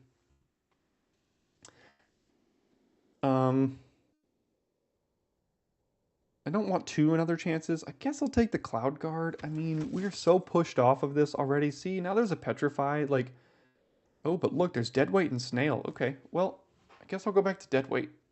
Didn't see those two. I thought those were done. So let's take Deadweight, still hedge,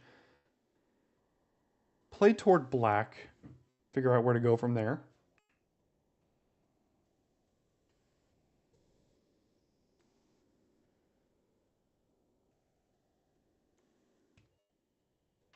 Ooh, I love Mephitic Draft. This is a great card. 1 or 2 mana, ETBs, or is put into the graveyard from the battlefield. You draw a card and lose a life. It's kind of like Ichor Wellspring from Brothers War, for those of you that remember that. There is also a Careening Minecart, which I think is a pretty good card. There's Archaeologist and well, there's a Glorifier, which is also a decent card here. I think our Polani's Hatcher Dream has sailed, unfortunately.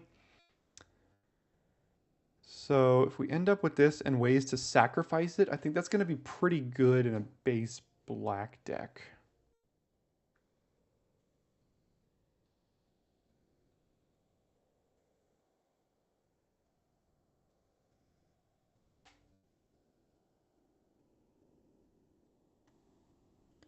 Ooh, Stinging Cave Crawler came back. So did Compass Gnome, Tinker's Tote, Landmark, Capybara, but let's just take the good black card here. 3 mana, 1/3 Death Touch. When it attacks, if there are 4 more permanent cards in your graveyard, you draw a card and lose a life.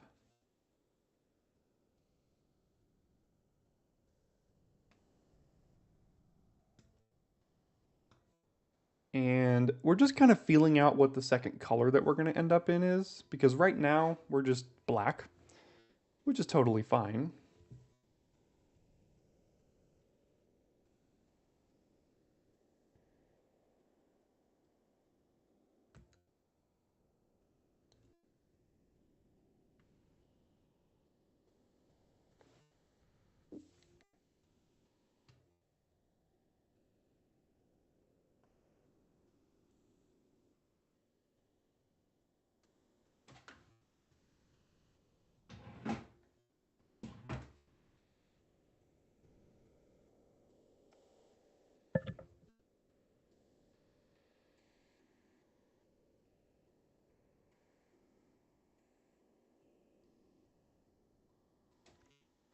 Ooh, another Stinging Cave Crawler. I mean, I think it's just a fine enough card. It's not like great, but yeah. Well, I mean, I don't know how much I want 3 of them, but what's this even do? No. No. I guess I'll just take the Cave Crawler. Fungal Fortitude, Landmark, Song. I mean, just cut black still? Yeah, I guess I'll take an Acolyte. Yeah, see what pack 2 pick 1 brings? Yeah, if you just keep taking cards of one color, you can just kind of stay open in pack 2.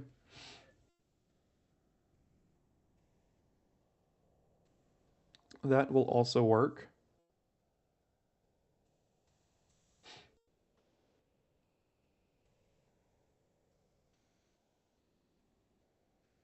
We got 1 more pick left. Can we get a black cave? Is that too much to ask? I didn't keep track of what was going around earlier. Family Reunion, fine. And Basic Land. No, that's a cave. Almost. Half of what I asked for. Alright, Warden of the Inner Sky. 1 mana, 1/2. As long as it has 3 or more counters on it, it has Flying and Vigilance, and you tapped 3 untapped artifacts and or creatures you controlled to put a counter on it and scry 1 only as a sorcery. I don't know how good that is. It's it's good, just maybe not great. The question is, what are we like taking against it? There's a Gem Guard, which probably not for this deck. There's a Visage of Dread, which, you know, it worked out pretty well against us last time. There's also a Skullcap Snail, which I think is good. I don't really like Abyssal Gorestalker that much.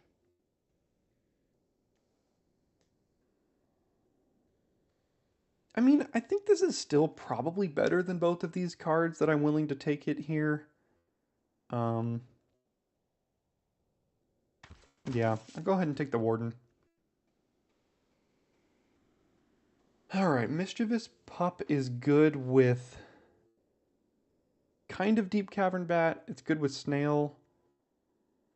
I've also just got Marionette Deadweight. I don't need a fourth crawler, so I guess I'm taking Deadweight here.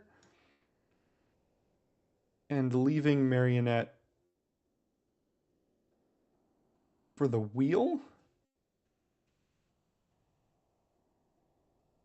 I mean, the pup is probably, well, it's close between pup and Deadweight, but I think we have not enough synergy yet to consider the pup. Also, we're not like guaranteed to be in white necessarily.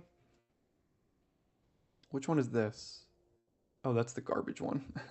Don't worry about that rare, it doesn't matter. There is Careening Minecart, which is good with both Snail and Bat. There's Grasping Shadows, which hasn't been that great when it's been cast against me here. There's a Sandwing, which is whatever. I think I'm going to take the Minecart. That's probably making our deck almost no matter what.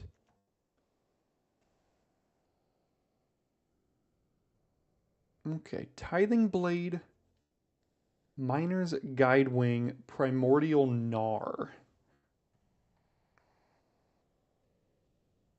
I think I'm willing to try out a Tithing Blade. We're kind of like a low to the ground, kind of derpy black-white deck so far. I do like the Guidewing. We don't have a lot of Explore, though.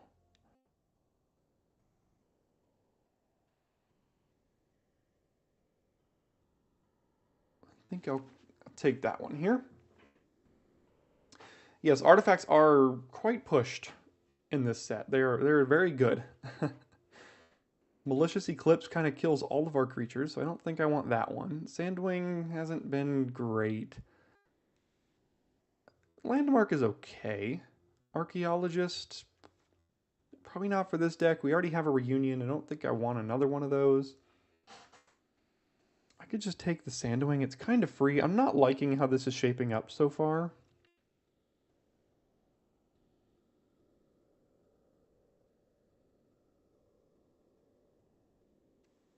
But it's not really a landmark deck, necessarily. That's more blue-white.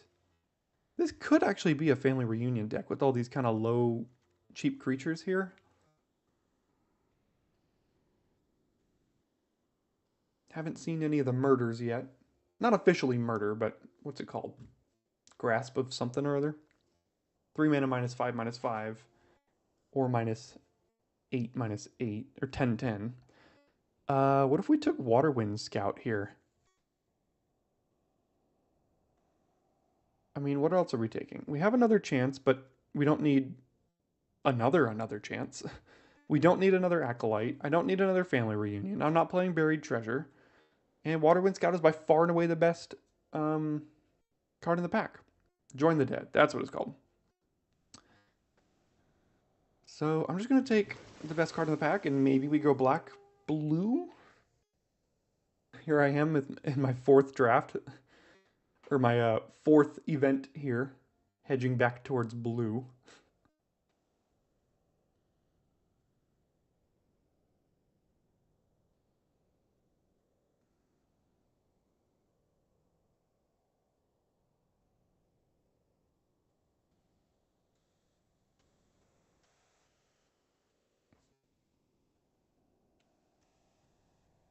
Alright, Might of the Ancestors. Beginning of combat +2/+1 vigilance. This might actually be the kind of deck for that, but I'm just going to go ahead and take another Deadweight because the card is great, and I don't see why I shouldn't.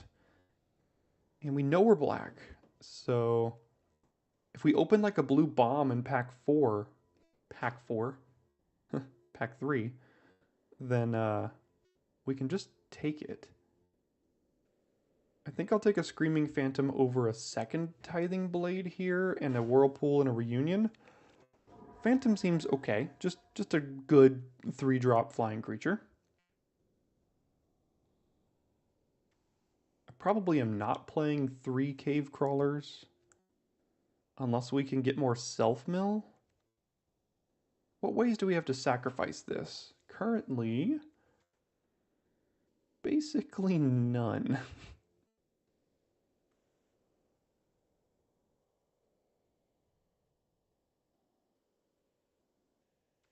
Oh, look, the snail came back. Perfect.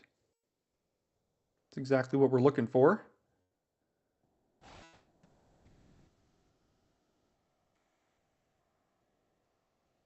Maybe if we can get ourselves a copy of the Black-White Signpost Uncommon here.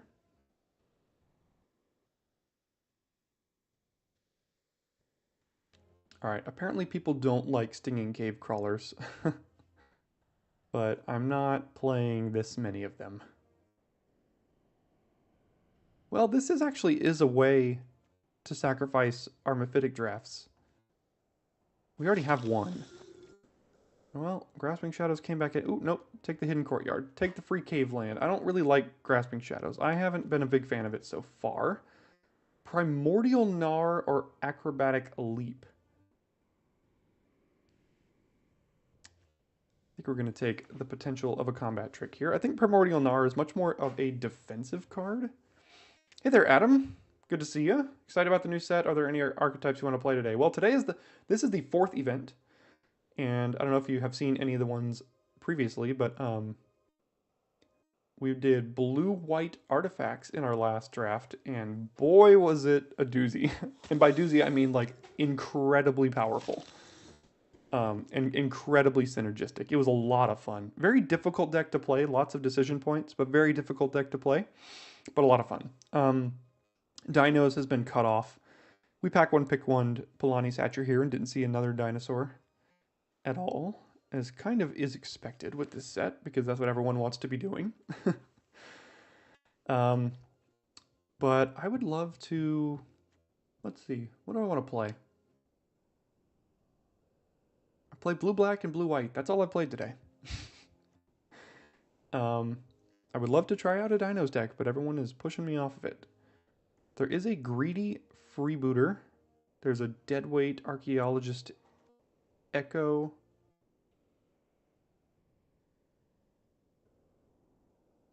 Could splash the Anchorage. It's a pretty good one, actually. I think I actually might. I don't need 4 deadweights, so I'm going to take the Anchorage here. Oh my gosh, guys. All right, we've had this in 2 of our 3 decks so far. And it's been incredibly good. If you've learned anything from my stream today, you've learned that if you open an unstable Glyph Bridge in your pool tomorrow, it is insane. So we're taking the board wipe here. As good as Bitter Triumph is, yeah, we're taking the Glyph Bridge because that card has been very good. All right, lots of options here. We've got a Duskrose Reliquary, which goes well with Double Snail. It goes well with Mephitic Draft. There's another Snail, though. There's another Draft. There's a Synapse Necromage. We don't have a ton of removal. We have a bit. We have the board wipe and a couple of cheap ones. So if I take this, could I wheel Mephitic Draft? That's my goal here.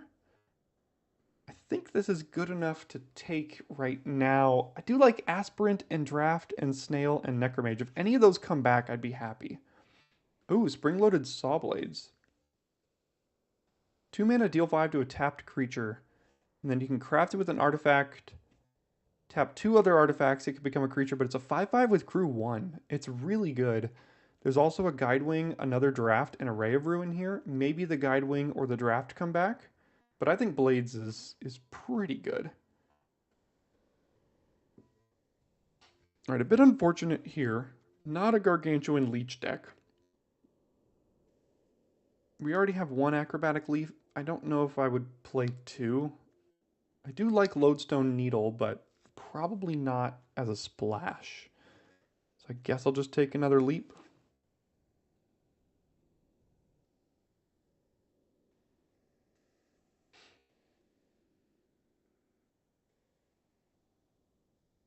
Okay. Sure, I guess I'll take a Bitter Triumph here. I wouldn't mind a Marionette. We already have a Courtyard, but I'll take the Bitter Triumph. We're going to have a ton of cuts here.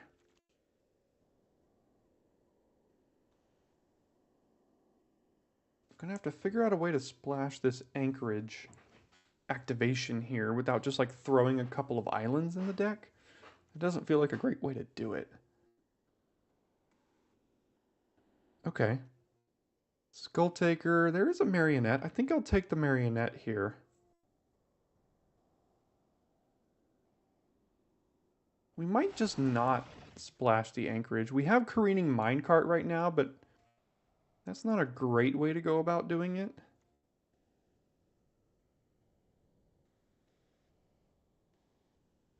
Tithing Blade number 2, Rampaging Spiketail, or Gem Guard. Don't play the Enigma Jewel. This is some random commander constructed card here. We'll take Spiketail. We're going to have a lot of cuts to make here.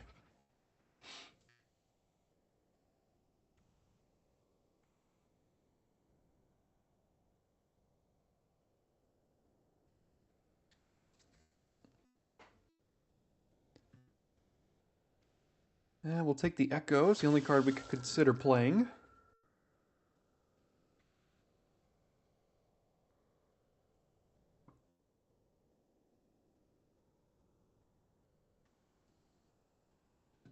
If it was best of 3, this would be okay, but don't think I need that.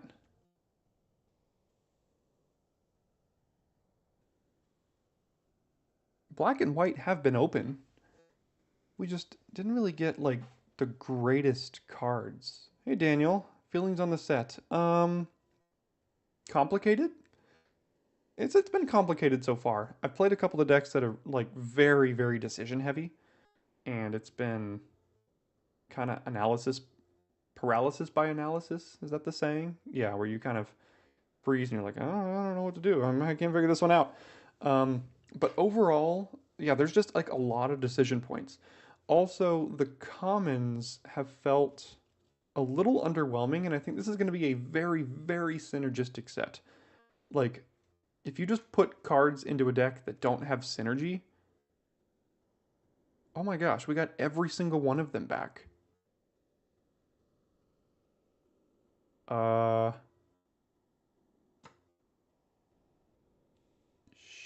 sure. I'm gonna take another snail, I guess. I don't know. Got a draft back too. Um, like they don't do much by themselves, but you know, cards like Mephitic Draft, there are decks that wouldn't play this at all. But there are also decks where this might be one of the better card draw spells in your entire deck. So you have to kind of surround your cards with other good synergistic cards. And then I think that's where you're gonna have some success. Like our blue-white deck, you can go ahead and watch this back. Afterward, if you go watch our blue-white deck that we just drafted, there was so much synergy in that deck, and it really carried us over the finish line. So,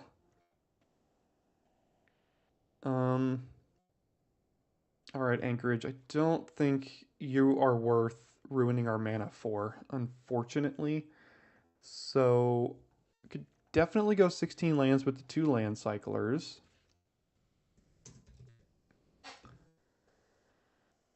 You know what? I'm going to start by just cutting everything and then bringing it in based on power level and then see where I end up here. So, I think that's okay. Warden's probably fine. Sawblade's good. Guard, Glyph Bridge, Sandwing. Triple Deadweight is okay. Bitter Triumph, Marionette. Yes. triple snail. I think this is the base of the deck. And then from here we get to kind of build out a couple of options. I think a couple of these acolytes might be okay. If we play those two, then the Mephitic Drafts will be good for card draw. We need a little bit of synergy.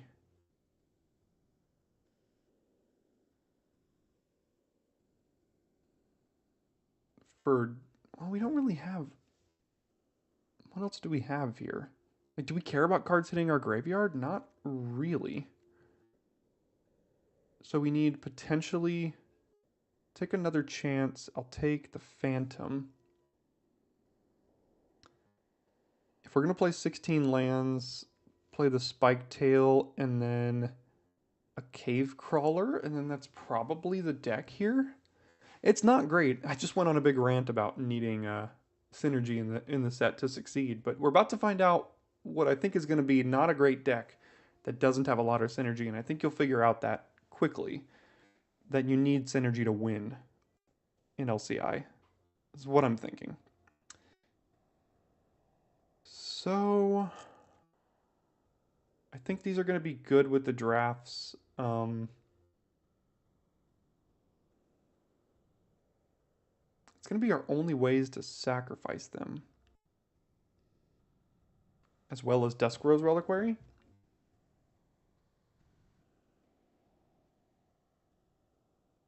You have to do this as a sorcery? Why do you have to do this as a sorcery? That feels so bad. I'm willing to try it out though, see if it's good. Feels like it's a little bit slower. Yeah, it's definitely possible. We haven't played against a lot of aggro so far. And we also haven't been very aggressive necessarily. Let's see if this deck is greater than the sum of its parts.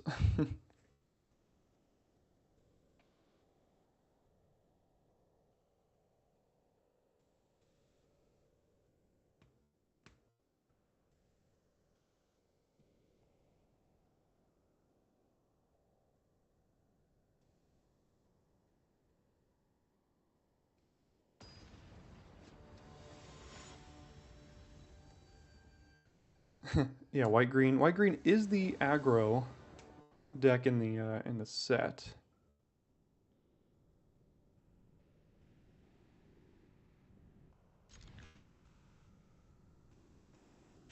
And we have yet to play against a white green deck. Ooh, Market Gnome. One of my favorites.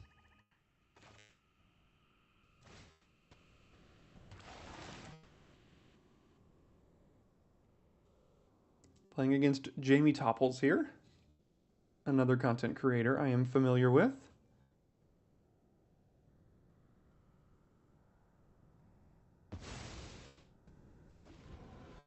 Got rid of Cosmium Blast.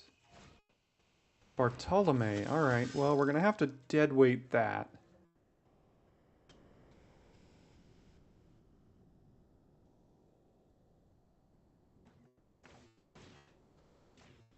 I have to do that before it gets out of hand here.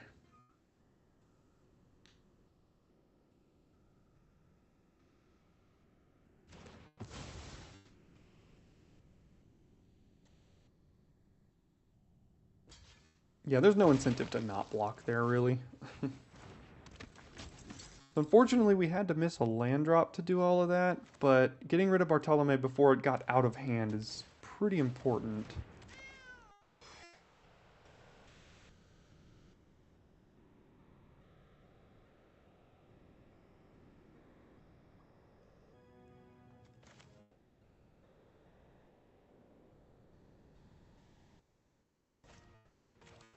Let's take a look at their hand, see what we can get here.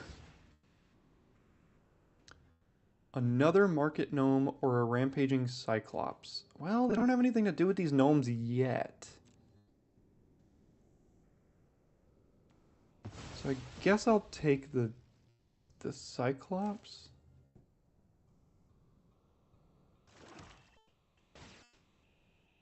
And I'm not blocking, so let's go ahead and grow this here. Do I want a Plains? No? Don't think I do.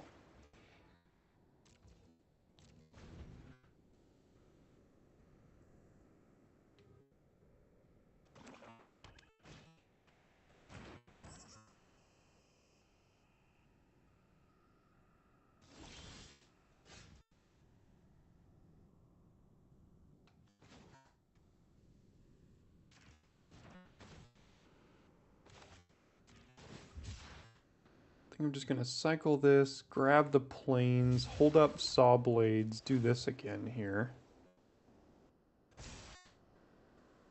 Huh, dead weight. We already have one in hand, so we've got what we need to deal with things. So, just gonna end the turn here, and look at this Warden go. We didn't think it was gonna be great, and it's kind of happening. Yeah, that's a good top deck for them.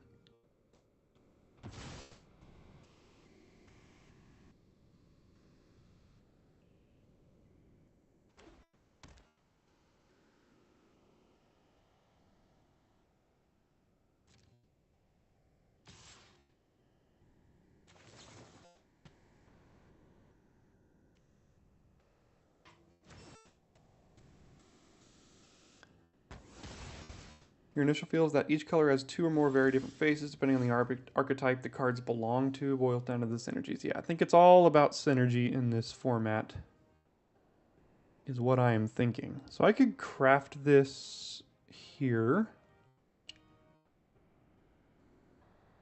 Wait. No, I can't.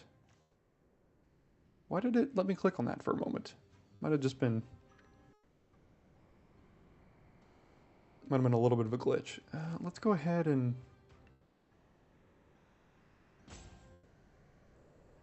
just get the Acolyte down, and then Warden...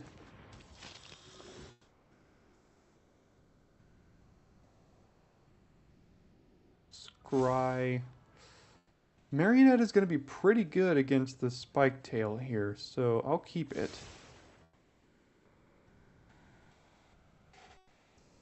And look at the Warden, it's already a 4/5 flyer.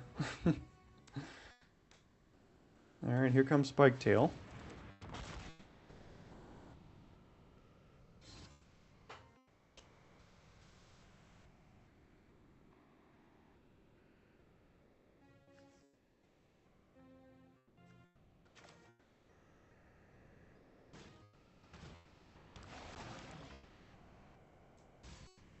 I would like to mill. Now, I do have an artifact over here.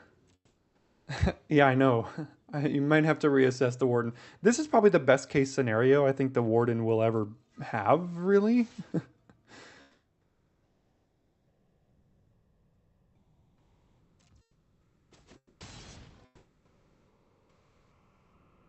Well, I guess I could have done that pre-combat.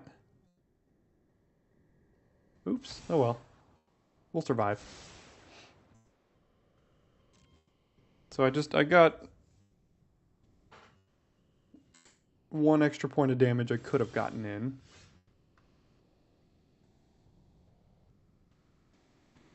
Get that last card. I'm sure it's a land. It was a land.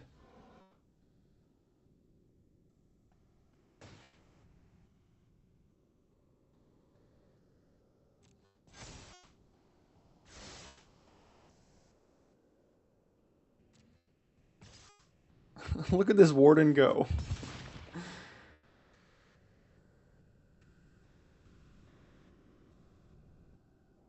No! Boo. Well, I can another chance it back.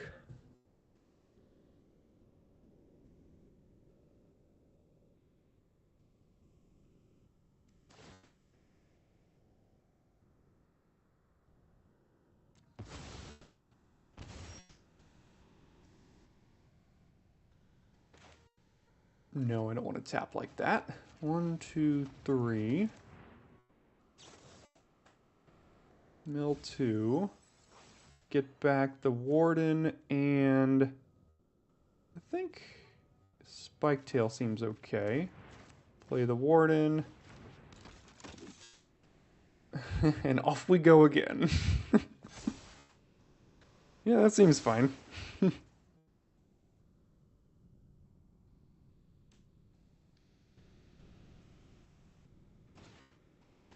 That's fine by me.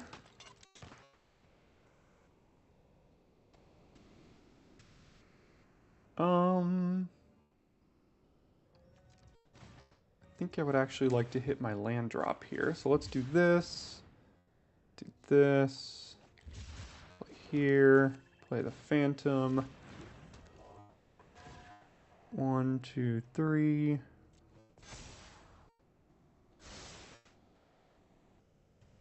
One, two, three.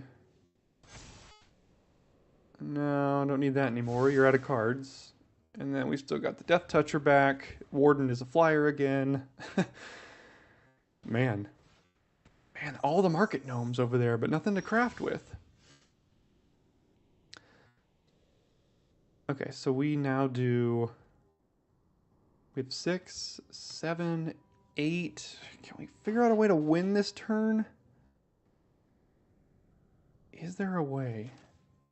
If I did this...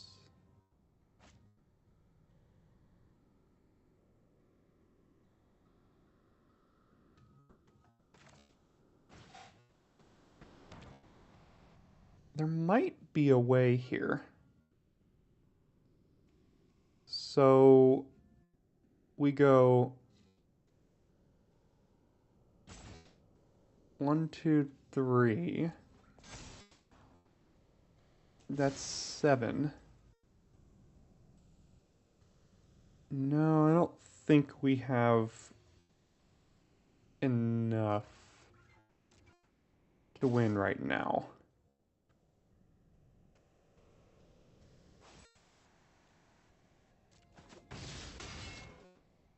So I can drain one more. Yeah, there might have been lethal in there somewhere, but I don't think so.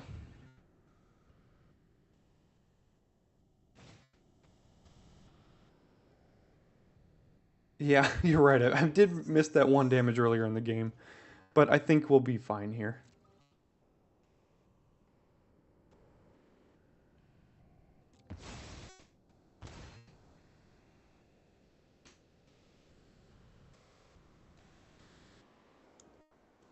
And there we go. All right, man, the Warden did all of the work there.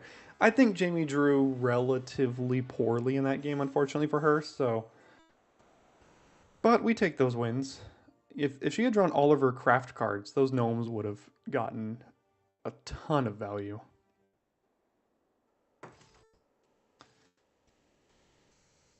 But we take those wins there.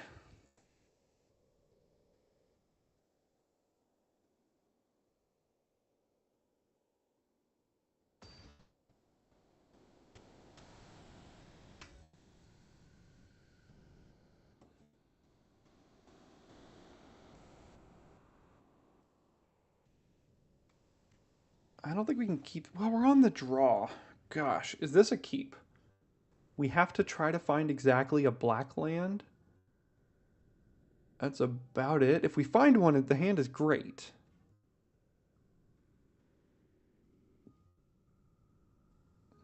What's the worst that could happen?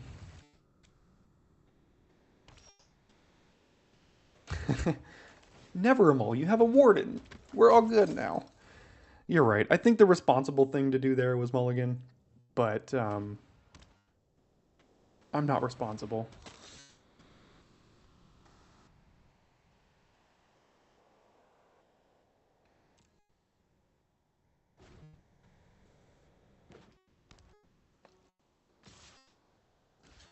I'll trade. Sack another artifact or creature. Yeah, that's fine.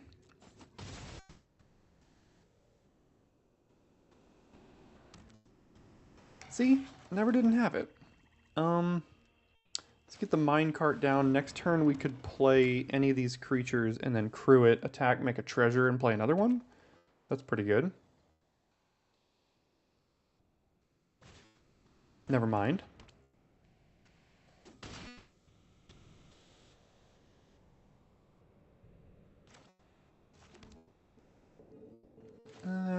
go ahead and be mana efficient here. We do have Glyph Bridge coming. Yeah, it's easier. It's a lot easier to do things when you're not in the pilot seat.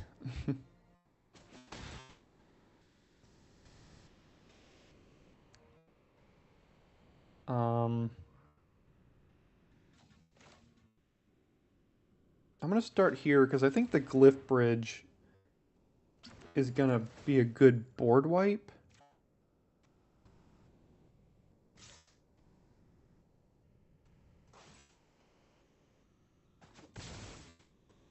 But the snails get worse the longer I wait, so... See what he plays now.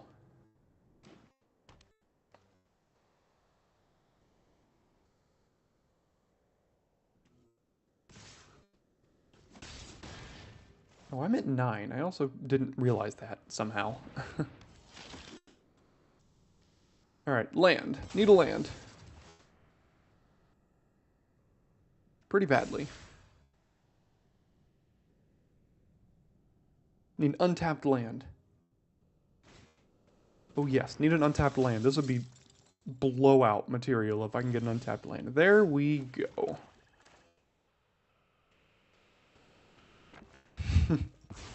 Yeah.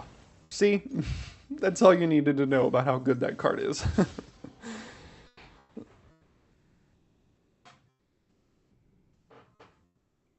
Incredible card. And a cool variant of a board wipe, too. You know, an artifact board wipe. Kind of fun.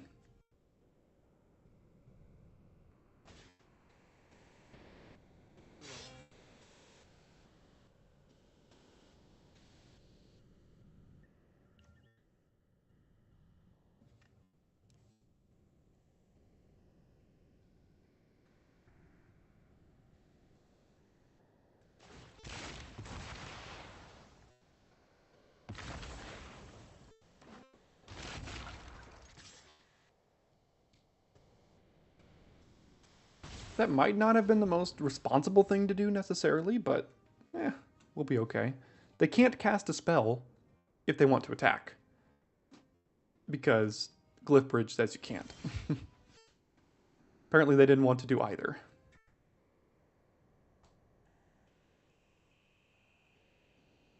Well, let's see what they got going on over there. If they've got any sort of funny business we can get rid of.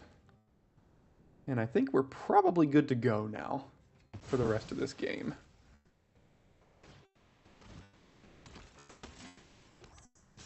Because I think we've got lethal next turn now here. In the air.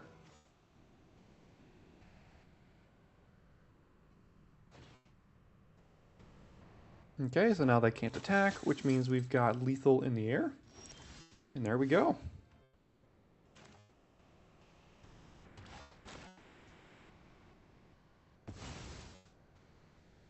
Sweet. That worked out really nicely.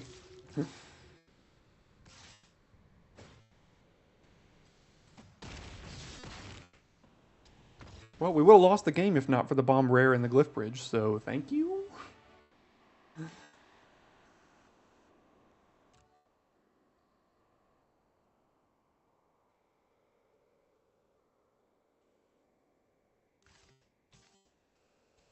What are we, 2-0 with this deck that I didn't think was that great? Okay, sure.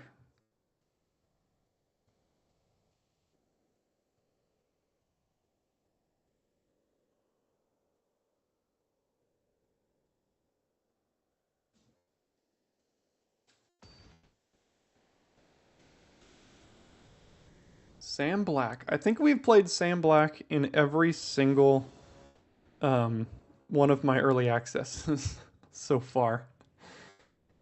He's beat us once, and I've beat him once. So let's see if we can survive against a Hall of Famer here.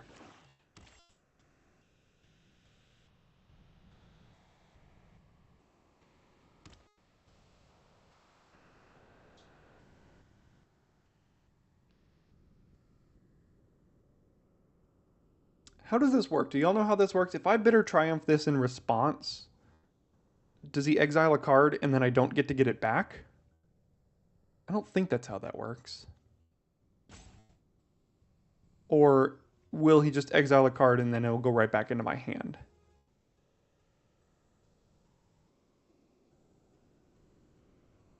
Any judges out there?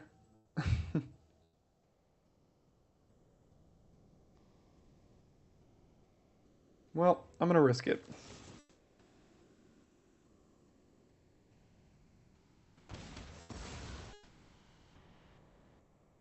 I really hope it just doesn't exile a card from my hand and then stay exiled.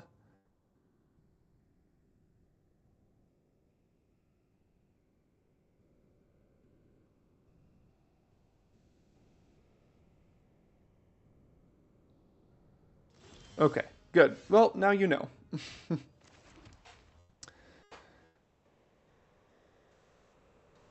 Now you all know as well that if you kill it in response to the trigger on the stack, it doesn't exile anything. So.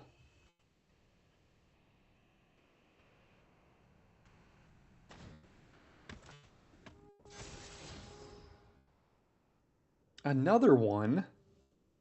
Oh, that's brutal. They're gonna get our glyph bridge now.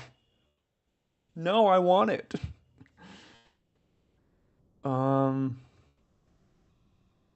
At least we have the reliquary to get it back, so they probably have to take the reliquary. Deep Cavern Bat, good card. We've got one too, but we've got other things we can do.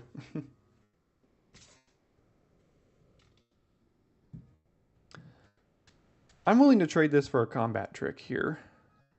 Or just for that creature. Either one.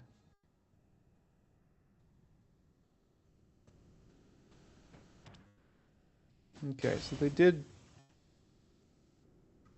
get it there. Let's see what they get with the bat now.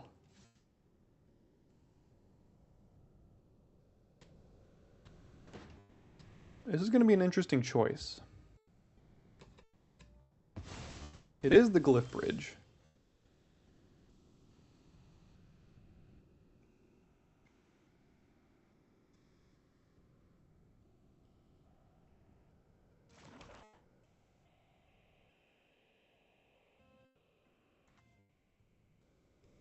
We need to get that back into our hand, so I'm going to sack the 1/1. Well, let's see what he's got going on in his hand first. 2-mana 2/2, whenever you gain life, it explores. Fanatical Offering, join the dead as removal.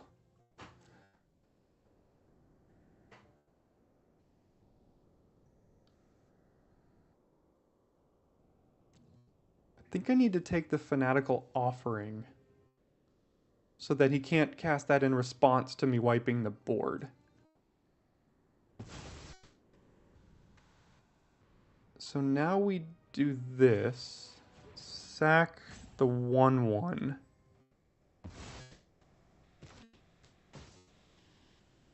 Get our Glyph Bridge back. Have to take 8 here, but I think that'll be okay.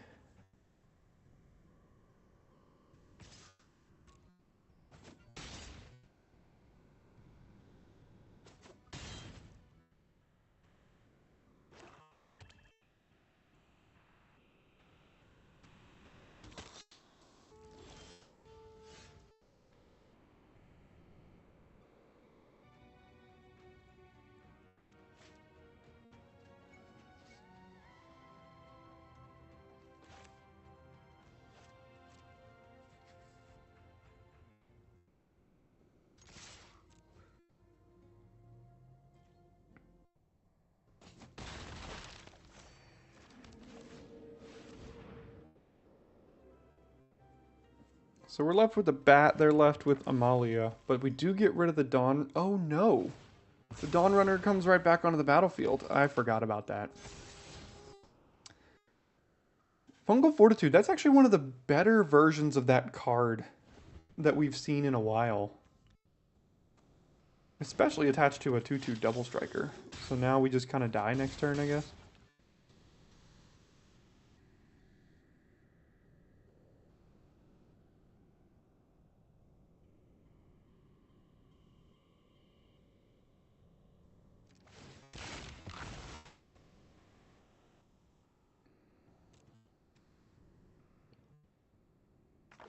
Hmm.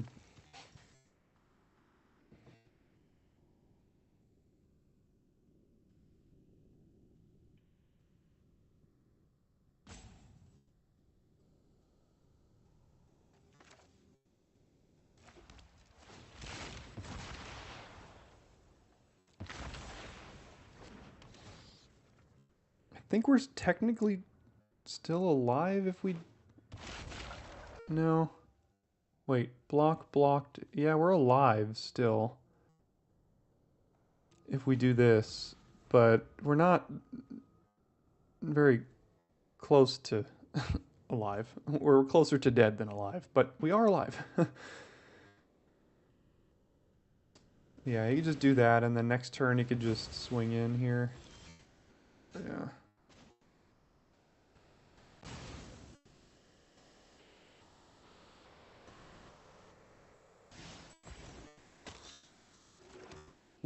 Block, take 3, not dead. Dead. That was a tough one. Yeah, my mistake was not reading Fungal Fortitude, to be honest. Forgot that he was going to get it back, so...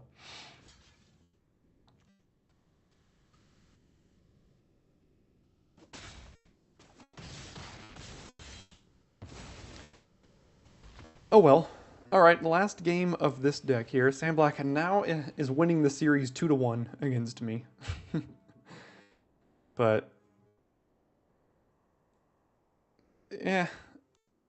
Michael, the lands in hand as bluffs, they don't really do anything. I mean, very occasionally they will, like, affect how your opponent plays, but most of the time it doesn't really matter.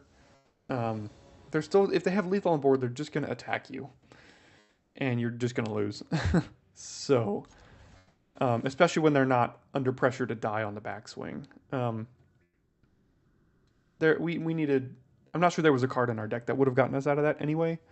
But the fact that their Kinjali's whatever got to come back was the biggest thing. For some reason, I thought it only gets to come back on the turn that enters the battlefield, which would make sense, but...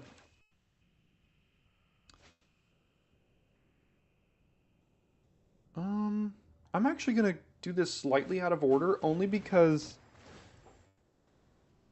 I'm going to hope to get one of their better cards with the snail at some point here.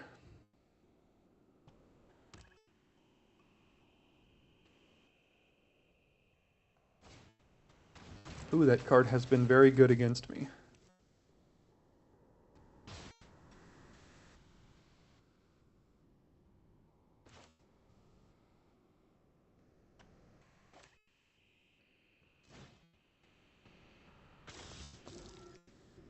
Probably should have played Minecart there. My mind was stuck on being able to sacrifice next turn. But yeah, this card, I think in our very first game of the format we played against this card here, and when it flips, gosh, it is ridiculous. I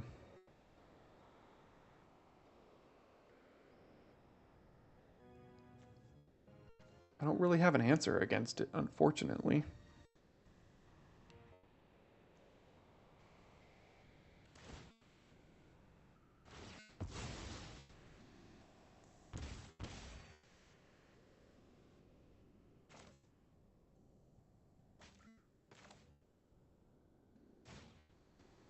Alright, Warden, you're gonna have to do work because this thing is gonna kill us here.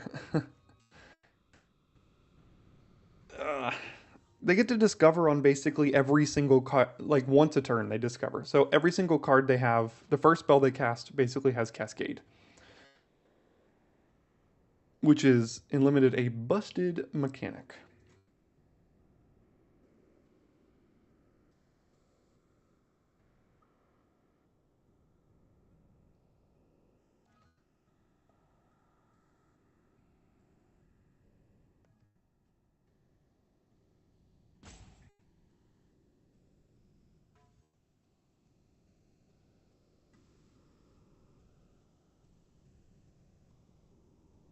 But we are going to be putting a good bit of pressure on them.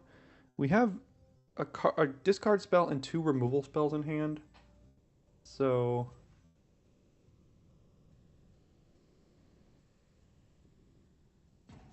we'll see if we can put enough pressure on him.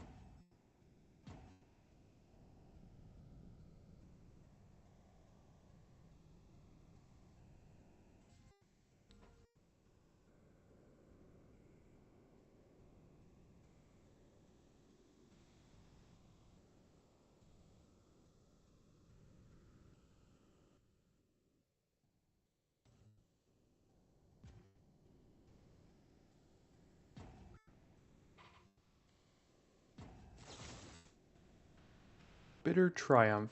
That's okay. That was gonna slow us down. um, what did you descend with? If you descended this turn? Oh, they discarded a card to make it flip. That makes sense. Alright, well, we gotta start getting some pressure on them here.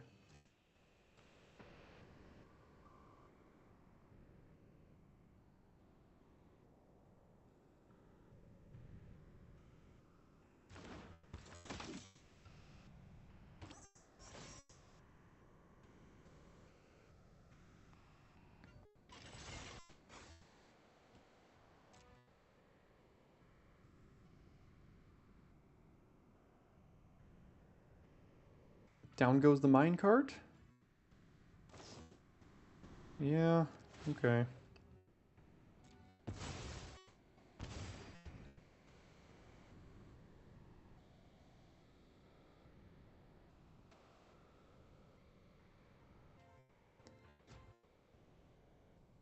Alright, what's the first discover spell you're gonna use? A snail. Getting a yearling. Sure, why not?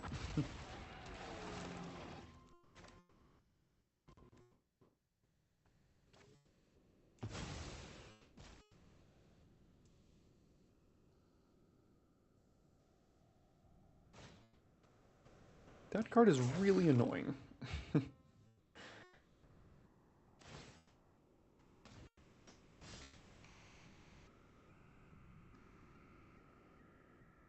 Alright, we'll get their last card here, so they are in top deck mode now.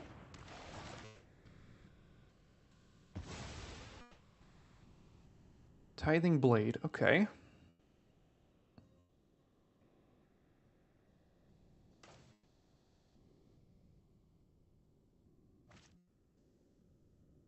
think I'll play the Cave Crawler. None of this has reach, does it? No. So I can attack here. And let's see if they top deck their way out of it.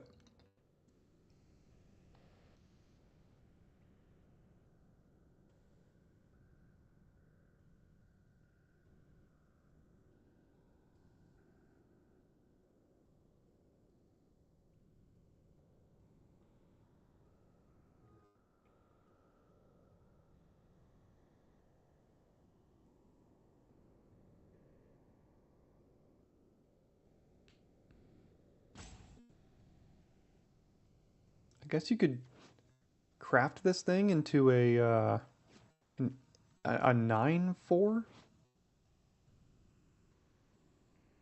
but it's just gonna die to my cards in hand here. So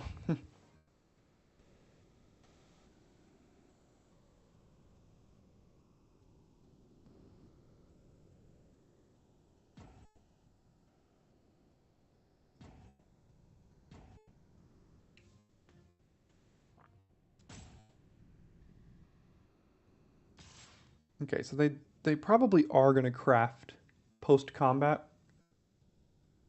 So I'm just gonna trade with my 1/1 and my 1/1, my 2/1/1s, I suppose. Take 3. I'll trade with that too, happily.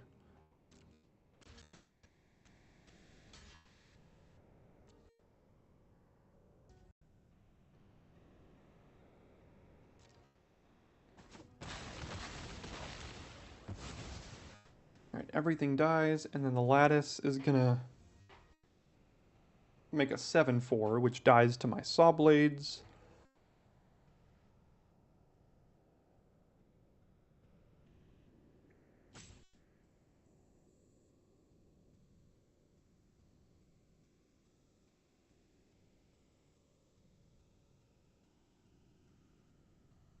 No tricks. I think they were just trying to whittle the board down and then get their 7/4 here. Which again, I'm fine with because I have 2 removal spells for that.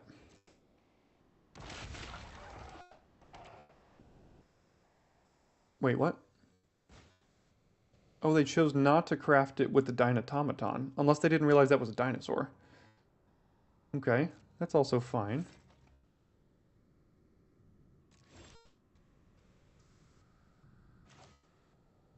That's a pretty good draw, actually.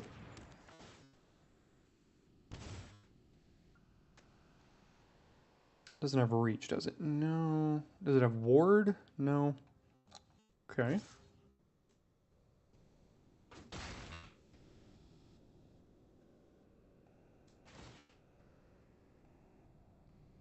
No, I'm going to hold that back just to block the snail, just because. There's no real reason to do that now. I guess I could have found a 2-drop that I would play Saw Blades and the 2-drop with it, but it's not the end of the world. We can also still just hold that Bitter Triumph if they find a 6-drop or something.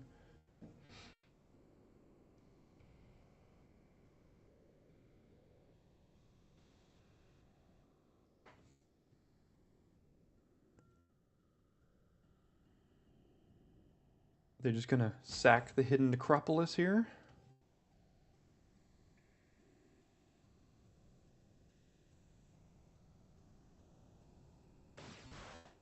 Looks like they will. And what do they find but a Fungal Fortitude? That is annoying. I'm going to have to Bitter Triumph their Raptor now. Oh, they just put it in hand. Oh. Okay. Still fine.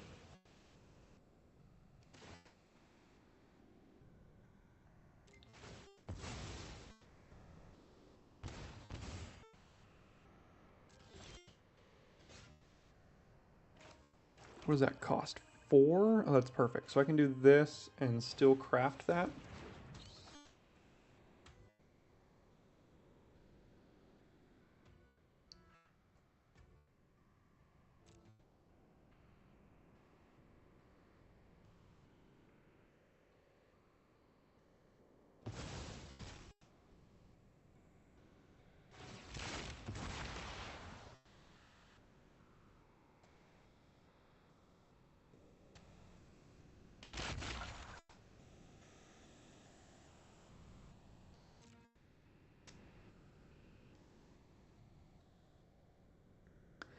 All right, grinding our way with these derpy little white and black creatures here.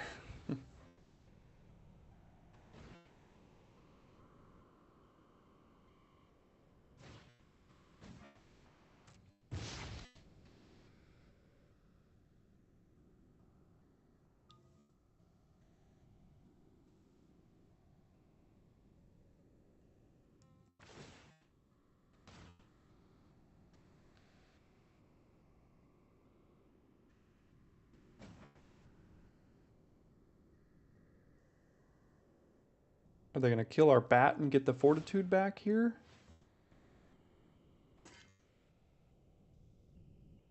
By sacrificing the torch? Let's see.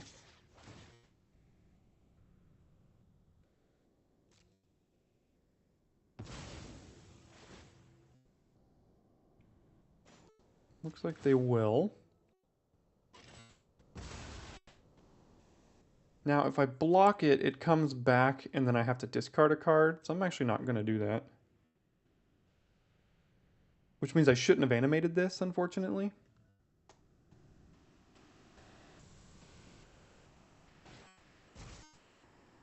That is a lifelinker. Too bad you're still dead.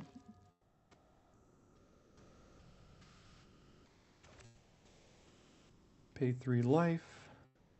Kill this. Crew. here and swing for 8. And that will do it. What is this, a 3-1 with this deck? I didn't actually think that was too great of a deck, but we managed to 3-1 somehow. Interesting.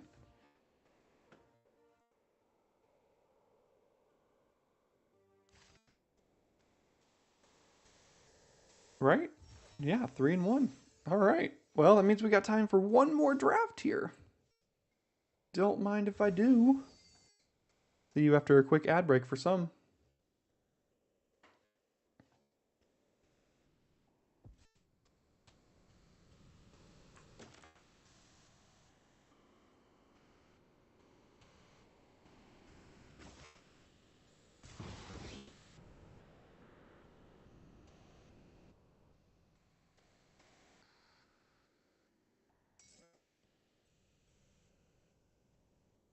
All right. In we go to our last draft of the day.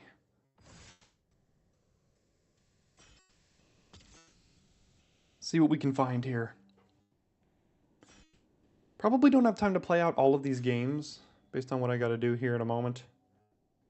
IRL, but we'll probably play out at least 1 or 2 of them just to see how the deck does.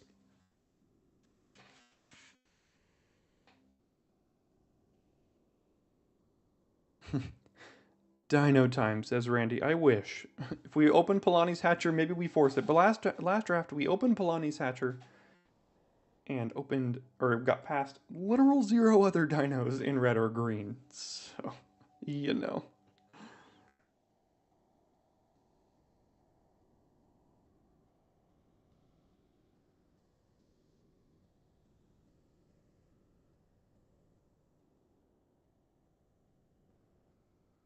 Boo. There's always one, right? It's always one person who doesn't queue up.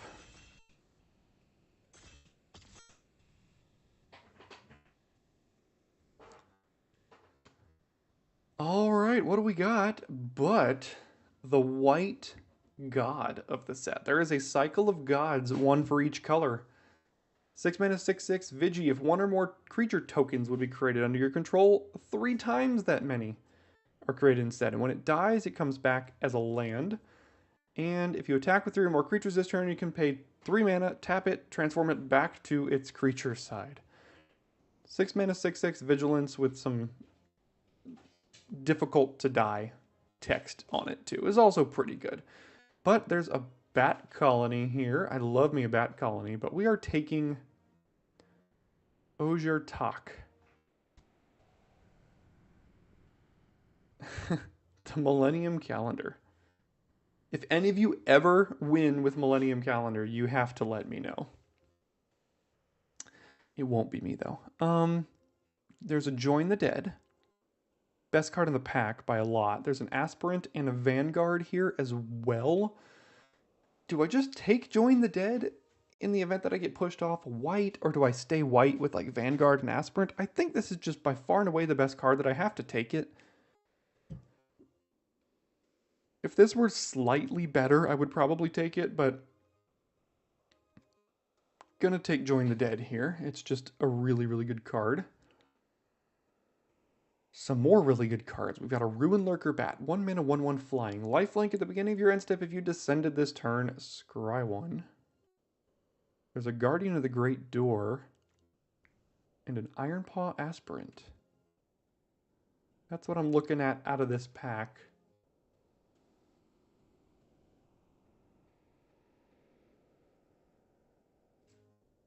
I don't know which is better here.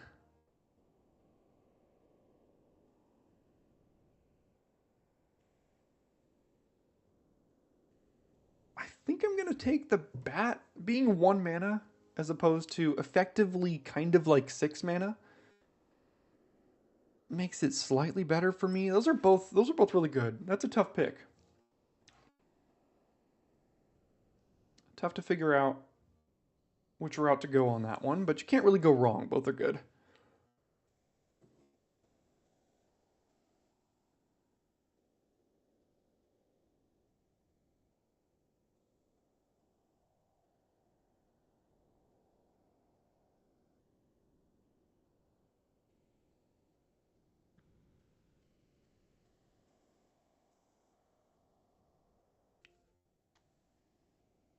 All right, another Join the Dead, but there's also a Chupacabra Echo here.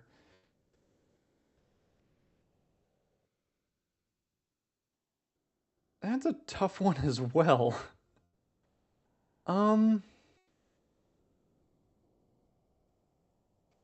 if we're thinking black-white again, I don't think black-white is super descend heavy. I mean, I would obviously play this card in a black-white deck for sure. I played in any black deck, but gosh, it's so hard to go wrong with Join the Dead when this could just be a 4-mana 3/2 sometimes that doesn't do anything else. That's also a pretty tough pick. I wouldn't fault you for going with the Chupacabra there. All right, there's a Guidewing, there's a Tithing Blade, Freebooter, Echo. I think I'll take the Guidewing here. It goes well with like a Ruin, Lurker, Bat type of setup. Like if you can get an Explore onto the Bat, pretty good. Got a Hidden Courtyard, Echo of Dusk, Tithing Blade, and Inquisitor. I do like having a copy of these cave lands here. Echo of Dusk, not really. Tithing Blade has actually... Nobody's flipped it on me yet, but it seems like it could be pretty good. I think we'll get a copy of a cave if we want it. So let me take the first copy of Tithing Blade here. And we're kind of locking ourselves into black-white a little bit, but I think we have good reasons to be both. See, now I've got a Deadweight, which is great. There's no other colors that are pushing me towards it, except C-Note Scout, which is a good one. But I'm going to take the Deadweight here. And then we get an Ultec Cloud Guard over a Fanatical Offering. I do like Fanatical Offering as well, though, but I think Cloud Guard is just enough better as the first copy. If it was my second Cloud Guard versus Offering, I'd probably take Offering, but I want my first Cloud Guard.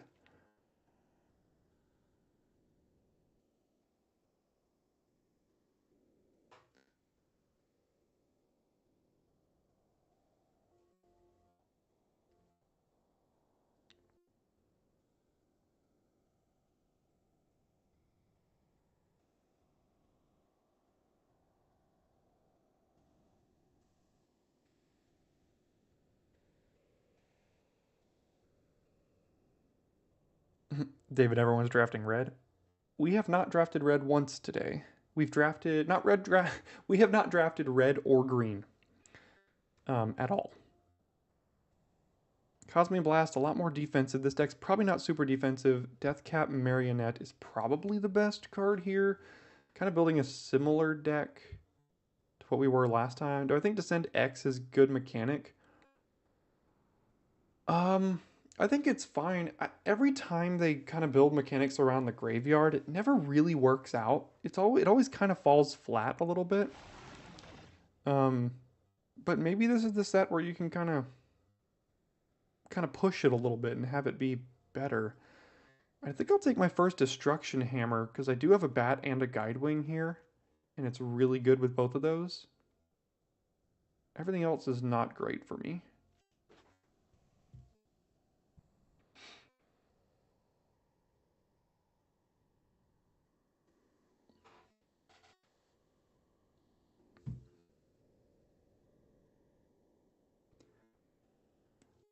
Another chance, Fungal Fortitude. I'm going to try Fungal Fortitude. It seems good with something like Guidewing and Bat. It was pretty good against me last game, so I'm just going to see if it can fit into my deck or not.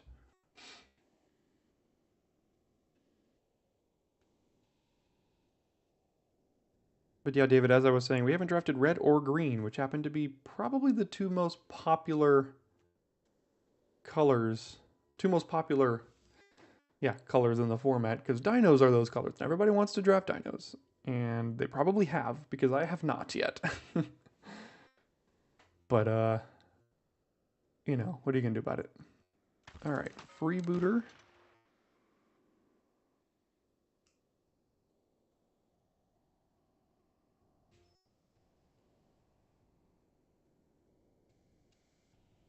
Yeah, I don't think Descend 8 is ever going to be reached in a normal game of Limited. Effectively ever. Fabrication Foundry. Played with this already today. 2 mana. Tap. Add 1 mana only to cast artifacts or activate abilities of artifacts.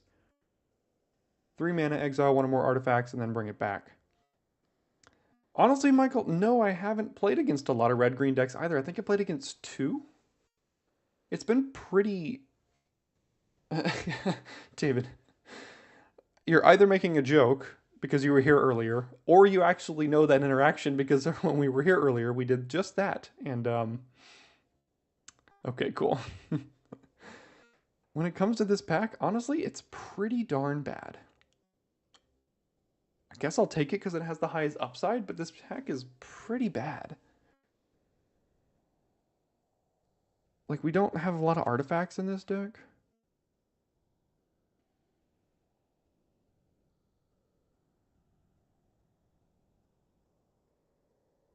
There's an Envoy, which is fine. There's a Thousand Moons, which is not fine. There's a Gnar, which is also not great.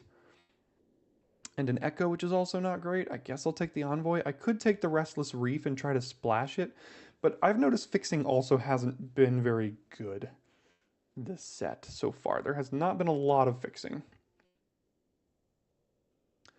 So I'm just going to take the 3 mana 3/3 here. Holy cow. This is among the best rares in the entire set. Trumpeting Carnosaur. 6 mana, 7/6. ETB's Discover 5. 3 mana, you can discard it to deal 3 damage to a creature or planeswalker.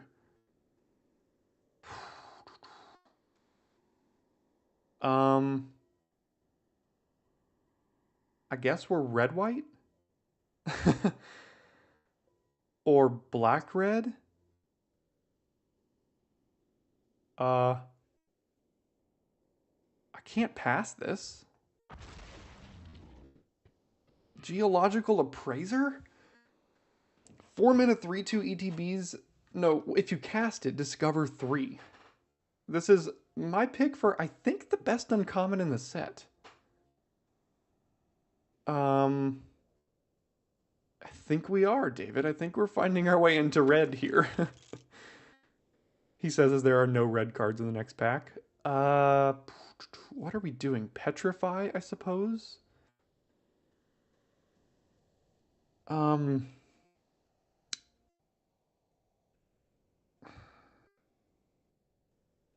Wow. Unfortunately, our best cards outside of these 2 red cards are now a double white card and 2 double black cards.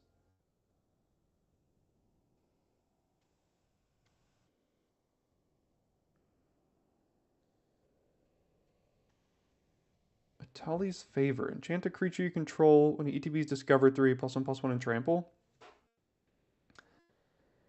Well, the problem... No, well, nothing's splashable. It's all got 2 pips. It's not very splashable.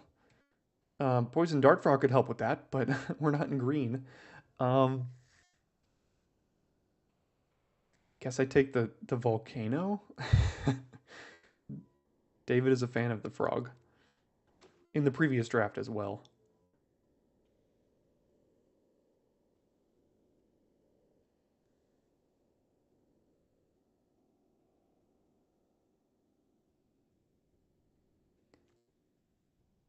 Could we...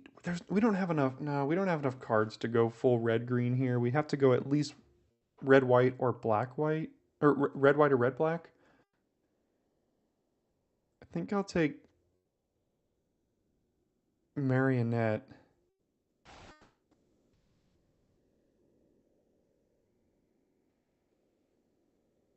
This is tough. It's an Acrobatic Leap. There's Greedy Freebooter. I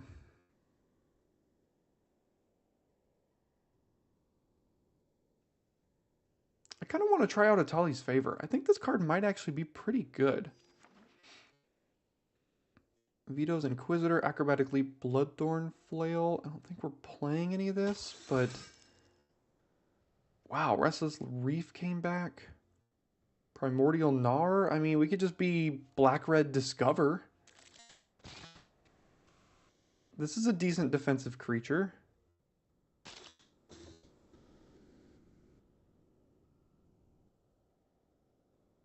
That's a 2-drop.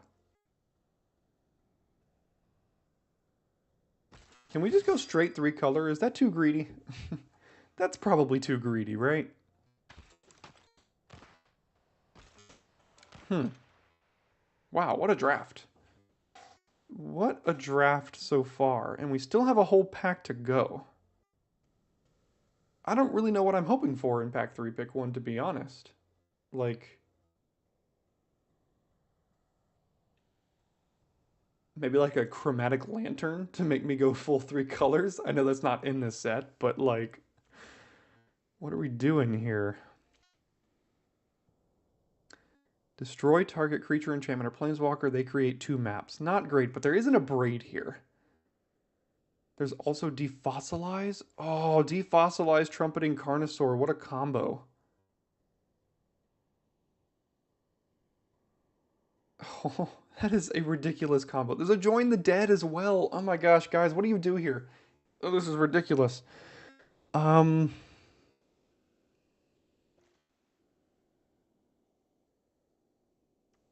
Defossilize, trumpeting Carnosaur is such a combo. It has to be a braid though, right? Like, I think I'm going red-black. All right, I'm taking a braid. Maybe defossilize wheels. They might not be a lot of decks that want that card. A braid is busted. Ooh, Compass Gnome. There you go. That's the card that can help us splash. 2 mana, 2/1. When ETB, search your library for a basic land or cave, reveal it, put it on the top. That is exactly what we need. There is an Idol of the Deep King, which is a card I like, but you make a good point, David. But Frog. Yeah, I'm going to Compass Gnome here. What does this one do again? No. There's a deadweight. Another deadweight for early interaction. A hidden courtyard. Torch. Tote. Gnar. Yeah, I'm going to take another deadweight here. Man, I would be thrilled if the defossilize wheels.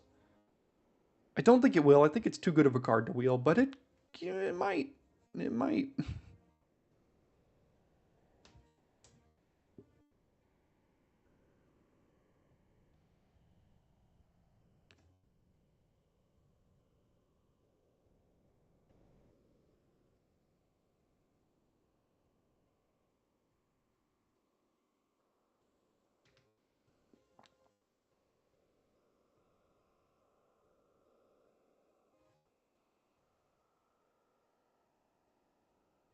What is this one again? 2 mana, 1/3, tap 2 artifact now. Acolyte, Dire Flail, +2/+0, turns into +3/0. Sack an artifact, deals. No, I don't think so. Companion, probably not. Guess I could take another Acolyte here.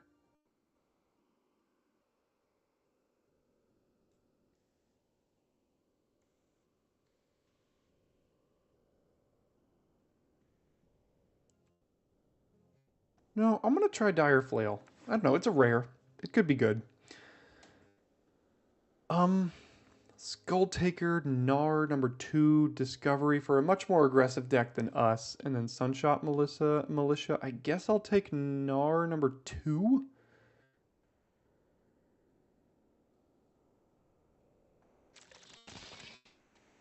Another Marionette. There is removal in Rumbling Rob Sky, but there's a Compass Gnome. I'm taking the Compass Gnome. That's what I'm doing.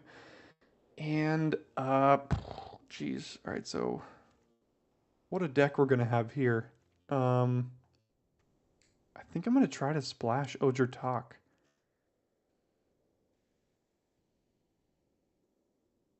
With double Compass Gnome, it's not as hard as it might seem. Triple Compass Gnome? What is this one again? 4 mana, 4/4, ETB, Surveil 2, then put... Wow, that's good. Let's take that. 4 mana, 4/4, ETB, Surveil 2, then for each card you put on top, you draw a card and lose 3. And then flavor text for Descend 8. There is another Compass Gnome, as much as I love it. There's a Snail, which I would love to play. Plundering Pirate's fine. Hidden Volcano's fine. But I'm taking Starving Revenant. Ooh, another chance. Perfect. That's what I wanted. Okay, there's a Visage of the Dread. 2 mana, kind of like makes them discard a card, and it turns into a 5/4. There's also a Sandwing. I'll take the Visage, though.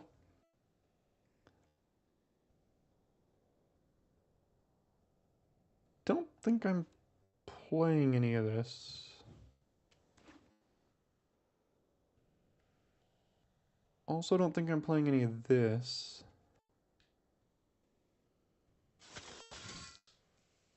I got an Acolyte back anyway. We did not, unfortunately, get the Reanimate spell, as good as that would have been.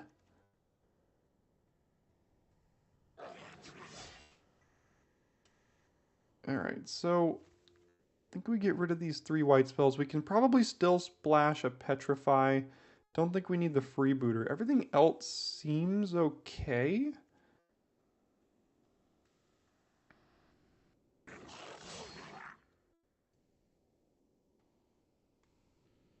Ooh, another Atali's Favor.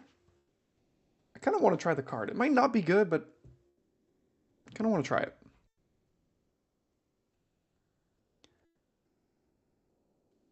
So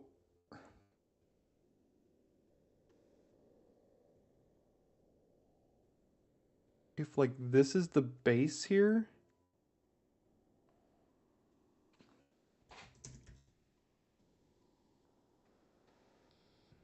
another chance, double join the dead. I'll try one Atali's Favor. Tithing Blade, good. Dire Flail, I'll try it. Deadweight, good. Abrade, good. Carnosaur, great. Primordial Gnar, fine. Starving Revenant, great. Appraiser, great. Skull Taker, probably pretty good in this deck. I think I can cut one of these. And then maybe one of the Skull Takers? No, probably an Acolyte. And no, I think I'll keep the Acolyte and then the Skull Taker. 4 planes for an Ojurtalk with 2 Compass Gnomes and a Petrify and then a bunch of red and black. Yeah, I don't know how good this is going to be. We might have derailed our draft for a Trumpeting Carnosaur, but I'm willing to give it a shot here.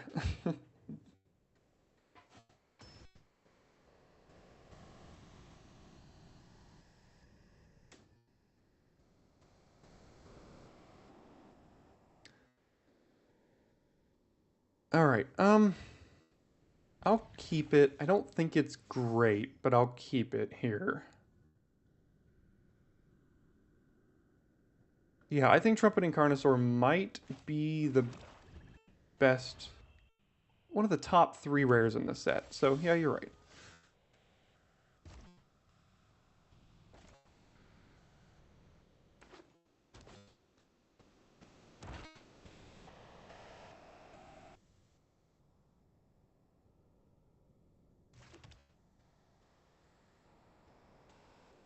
Oh, this is so awkward.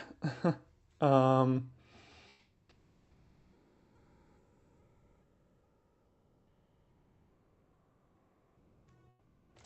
I'll just play the Tithing Blade here.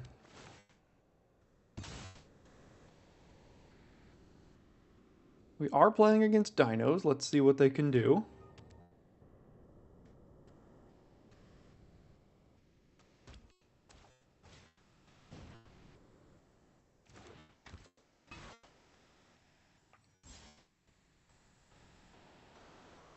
Yeah, 4 mana for a 3/2 and a 2/1 that also fixes you.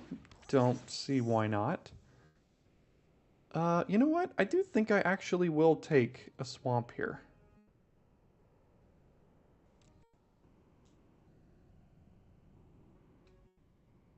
Helps me double spell next turn if I want to. There you see the power of Discover. Which is why I think Atali's Favor is going to be pretty good. I'm not going to cast it into a Braid mana, obviously, but, I mean, still going to be pretty good. Craft with a creature specifically.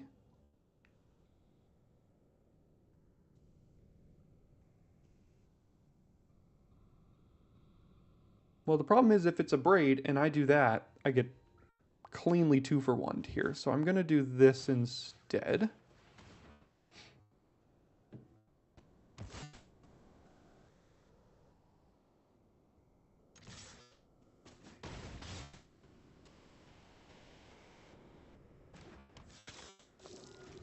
Well, if it was a braid, they chose not to use it.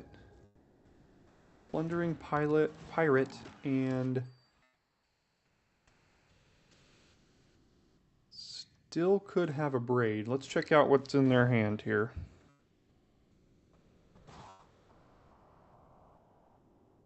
Good game? Are they just going to concede?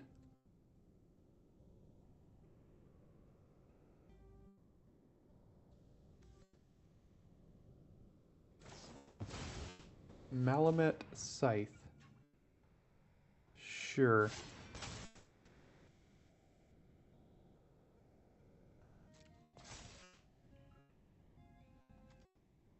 Watley's Final Strike. Well, that's pretty good. That's an instant too, right? Yeah. I don't think I'm gonna petrify this turn. I think what I'm gonna do is just this here while they're tapped out, so I can resolve this. Oh, that was such a brutal draw. Oh, that was so brutal. Whoa. Man, you see the power of Discover. I mean, Discover is a busted mechanic. And that was an incredible Discover flip. Man.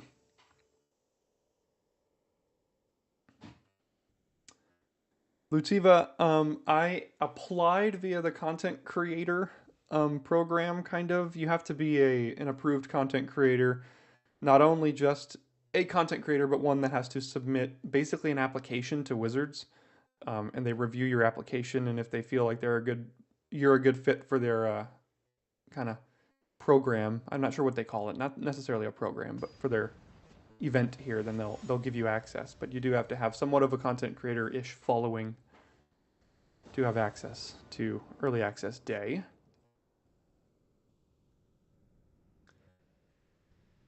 Yeah, I'll keep this.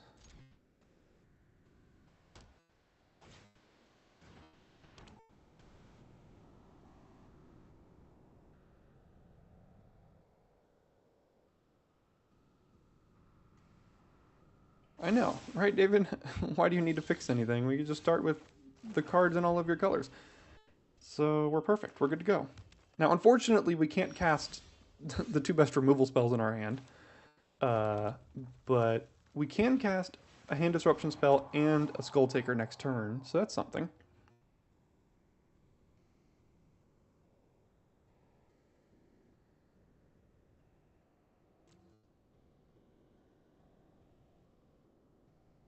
Um,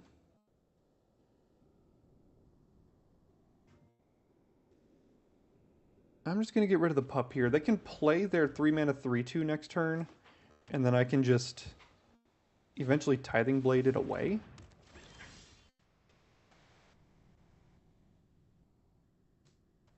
Huh, that's annoying. I do really need another land.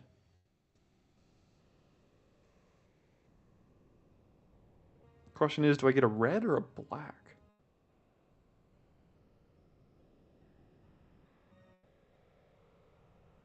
Huh. Can't wait for pre-release. Yeah, it's gonna be a good one. Compass Gnome for a red for Appraiser next turn. Or a black for Join the Dead. I guess I'll get a black, because that means next turn I can... No, I still can only do one thing, though. This also just trades with their scavenger, so I guess I'll do this.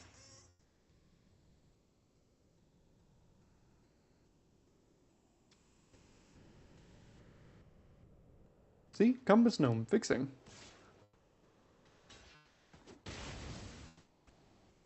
No plays. Good by me.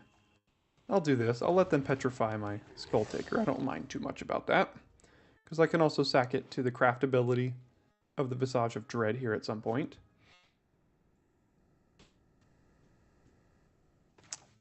Unfortunate. But it's okay. We've got removal. Totally fine if they just play their veteran. I'll just kill it.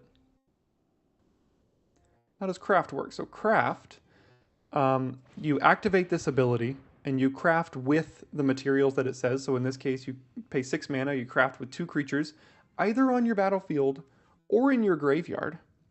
Those get exiled, and then this flips into the other side of the spell. So.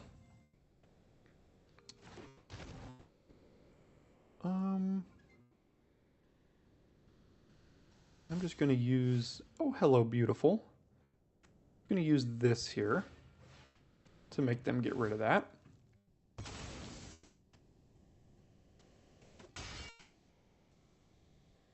Yeah, because there's so much graveyard interactions in this set, they made it battlefield or graveyard, so you don't have to sacrifice your own board state here. So we have an artifact and a creature in the graveyard. So like this one, we can pay 5 and craft it with the Compass Gnome to flip it here. Which I might do. We did get an Ogre. That's why we're playing white. We got Ogre of the white one. I'm not sure what the name is. Alright, I'm gonna go get a red here because I want to cast Trumpeting Carnosaur.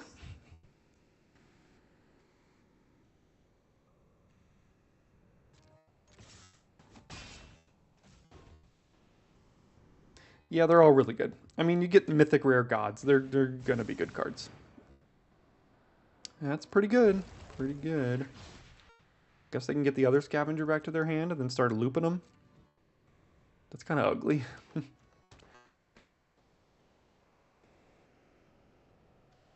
Unfortunately, they do have a Petrify for my Carnosaur here, so I might slow roll it for a turn.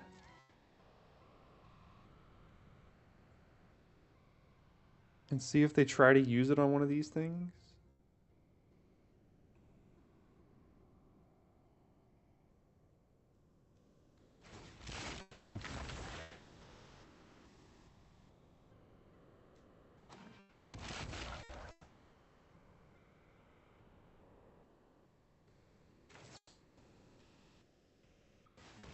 I think I'll just kill that.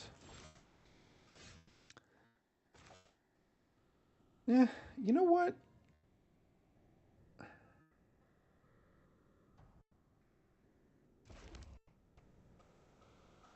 What if I did? I haven't tried this yet. I'm going to try this out. I'm wondering if this is too slow, but we're about to find out here. So,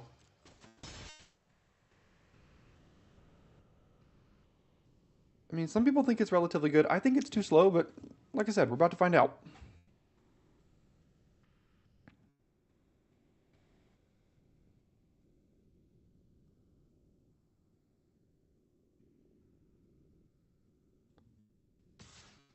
Not gonna block. I don't want them looping Coati Scavengers. If this one dies, they just continuously loop them here, so that's why I waited.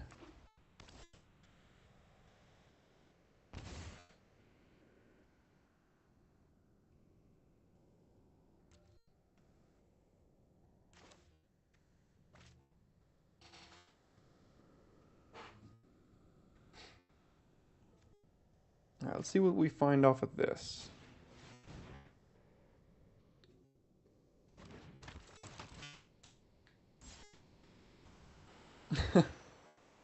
Enters the battlefield, discover 3. Do they have removal? No? Okay. Discovered into another discover spell. Into a removal spell. Like, what is going on here?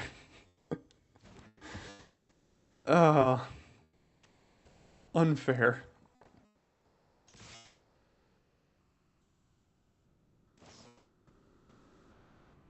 Sure. You can do that. I don't really care anymore. We had our fun.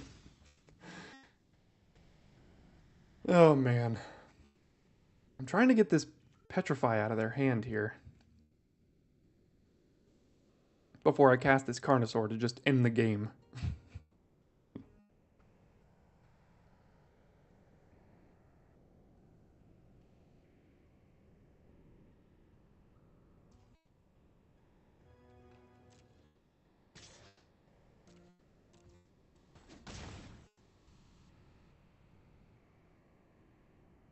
Looking in their graveyard.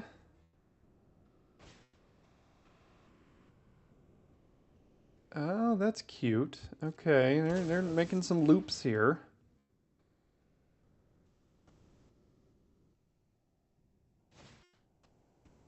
Alright, I see what you're doing. They're gonna get the other one?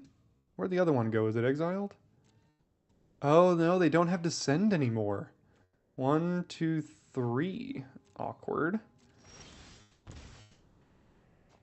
Alright, well, let's get rid of you.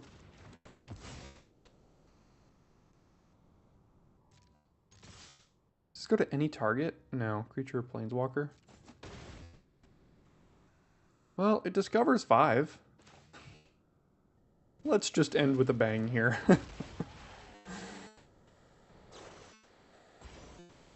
I guess we'll just abrade their pup. They can petrify this, but they're dead, so. What a game.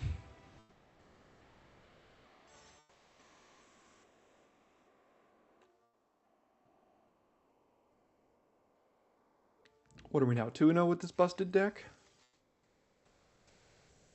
Yep. Might have time for 2 more games. Let's see if we can get at least 1 more in here.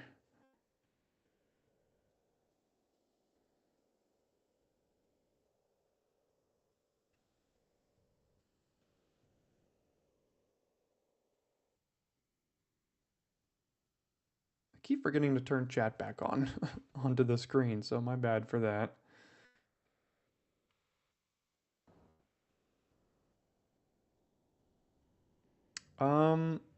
This is a little awkward, but we do have another chance to get back a channeled Trumpeting Carnosaur. It's not really channel, but it's kind of like channel. So I will keep it because of that. Also, I think every single game we've started with 1 of each of our lands here, so that's been pretty nice.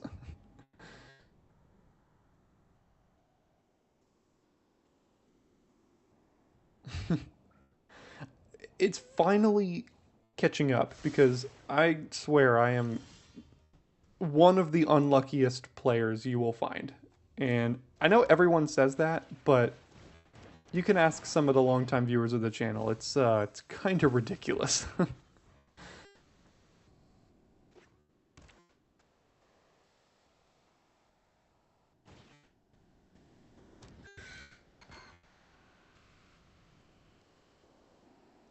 I am fine trading this off if they are willing.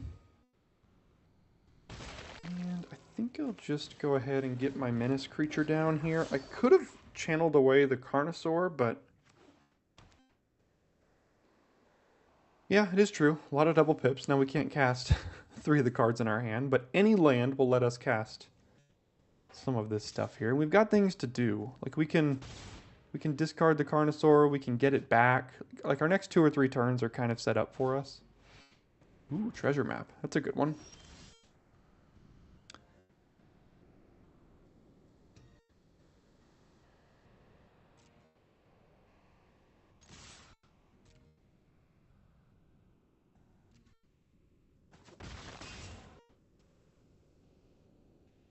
Yeah, famous last words, but you know. Probably going to want to abrade their treasure map before it flips, if I can afford it.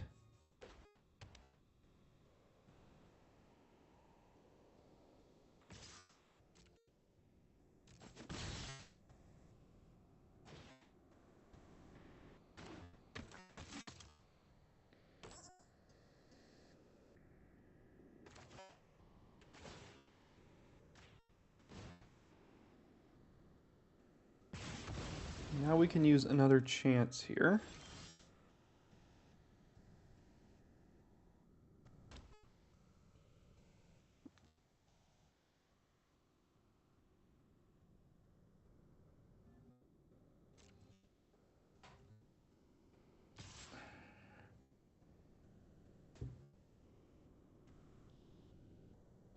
Am I fine trading this for an Oaken Siren? I think I am. The Oaken Siren is pretty good.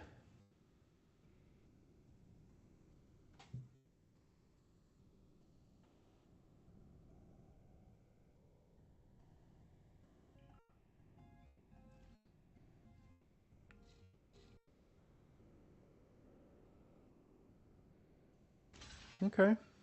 I guess I'll let that happen.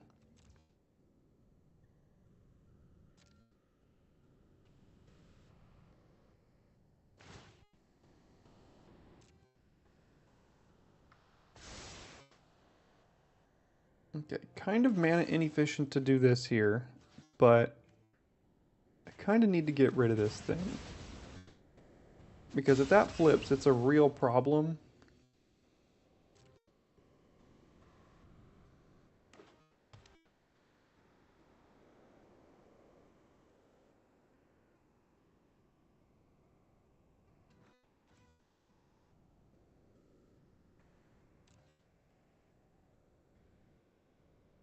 I guess they can flip this into the 1/4 flyer. Is that what this one is? Yeah, 1/4 flyer, but they have to sacrifice their 1/1 to do it. Oh no, they could use either of these cards here. So, get themselves a 1/4 flyer that I can kill at some point.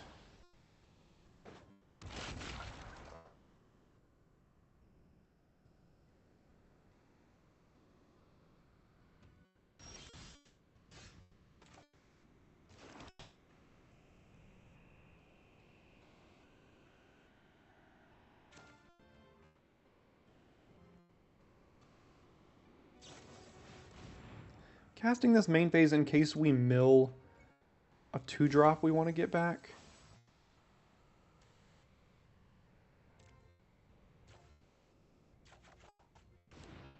Which we didn't.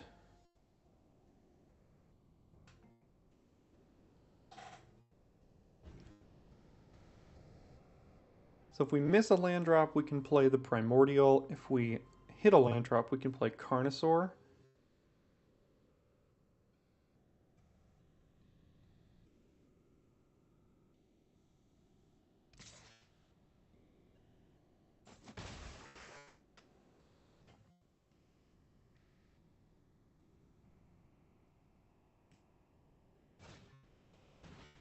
Okay, that's fine. I can kill that.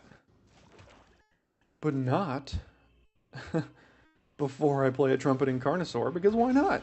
Alright, what do we hit? We hit a 3-drop. I'll take it.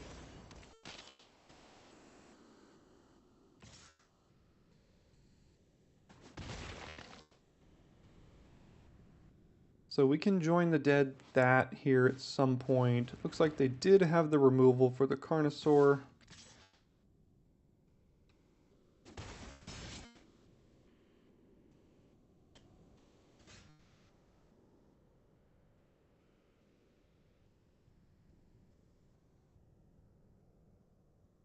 I kind of have to kill this.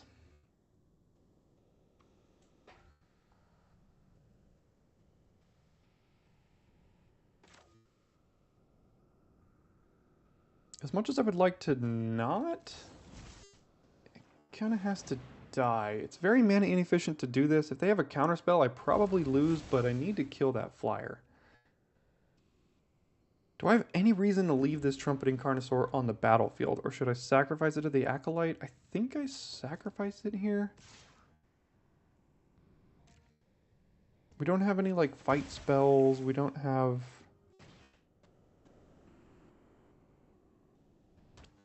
much else.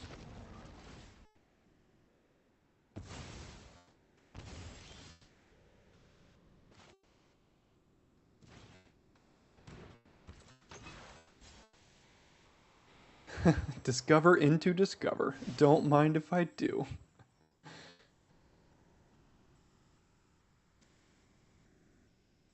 That's such a great combo. Appraiser into Atali's favor.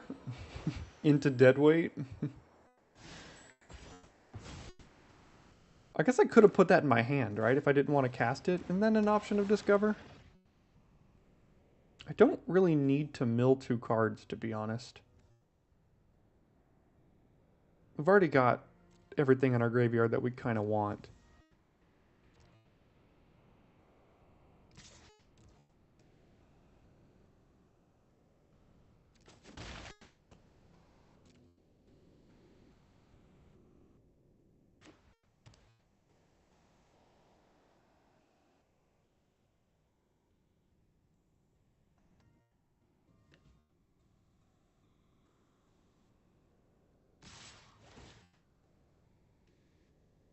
Yeah, that gets flying.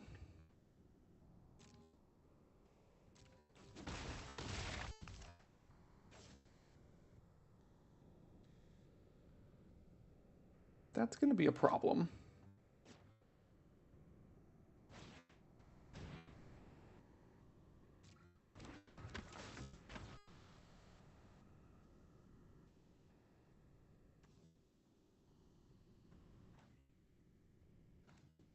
Even the Ojurtak doesn't really help us a lot here. We're on a 2-turn clock before we're dead.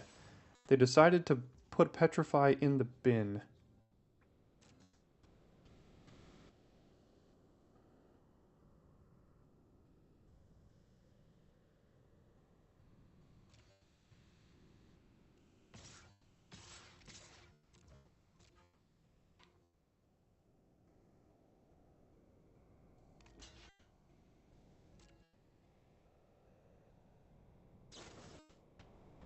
Yeah.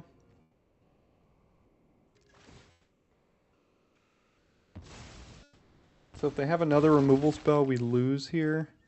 But we have to get a little bit aggressive.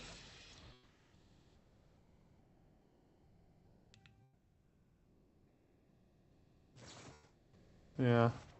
Looks like they had it. Alright, 2-1. Let's get one last game in here to finish this one out. That was a close one. But couldn't quite get through, and that stupid flyer kind of got us there. So, last game of the stream. Wish me luck to get yet another 3-1. I think we've 3-1'd every draft. We might have gone 2-2 or 1-3 in one of them. But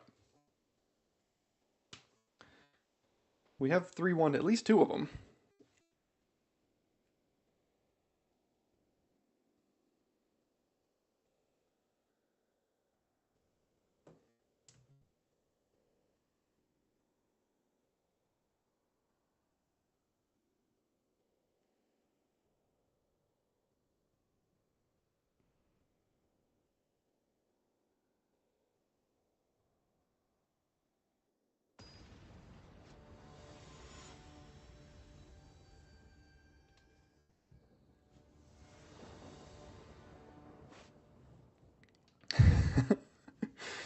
Who's still here that has seen...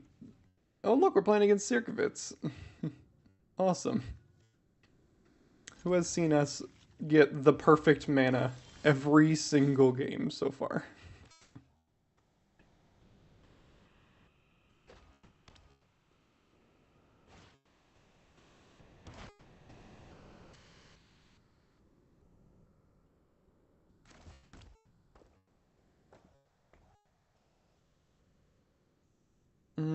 It's always tough to figure out what to do in these spots because, like, I can use this to make him sack a creature, or I could just deadweight the creature, but this is less mana efficient. Alright, see you, Michael. Thanks for hanging out till past 1 a.m. I'll just make him sack it here. Playing red-white, there's probably another target I'm going to have for deadweight that will be relatively good. Yeah, how about another one? 1 red mana. I don't know the format well enough to know what he has, so let's start with this. It was Triumphant Chomp. So I guess we'll take that because we have to, and then we'll get rid of this. Now he's got Rock Slide, so we've got 2 removal spells in hand that we don't care too much about. I mean,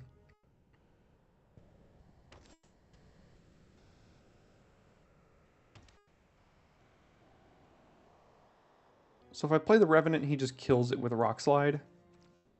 That's fine.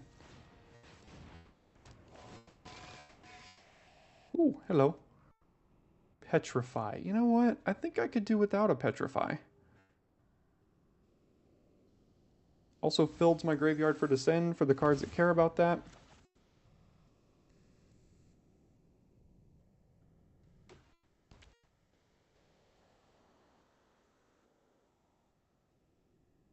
And if we're under no pressure, I'm probably just going to flip the Tithing Blade if we draw a land. Because now we have... we only have one creature in the yard.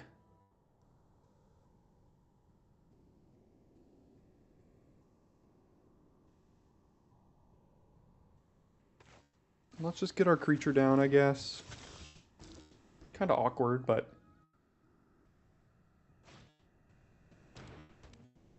Alright, got a 3/3. It's not a dinosaur, is it? No.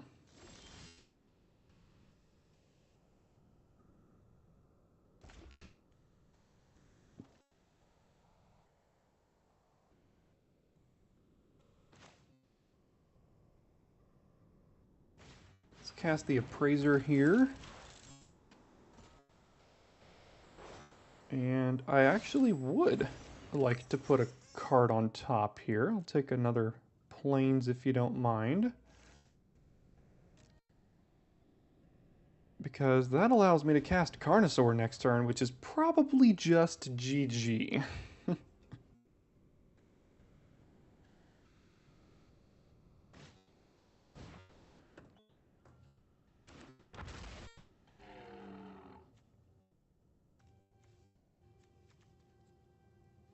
So the Chomp can kill something now?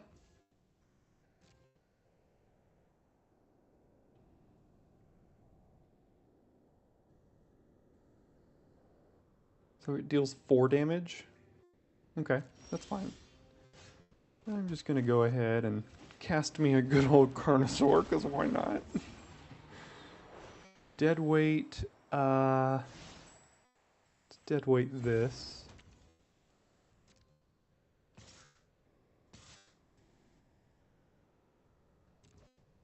Trade here, another chance can get back Carnosaur and Appraiser potentially.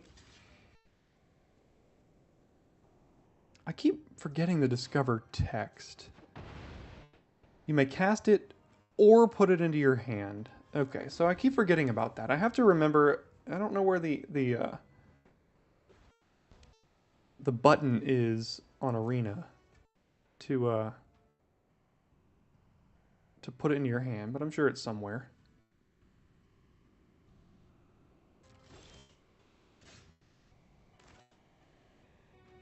This is a sorcery, so unless he's got an instant speed removal spell in his hand, this should work out just fine. Let's see if he does.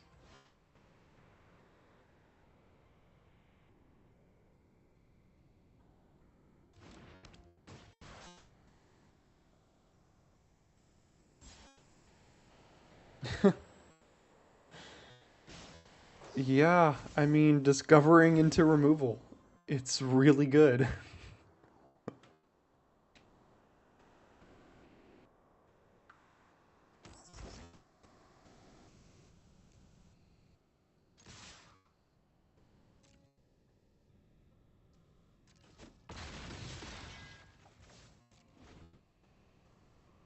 I can get back Revenant and Appraiser right now. Like, come on. It's so good.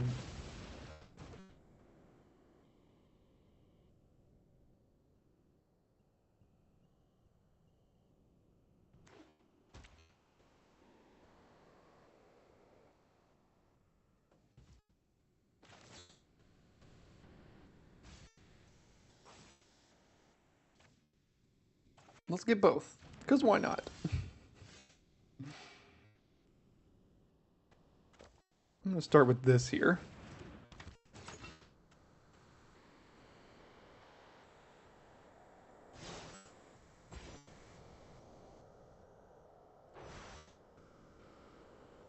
I'm actually going to put it into the hand. Why not?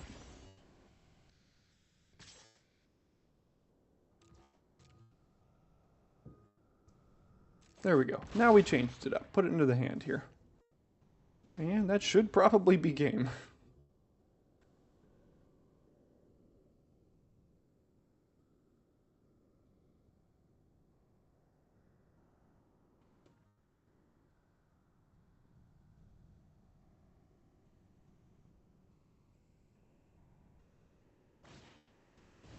Okay.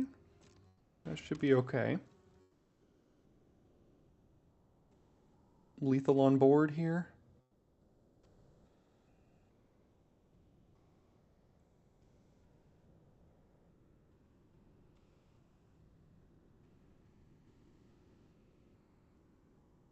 This Acolyte has overperformed a little bit. I mean, probably had it at like a D or D plus, but it's now a little bit higher than that in my mind.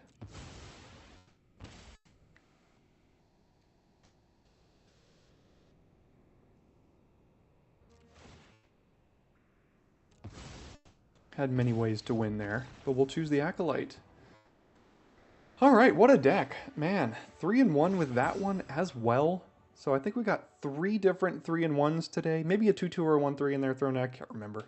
It's been a long day. Streamed for about 6 hours or so. Thanks so much for all of y'all for hanging out with me today here for early access. Such a blast. We're going to have tons of drafts here on the channel as well. And live streaming over on Twitch at some point. So check me out over there as well. You can look up my username over on Twitch as well. It was a blast with you all today. And I've got to go do some things here IRL. But thanks for tuning in. Sub to the channel if you're not already. Check out Patreon with link in the description. Daniel, you just missed it. We're signing off here. We got to get going. So you can check out some fun drafts that we had. That was about 6-hour stream, so we had a good one going on here. Thanks again for tuning in. And I'll see y'all in the comments section and on the live streams over on Twitch sometimes here soon. See y'all.